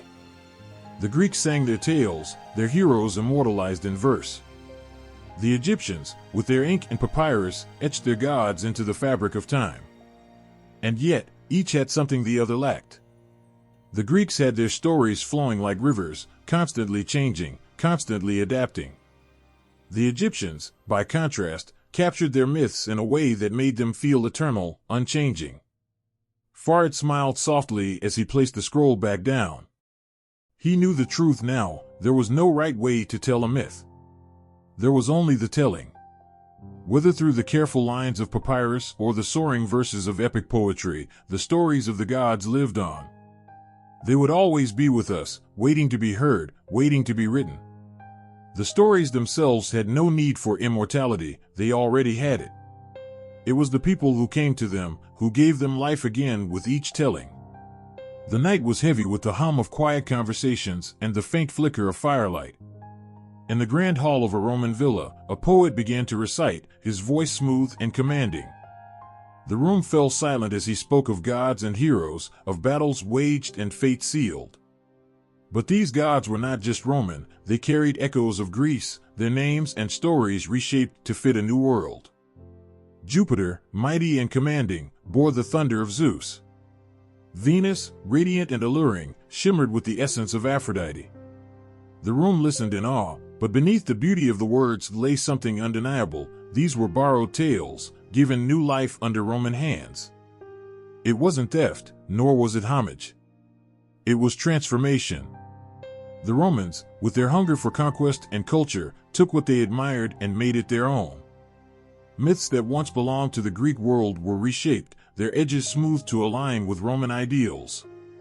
Mars, fierce and battle-ready, rose to prominence in ways Ares never had. Where Ares was chaotic, Mars was disciplined, a reflection of Rome's unwavering focus on order and empire. It wasn't just the names that changed, it was the soul of the gods themselves. Far away, in a dusty library, a scholar pored over a scroll. The Latin words leapt from the page, recounting the tale of Hercules, a hero born of divine strength and mortal suffering. But this Hercules was different. He wasn't just a demigod from Greece, he was a symbol of Roman virtue, of endurance and civic duty. The scholar's hands trembled as he read. This Hercules did not simply perform his labors for glory or penance. He did them for Rome, for the values that the empire held sacred. His struggles were no longer personal, they were universal, a mirror for every Roman who sought to rise above hardship. Outside the city walls, a temple gleamed under the midday sun. It was dedicated to Diana, goddess of the hunt, protector of the wild. To the untrained eye, she might have seemed indistinguishable from the Greek Artemis. But there was something uniquely Roman about her. She wasn't just a huntress, she was a guardian of the people, a symbol of independence and resilience. Her temples became places not only of worship but of refuge, where slaves could seek freedom under her divine protection. The stories whispered in her shadow were not Greek, they were Roman, full of grit and ambition. At times, the transformation was subtle, almost imperceptible. Mercury, with his winged sandals and mischievous smile, was nearly identical to Hermes.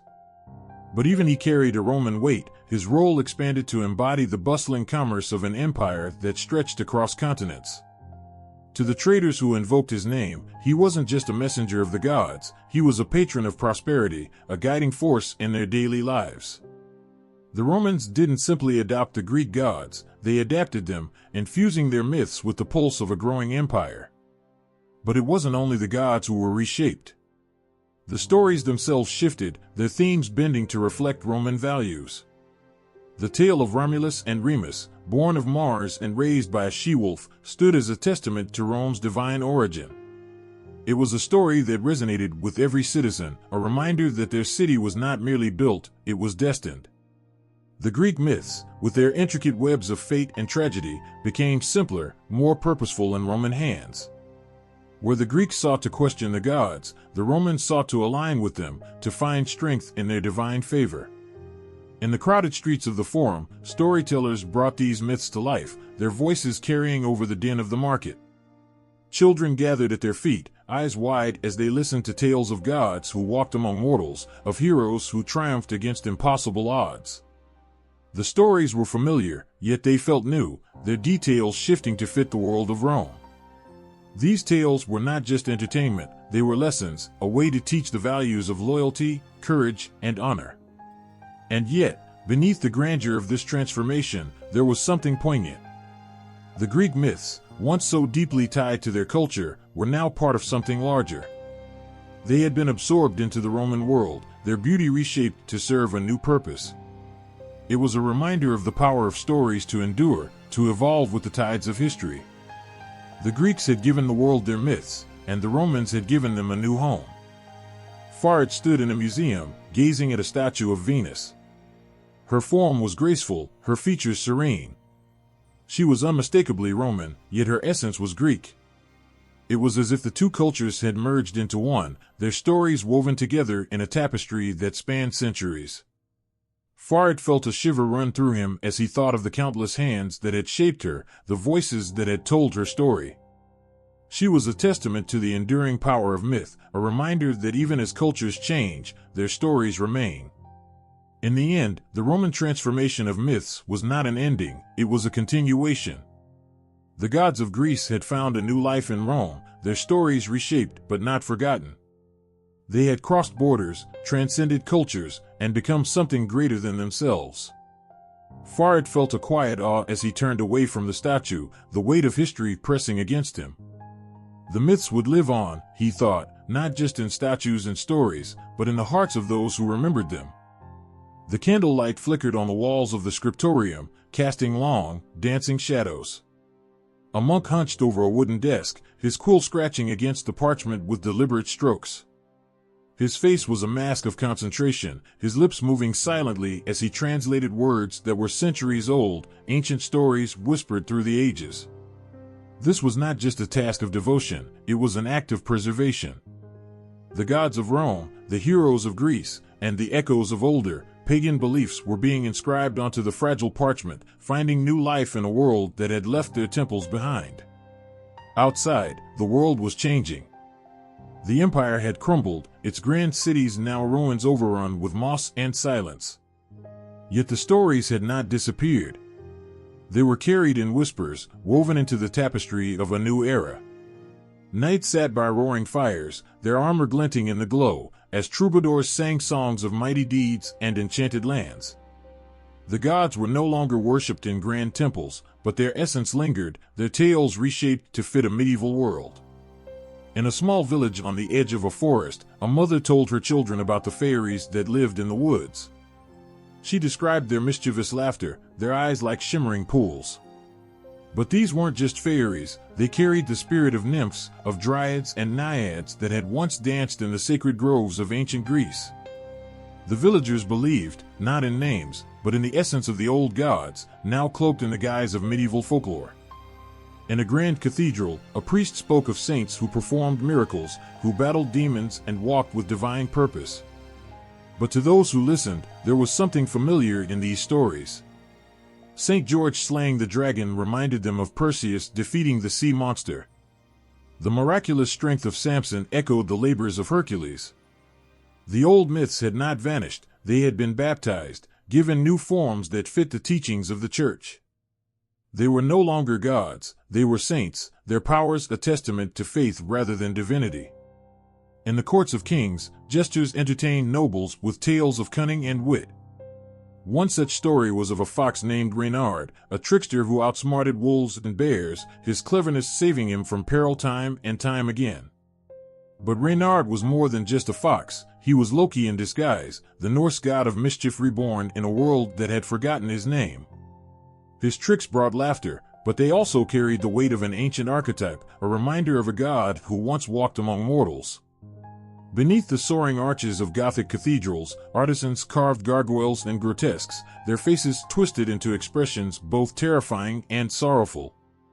These were not mere decorations, they were the remnants of a pagan world, their forms drawn from the nightmares and dreams of a forgotten faith. The gargoyles protected the sacred spaces, just as ancient gods once guarded their shrines. Their stone eyes watched over a world that had changed, yet still remembered. In the market squares, peddlers sold charms and amulets, claiming they could protect against curses and bring good fortune. These trinkets bore symbols that were older than the peddlers themselves, sigils that had been etched into the walls of temples and the tombs of pharaohs. The symbols carried power, not because of what they were, but because of what they represented. The people who bought them didn't know the stories of Isis or Osiris, but they carried their legacy nonetheless. In the grand halls of medieval universities, scholars debated the nature of the world, referencing texts that had survived the fall of empires.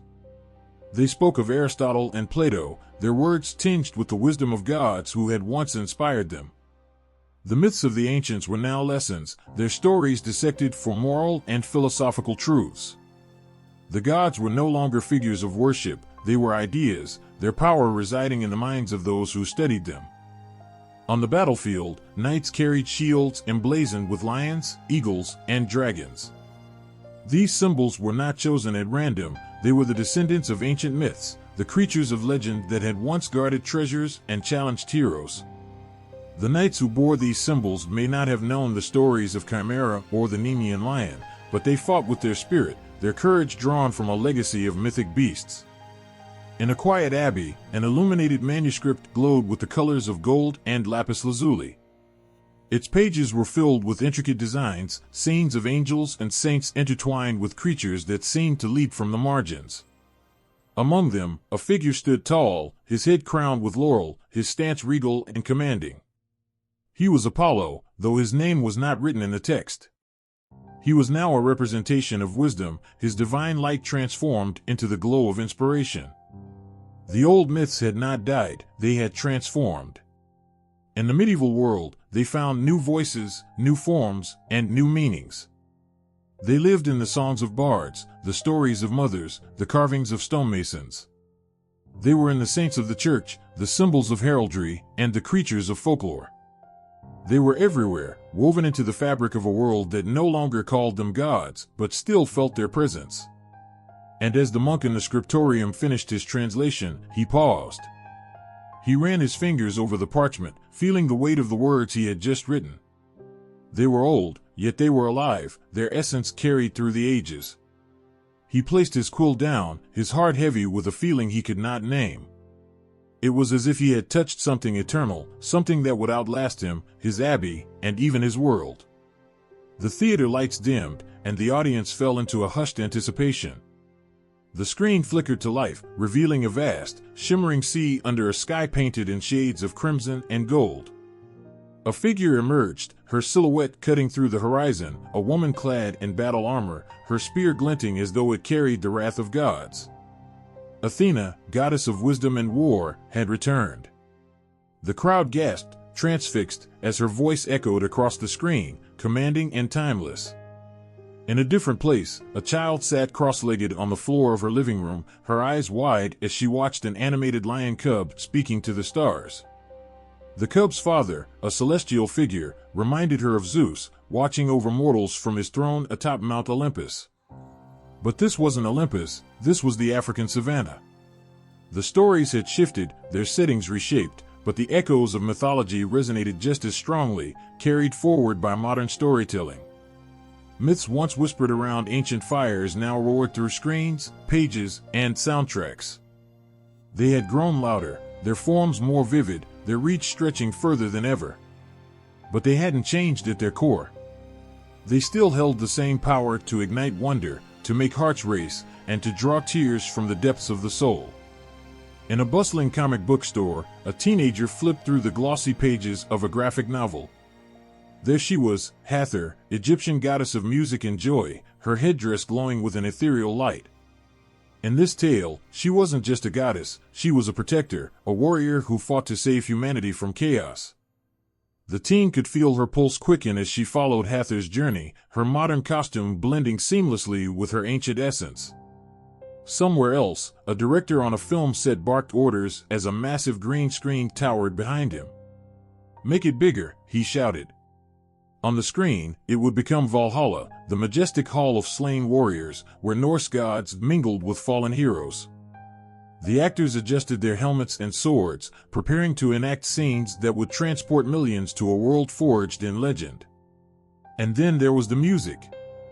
A haunting melody played in a packed concert hall, the violinist drawing long, trembling notes from her instrument.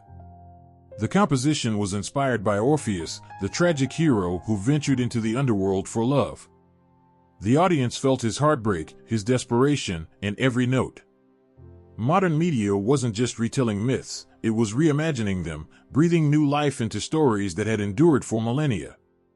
These weren't mere adaptations, they were tributes, each one infused with the creativity and spirit of the present age. In a quiet bookstore, a writer sat, signing copies of her latest novel. The story followed a young woman who discovered she was a descendant of Apollo. As the line of readers stretched out the door, the author felt a twinge of awe. She hadn't created this alone, she was part of a lineage of storytellers that began long before her and would continue long after. On a video game console, a player navigated a world filled with gods and monsters. He battled Medusa, solved riddles posed by the Sphinx, and navigated the labyrinth of the Minotaur. His fingers moved quickly over the controls, but it wasn't just about defeating enemies. He was learning about the weight of choices, the consequences of hubris, and the meaning of courage. Across the globe, classrooms filled with students watched documentaries and films that brought ancient worlds to life. They saw pyramids rise against the desert sun, temples carved into mountains, and gods whose names were spoken with reverence and fear. But they also saw themselves in these stories. They saw their struggles, their dreams, and their humanity reflected in characters who lived thousands of years ago. And then there were the memes, the jokes shared online that turned figures like Poseidon into punchlines, their grandeur made relatable. While they made people laugh, they also kept these myths alive in the most modern of ways, proving that even the gods could adapt to the times. Modern media didn't just remember mythology, it honored it, amplified it, made it immortal. It reached into the past, pulled it into the present, and sent it hurtling into the future. Myths once told in hushed tones under starlit skies now echoed in every corner of the earth, their stories as alive and powerful as they were when the first words were spoken. The fire crackled softly, shadows flickering against the cave walls. In the glow of the flames, an elder spoke, their voice heavy with the weight of generations. "There is always a hero," they said. "A soul chosen to face the darkness, to rise above fear, to bring light where it is lost." Around the circle, young faces leaned in, captivated. The story of the hero was one they had heard many times before, yet it never lost its power. The elder continued, their voice weaving the tale like a spell. Centuries later, far from that cave, a Greek poet sang of Achilles, a warrior destined for glory but doomed to a tragic fate. His courage was legendary, his vulnerability unforgettable. Across the Mediterranean, Egyptian priests chanted hymns to Horus, the falcon-headed god who avenged his father and restored balance. The details were different, but the essence was the same, a figure standing against chaos, embodying hope. The archetypes were timeless. They transcended language, borders, and eras. There was the hero, the trickster, the wise ruler, the nurturer, the avenger. Each culture gave them new names and faces, but their roles remained constant. They were reflections of human nature, of our fears and aspirations, our triumphs and tragedies. In the streets of ancient Alexandria, a scholar might have pondered these patterns. They would have seen the parallels between Zeus, the Greek king of the gods, and Ammon-Ra, the Egyptian sun god who ruled from the heavens. Both were father figures, wielding immense power and demanding reverence. Yet both were flawed, their tempers shaping the fates of mortals and gods alike. Elsewhere, a scribe etched a story onto papyrus, their hands steady despite the weight of the tale. They wrote of Isis, the devoted wife and mother who used her cunning to piece together the shattered body of Osiris. Was she so different from Demeter, who roamed the earth in sorrow when her daughter Persephone was taken? Both were driven by love that transcended mortality, their grief and determination echoing through the ages. The trickster archetype danced between these cultures, as mischievous as the characters it embodied. There was Hermes, the Greek messenger god, with his quick wit and silver tongue. And there was Thoth, the Egyptian god of wisdom, whose cleverness shaped the order of the universe. They were unpredictable, their actions sometimes bringing chaos, sometimes delivering salvation. In the quiet of a temple, a priestess might have prayed to Hathor, the Egyptian goddess of joy and beauty. Her laughter was said to bring life, her dance to stir the hearts of gods and mortals alike. She bore a striking resemblance to Aphrodite, the Greek goddess of love, whose allure was both a blessing and a curse. Both were forces of nature, embodying the power of passion and creation. The warrior archetype stood tall in both cultures, their strength a symbol of resilience. In Egypt, there was Sekhmet, the lion-headed goddess whose rage could destroy armies but whose healing touch could restore life. In Greece, there was Ares, the god of war, fierce and unrelenting. Their battles were not just physical, they represented the inner struggles of humanity, the fight between order and chaos, courage and fear. Even in their underworlds, the archetypes persisted. The Egyptian god Anubis, with his jackal head, guided souls through the realm of the dead. In Greece, Charon ferried spirits across the river Styx, his presence both feared and respected. These figures reminded mortals of their mortality, their roles serving as bridges between the living and the eternal. In a bustling marketplace, storytellers spun tales of transformation. They spoke of gods who walked among mortals, their disguises hiding their divine origins. Zeus often descended from Olympus in the form of an eagle or a bull, his presence changing the course of history. In Egypt, Ra traveled through the underworld each night, battling serpents and emerging reborn with the dawn. These stories spoke of change, of the cycles of life and death, of the enduring power of rebirth. The shared archetypes were not mere coincidences, they were reflections of a shared humanity. They spoke to universal truths, to the emotions and experiences that bound people across time and space. Whether in the shadow of the pyramids or the amphitheaters of Greece, these stories connected people to something greater than themselves. As the elder's tale came to an end, the fire burned low, its embers glowing like distant stars. The listeners sat in silence, their minds filled with images of heroes and gods, of love and sacrifice. The story was old, older than the elder, older than the cave. It had traveled across deserts and seas, carried by voices that refused to let it fade. The archetypes continued to live, their presence as undeniable as the firelight that danced on the cave walls. They were woven into the fabric of existence, reminders that while the names and faces might change, the essence of the story remained the same. The hero would rise again, the trickster would play their part, and the cycle would begin anew. The village square was silent, save for the crackling of the bonfire that painted the night with flickering light. Around the fire, elders and children gathered, faces etched with awe as the storyteller began. Long ago, the voice said, low and steady, the gods watched over mankind, not as distant deities, but as teachers, guides, and sometimes harsh disciplinarians. The air was heavy with anticipation, the kind that wraps around a listener's heart and doesn't let go. The story began with a man, flawed and defiant. He stood on the edge of a cliff, his arms stretched toward the heavens, shouting words of anger. He had stolen, lied, and hurt others, believing himself clever enough to escape the watchful eyes of the gods. Yet he was not beyond their gaze. Zeus, the wielder of thunder, observed him from Olympus. The king of the gods did not strike with lightning immediately. Instead, he summoned Nemesis, the goddess of retribution, whose role was not to punish out of anger, but to restore balance. Nemesis whispered into the winds, and the man found his wealth crumbling, his power slipping through his fingers like grains of sand. It wasn't the strike of a bolt that brought him to his knees, but the slow, relentless realization that his actions had unraveled his life. In the shadows of the Egyptian temples, another tale unfolded. A scribe named Menka, known for his arrogance and greed, had dared to take offerings meant for the gods.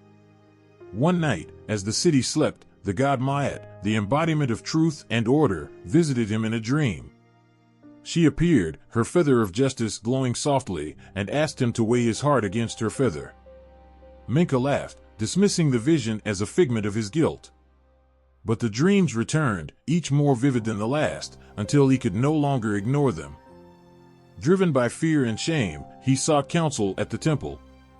The priests, wise in the ways of Maat, told him to return what he had taken and to offer himself in service to the people he had wronged. Only then, they said, would the weight on his heart lessen. Minka did as he was told, and though he was humbled, he found a sense of peace he had never known. The morality woven into these tales was not the morality of perfection.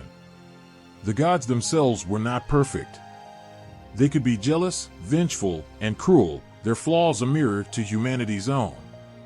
Yet, their stories taught lessons, sometimes subtle, sometimes brutal. They taught of consequences, of the importance of balance, of the need for humility and justice. There was a time when the Greek goddess Athena intervened in a moral dispute.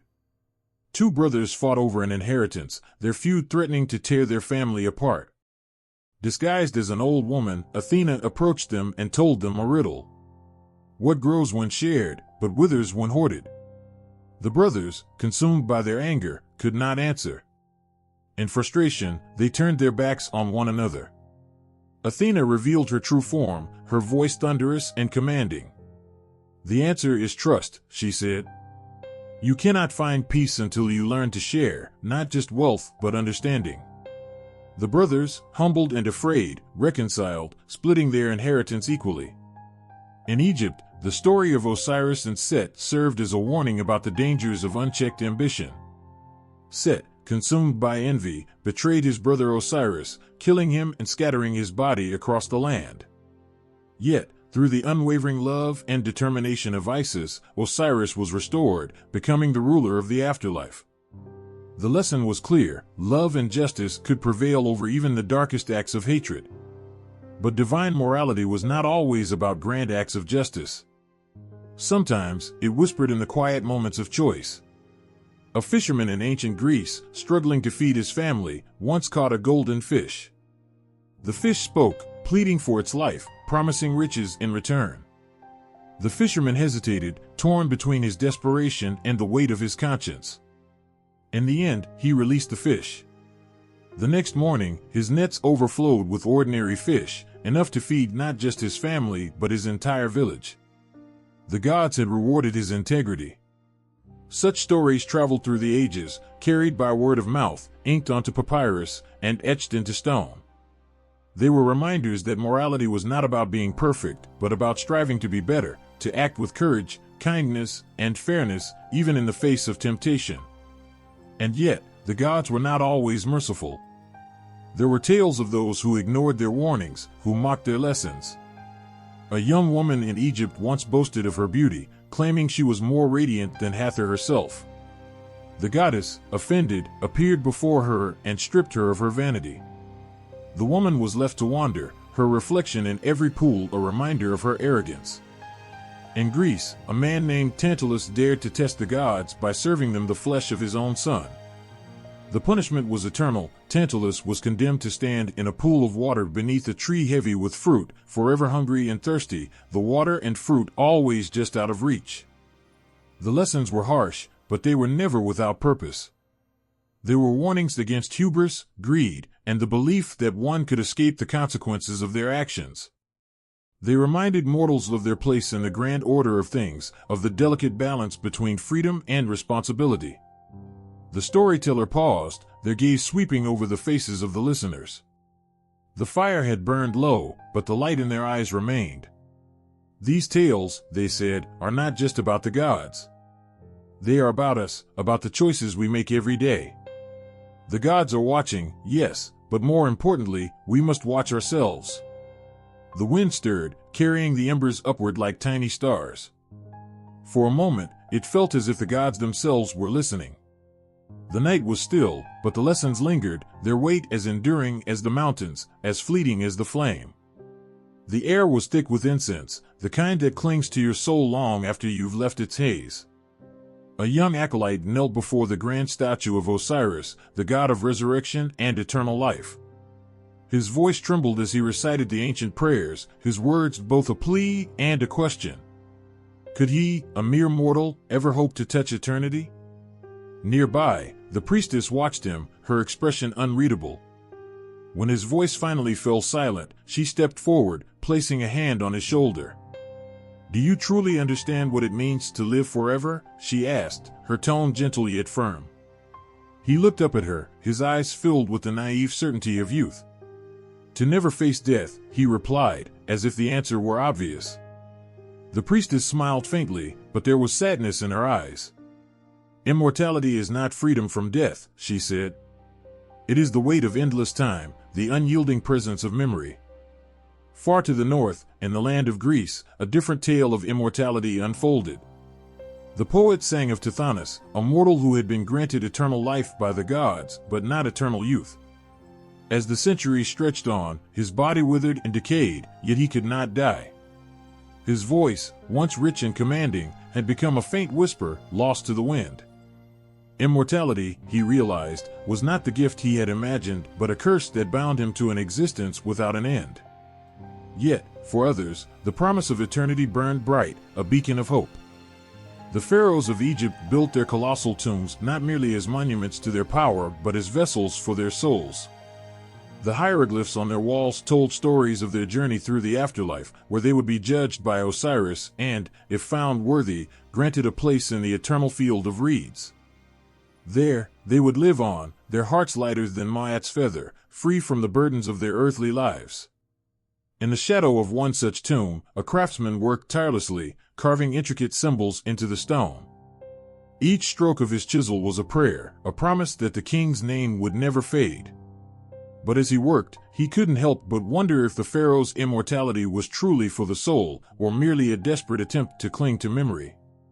The Greeks, too, grappled with the idea of immortality, though their gods seemed less eager to share it. Prometheus, the titan who had stolen fire for humanity, was punished with eternal torment. Chained to a rock, his liver was devoured by an eagle each day, only to regenerate by nightfall. His suffering was unending, a reminder that immortality could just as easily be a prison as a paradise. But even in their punishment, the gods themselves carried the allure of forever. Aphrodite, radiant and eternal, moved through the world untouched by time, her beauty unchanging. Yet, even she was not immune to sorrow. She had watched mortals she loved grow old and die, their faces fading into the mists of her ageless memory. Immortality, for her, was not just an endless existence, but an endless mourning. In the quiet corners of the world, alchemists and sages sought their own paths to eternity.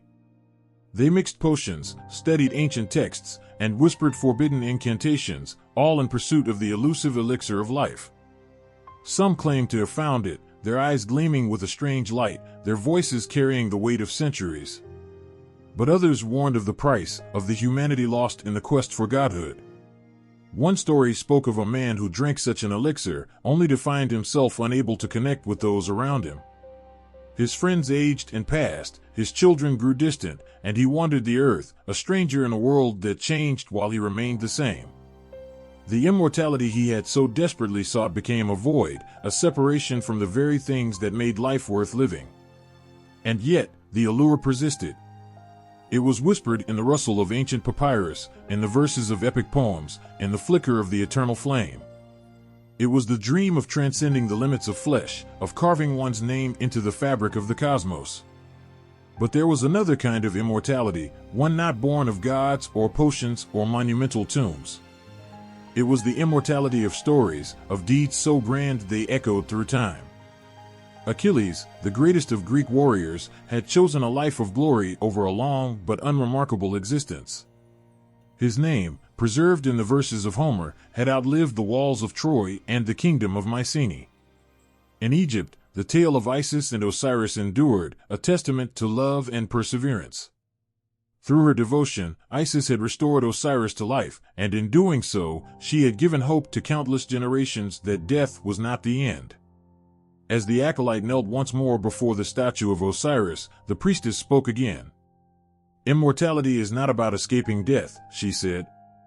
"It is about what you leave behind, your words, your actions, your love. It is about how you are remembered." Her words hung in the air, heavy and profound. The boy nodded, his earlier certainty replaced with quiet reflection. He understood now that immortality was not a simple gift, not a prize to be won.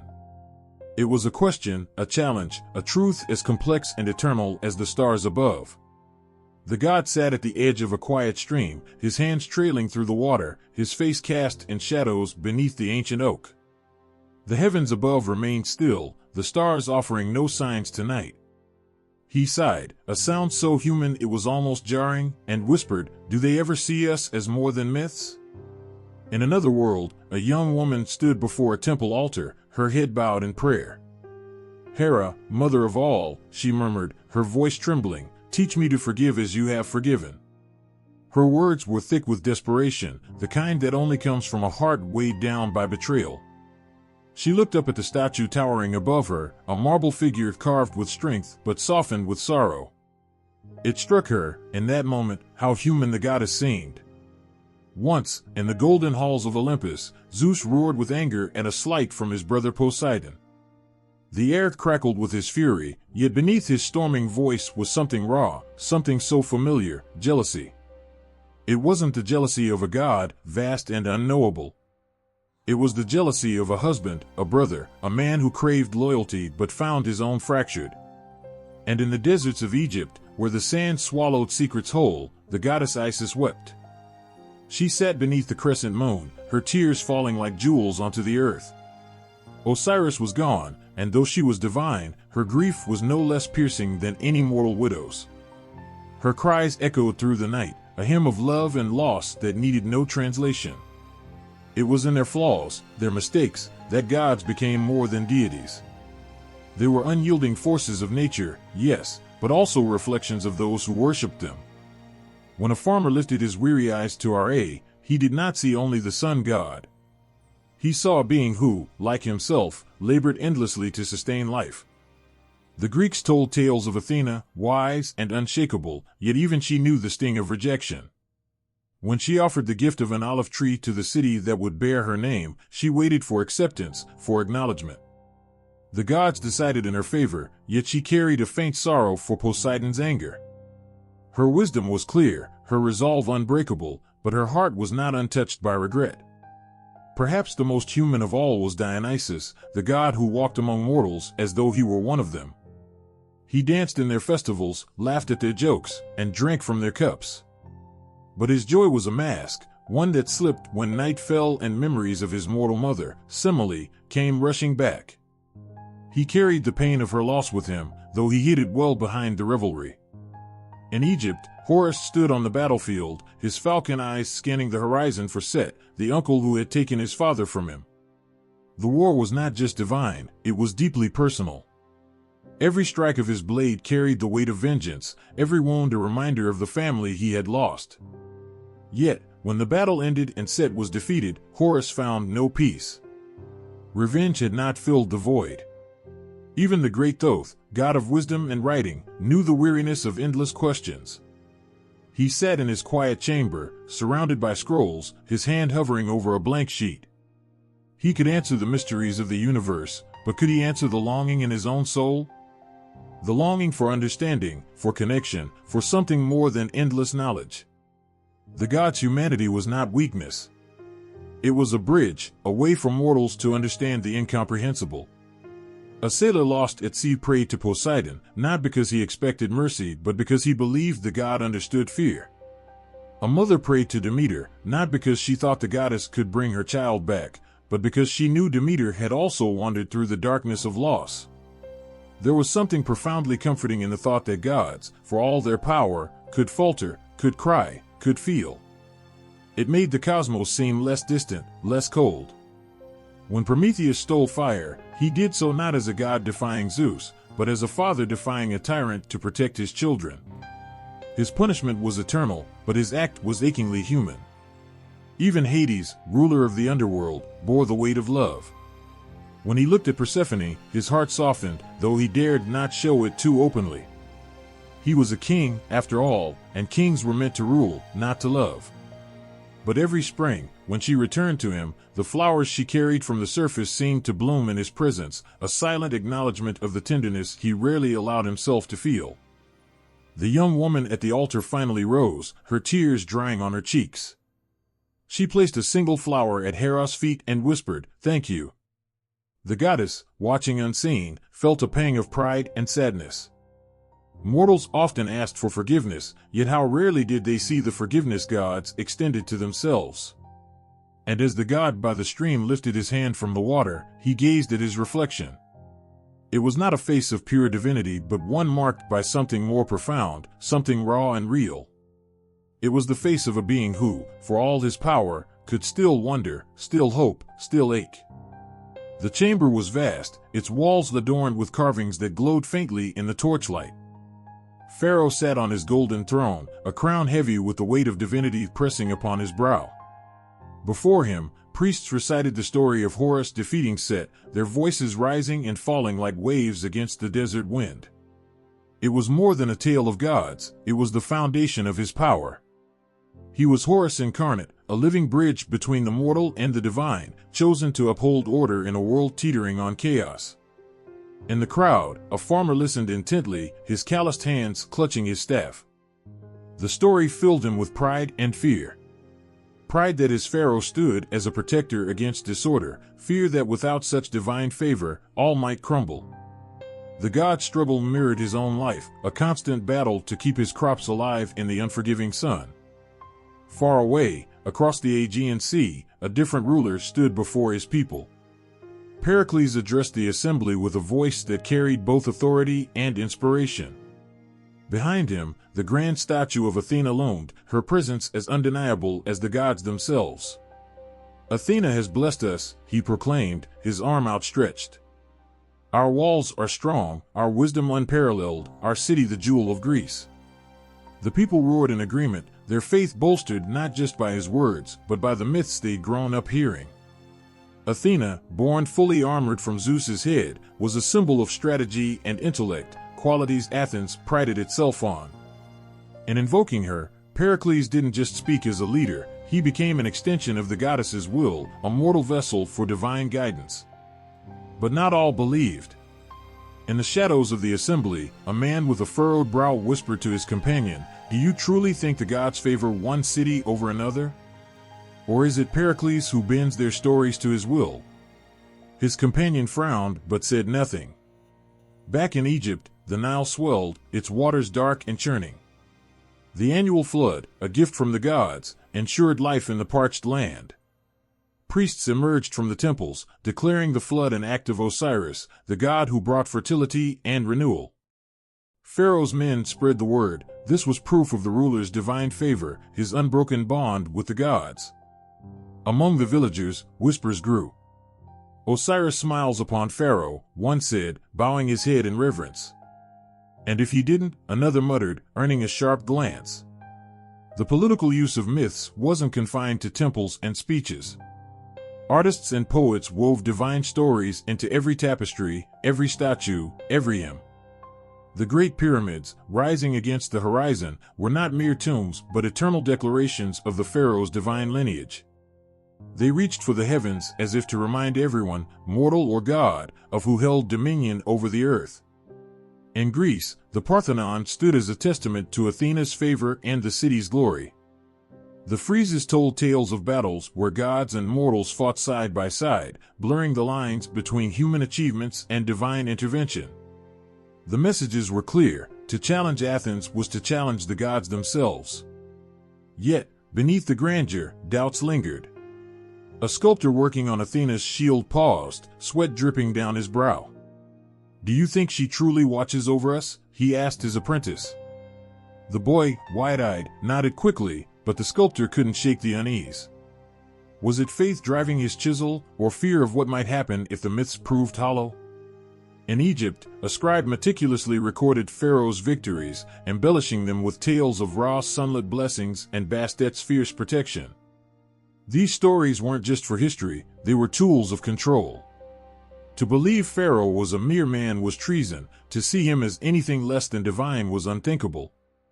One evening, the scribe paused, his quill hovering over the papyrus. He glanced around, ensuring no one was near. "If Pharaoh is Horus," he whispered to himself, "does that mean he feels pain?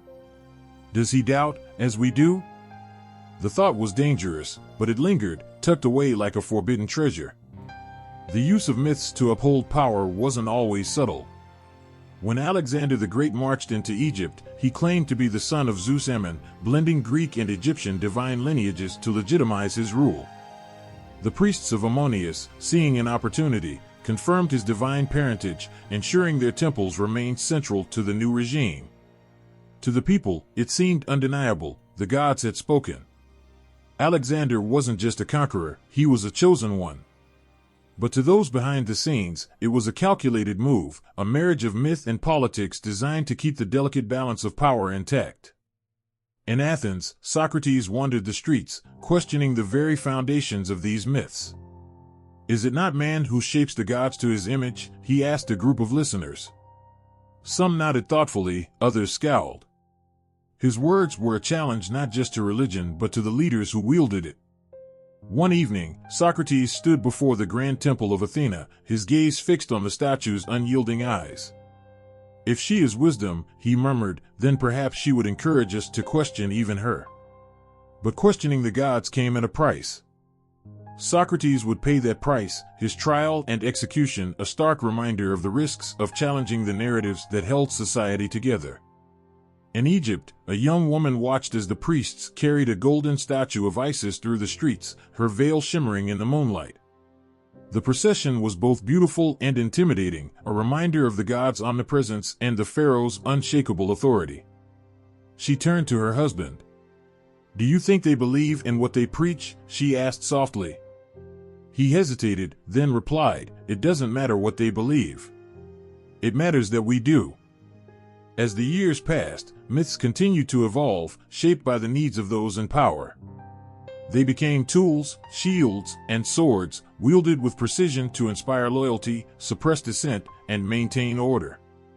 Yet, within their timeless tales, the gods remained, watching silently as mortals told and retold their stories, always seeking to find meaning, to justify, to believe. The city was bathed in the dim light of screens, phones, laptops, tablets, glowing like tiny stars in a concrete sky. People shuffled through their lives, heads bowed not in prayer but in endless scrolling. In the middle of it all, a young woman sat on a park bench, her hands trembling as she held a thick, weathered book. It was old, the pages uneven, the leather cover frayed, yet its presence felt alive. She traced the title embossed on the front, The Fables of the Ancients. She had stumbled upon it by accident, tucked away in the back of an antique shop. The shopkeeper had warned her that its contents were strange, the kind of strange that lingered. But curiosity won over caution. Now, as she flipped through its pages, something stirred within her, a feeling she couldn't quite name, something raw and restless. The first story was about Prometheus, the titan who stole fire for humanity. She read about his defiance, his punishment, the eagle tearing at his flesh every day. It wasn't just a tale of gods and punishment, it was a story about sacrifice, about daring to challenge the status quo for the greater good. She thought of the whistleblowers, the activists, the people who stood up against systems larger than themselves. Prometheus wasn't ancient, he was alive, reborn in every act of rebellion, every fight for justice. As the wind rustled the pages, the story of Isis and Osiris emerged next. Isis, with her unmatched devotion, pieced Osiris back together after his brutal death, her love transcending even mortality. The young woman closed her eyes, imagining the grief, the determination, the strength it took to confront such a loss. It wasn't just a myth, it was a reminder. Love wasn't just a feeling, it was an action, a force that could heal even the most broken parts of life. Her phone buzzed on the bench beside her, a reminder of the world she was supposed to return to. A world obsessed with speed, efficiency, and convenience, where the stories that shaped humanity had been replaced by fleeting trends. She silenced the device and turned the page. The tale of Icarus filled the next chapter, his wax wings melting as he soared too close to the sun. The woman's heart ached as she read of his fall, not because he failed, but because he dared to reach higher. It wasn't a warning, it was a challenge. How many dreams had she abandoned because she feared the consequences of flying too high? How many times had she let caution clip her wings? She looked around the park. People hurried past, earbuds in, faces blank. They were safe, tethered to their routines, but were they living? Icarus wasn't a fool, he was a reminder to risk, to dream, to burn brightly even if it meant falling. Another gust of wind turned the pages for her, revealing a story about Athena and Arachne. Arachne, the mortal weaver who dared to challenge a goddess, was punished for her arrogance. The young woman paused, her brow furrowing. At first glance, it seemed a tale of hubris, a warning against defying those above you. But the more she read, the more she saw something deeper. Arachne's art was her truth, her defiance a refusal to shrink herself for the sake of another's comfort. Even as a spider, she continued to weave, her spirit unbroken. The woman thought about her own creativity, the projects she had abandoned because they weren't good enough, because someone else might judge them harshly. Maybe the lesson wasn't about punishment but persistence. As dusk began to settle, the book grew heavier in her lap, not from its weight but from its truths. These ancient stories weren't relics, they were mirrors, reflecting the struggles, hopes, and fears of the modern world. The gods weren't distant, they were here, and every choice, every act of courage, every failure and triumph. The final story she read that evening was about the phoenix. She'd heard it before, a bird consumed by flames only to rise again, reborn from the ashes. But the way it was written here struck a chord. The flames weren't just a trial, they were a necessary part of transformation. The phoenix didn't fear the fire because it knew what came next. Her chest tightened as tears welled up in her eyes. She had been through her own fires, moments when everything she thought she was had burned away. She had mourned those losses, but now she wondered, had they been endings or beginnings? Closing the book, she pressed it to her chest. The city's hum seemed quieter now, its glow less harsh. The myths she'd read weren't answers, they were questions, provocations, whispers urging her to look deeper. As she stood to leave, she noticed an older man watching her from a nearby bench. He nodded toward the book. "Good stories in there?" he asked, his voice warm but curious. She smiled, a tear slipping down her cheek. "The best," she said, her voice steady. The man chuckled softly. "Funny thing about those old stories," he said. "They have a way of sticking with you, don't they?" She nodded, her heart full. "They did more than stick, they transformed." The candle flickered in the dim room, its flame swaying gently as if caught between two worlds. A young scholar sat at a wooden desk, her fingers brushing across a map that bore no borders of nations, but lines connecting gods, myths, and symbols. The scrolls around her were yellowed with age, their ink fading, but their words pulsed with life. She couldn't help but marvel at how two seemingly distant civilizations had managed to echo one another so profoundly. The air in the room was thick with the scent of old parchment and beeswax. She picked up a worn manuscript, its title barely legible. The story within was Greek, but its soul felt oddly familiar, as if whispered by Egyptian winds. It told of a hero navigating a labyrinth, seeking not just to conquer but to understand. Her mind drifted to another tale, one from the sands of the Nile, a journey through the underworld, where understanding was the key to transcendence. In the quiet stillness of her thoughts, she imagined the ancient storytellers of Egypt and Greece. Were they aware of each other? Did they know their myths would intertwine across time, like threads in a vast tapestry? She envisioned an Egyptian scribe, his stylus dipping into ink as he painted the story of Osiris, not just a god but a symbol of rebirth and justice. Far away, a Greek poet wove words into the air, his verses calling forth Zeus, not just a king of gods but the embodiment of law and order. Her chest tightened as she thought of those universal themes. Rebirth, justice, power, love, they were more than stories. They were anchors for humanity, ways to make sense of a chaotic world. The gods, larger than life, were mirrors of the human soul, magnified to show both brilliance and flaws. She leaned back, closing her eyes. The room seemed to fade, replaced by visions of ancient temples and grand amphitheaters. She could hear the low chants of priests offering prayers to Ra, their voices resonating like the hum of the sun itself.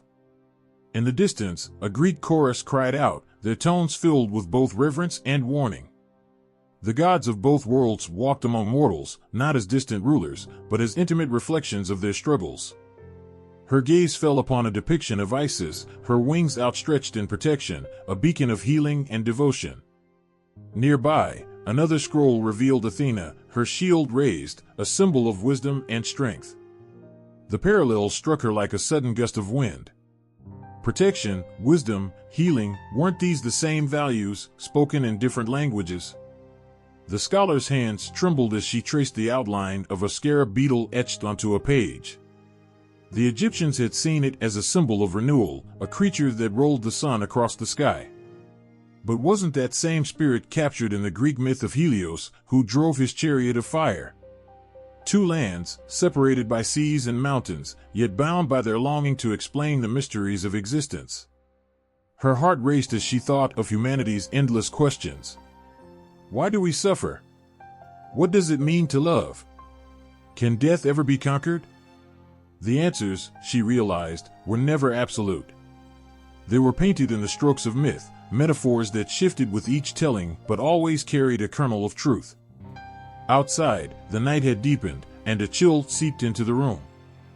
She wrapped a shawl around her shoulders, her mind now consumed by the human connection to the divine. She thought of how myths were used to teach, to unite, and sometimes, to control.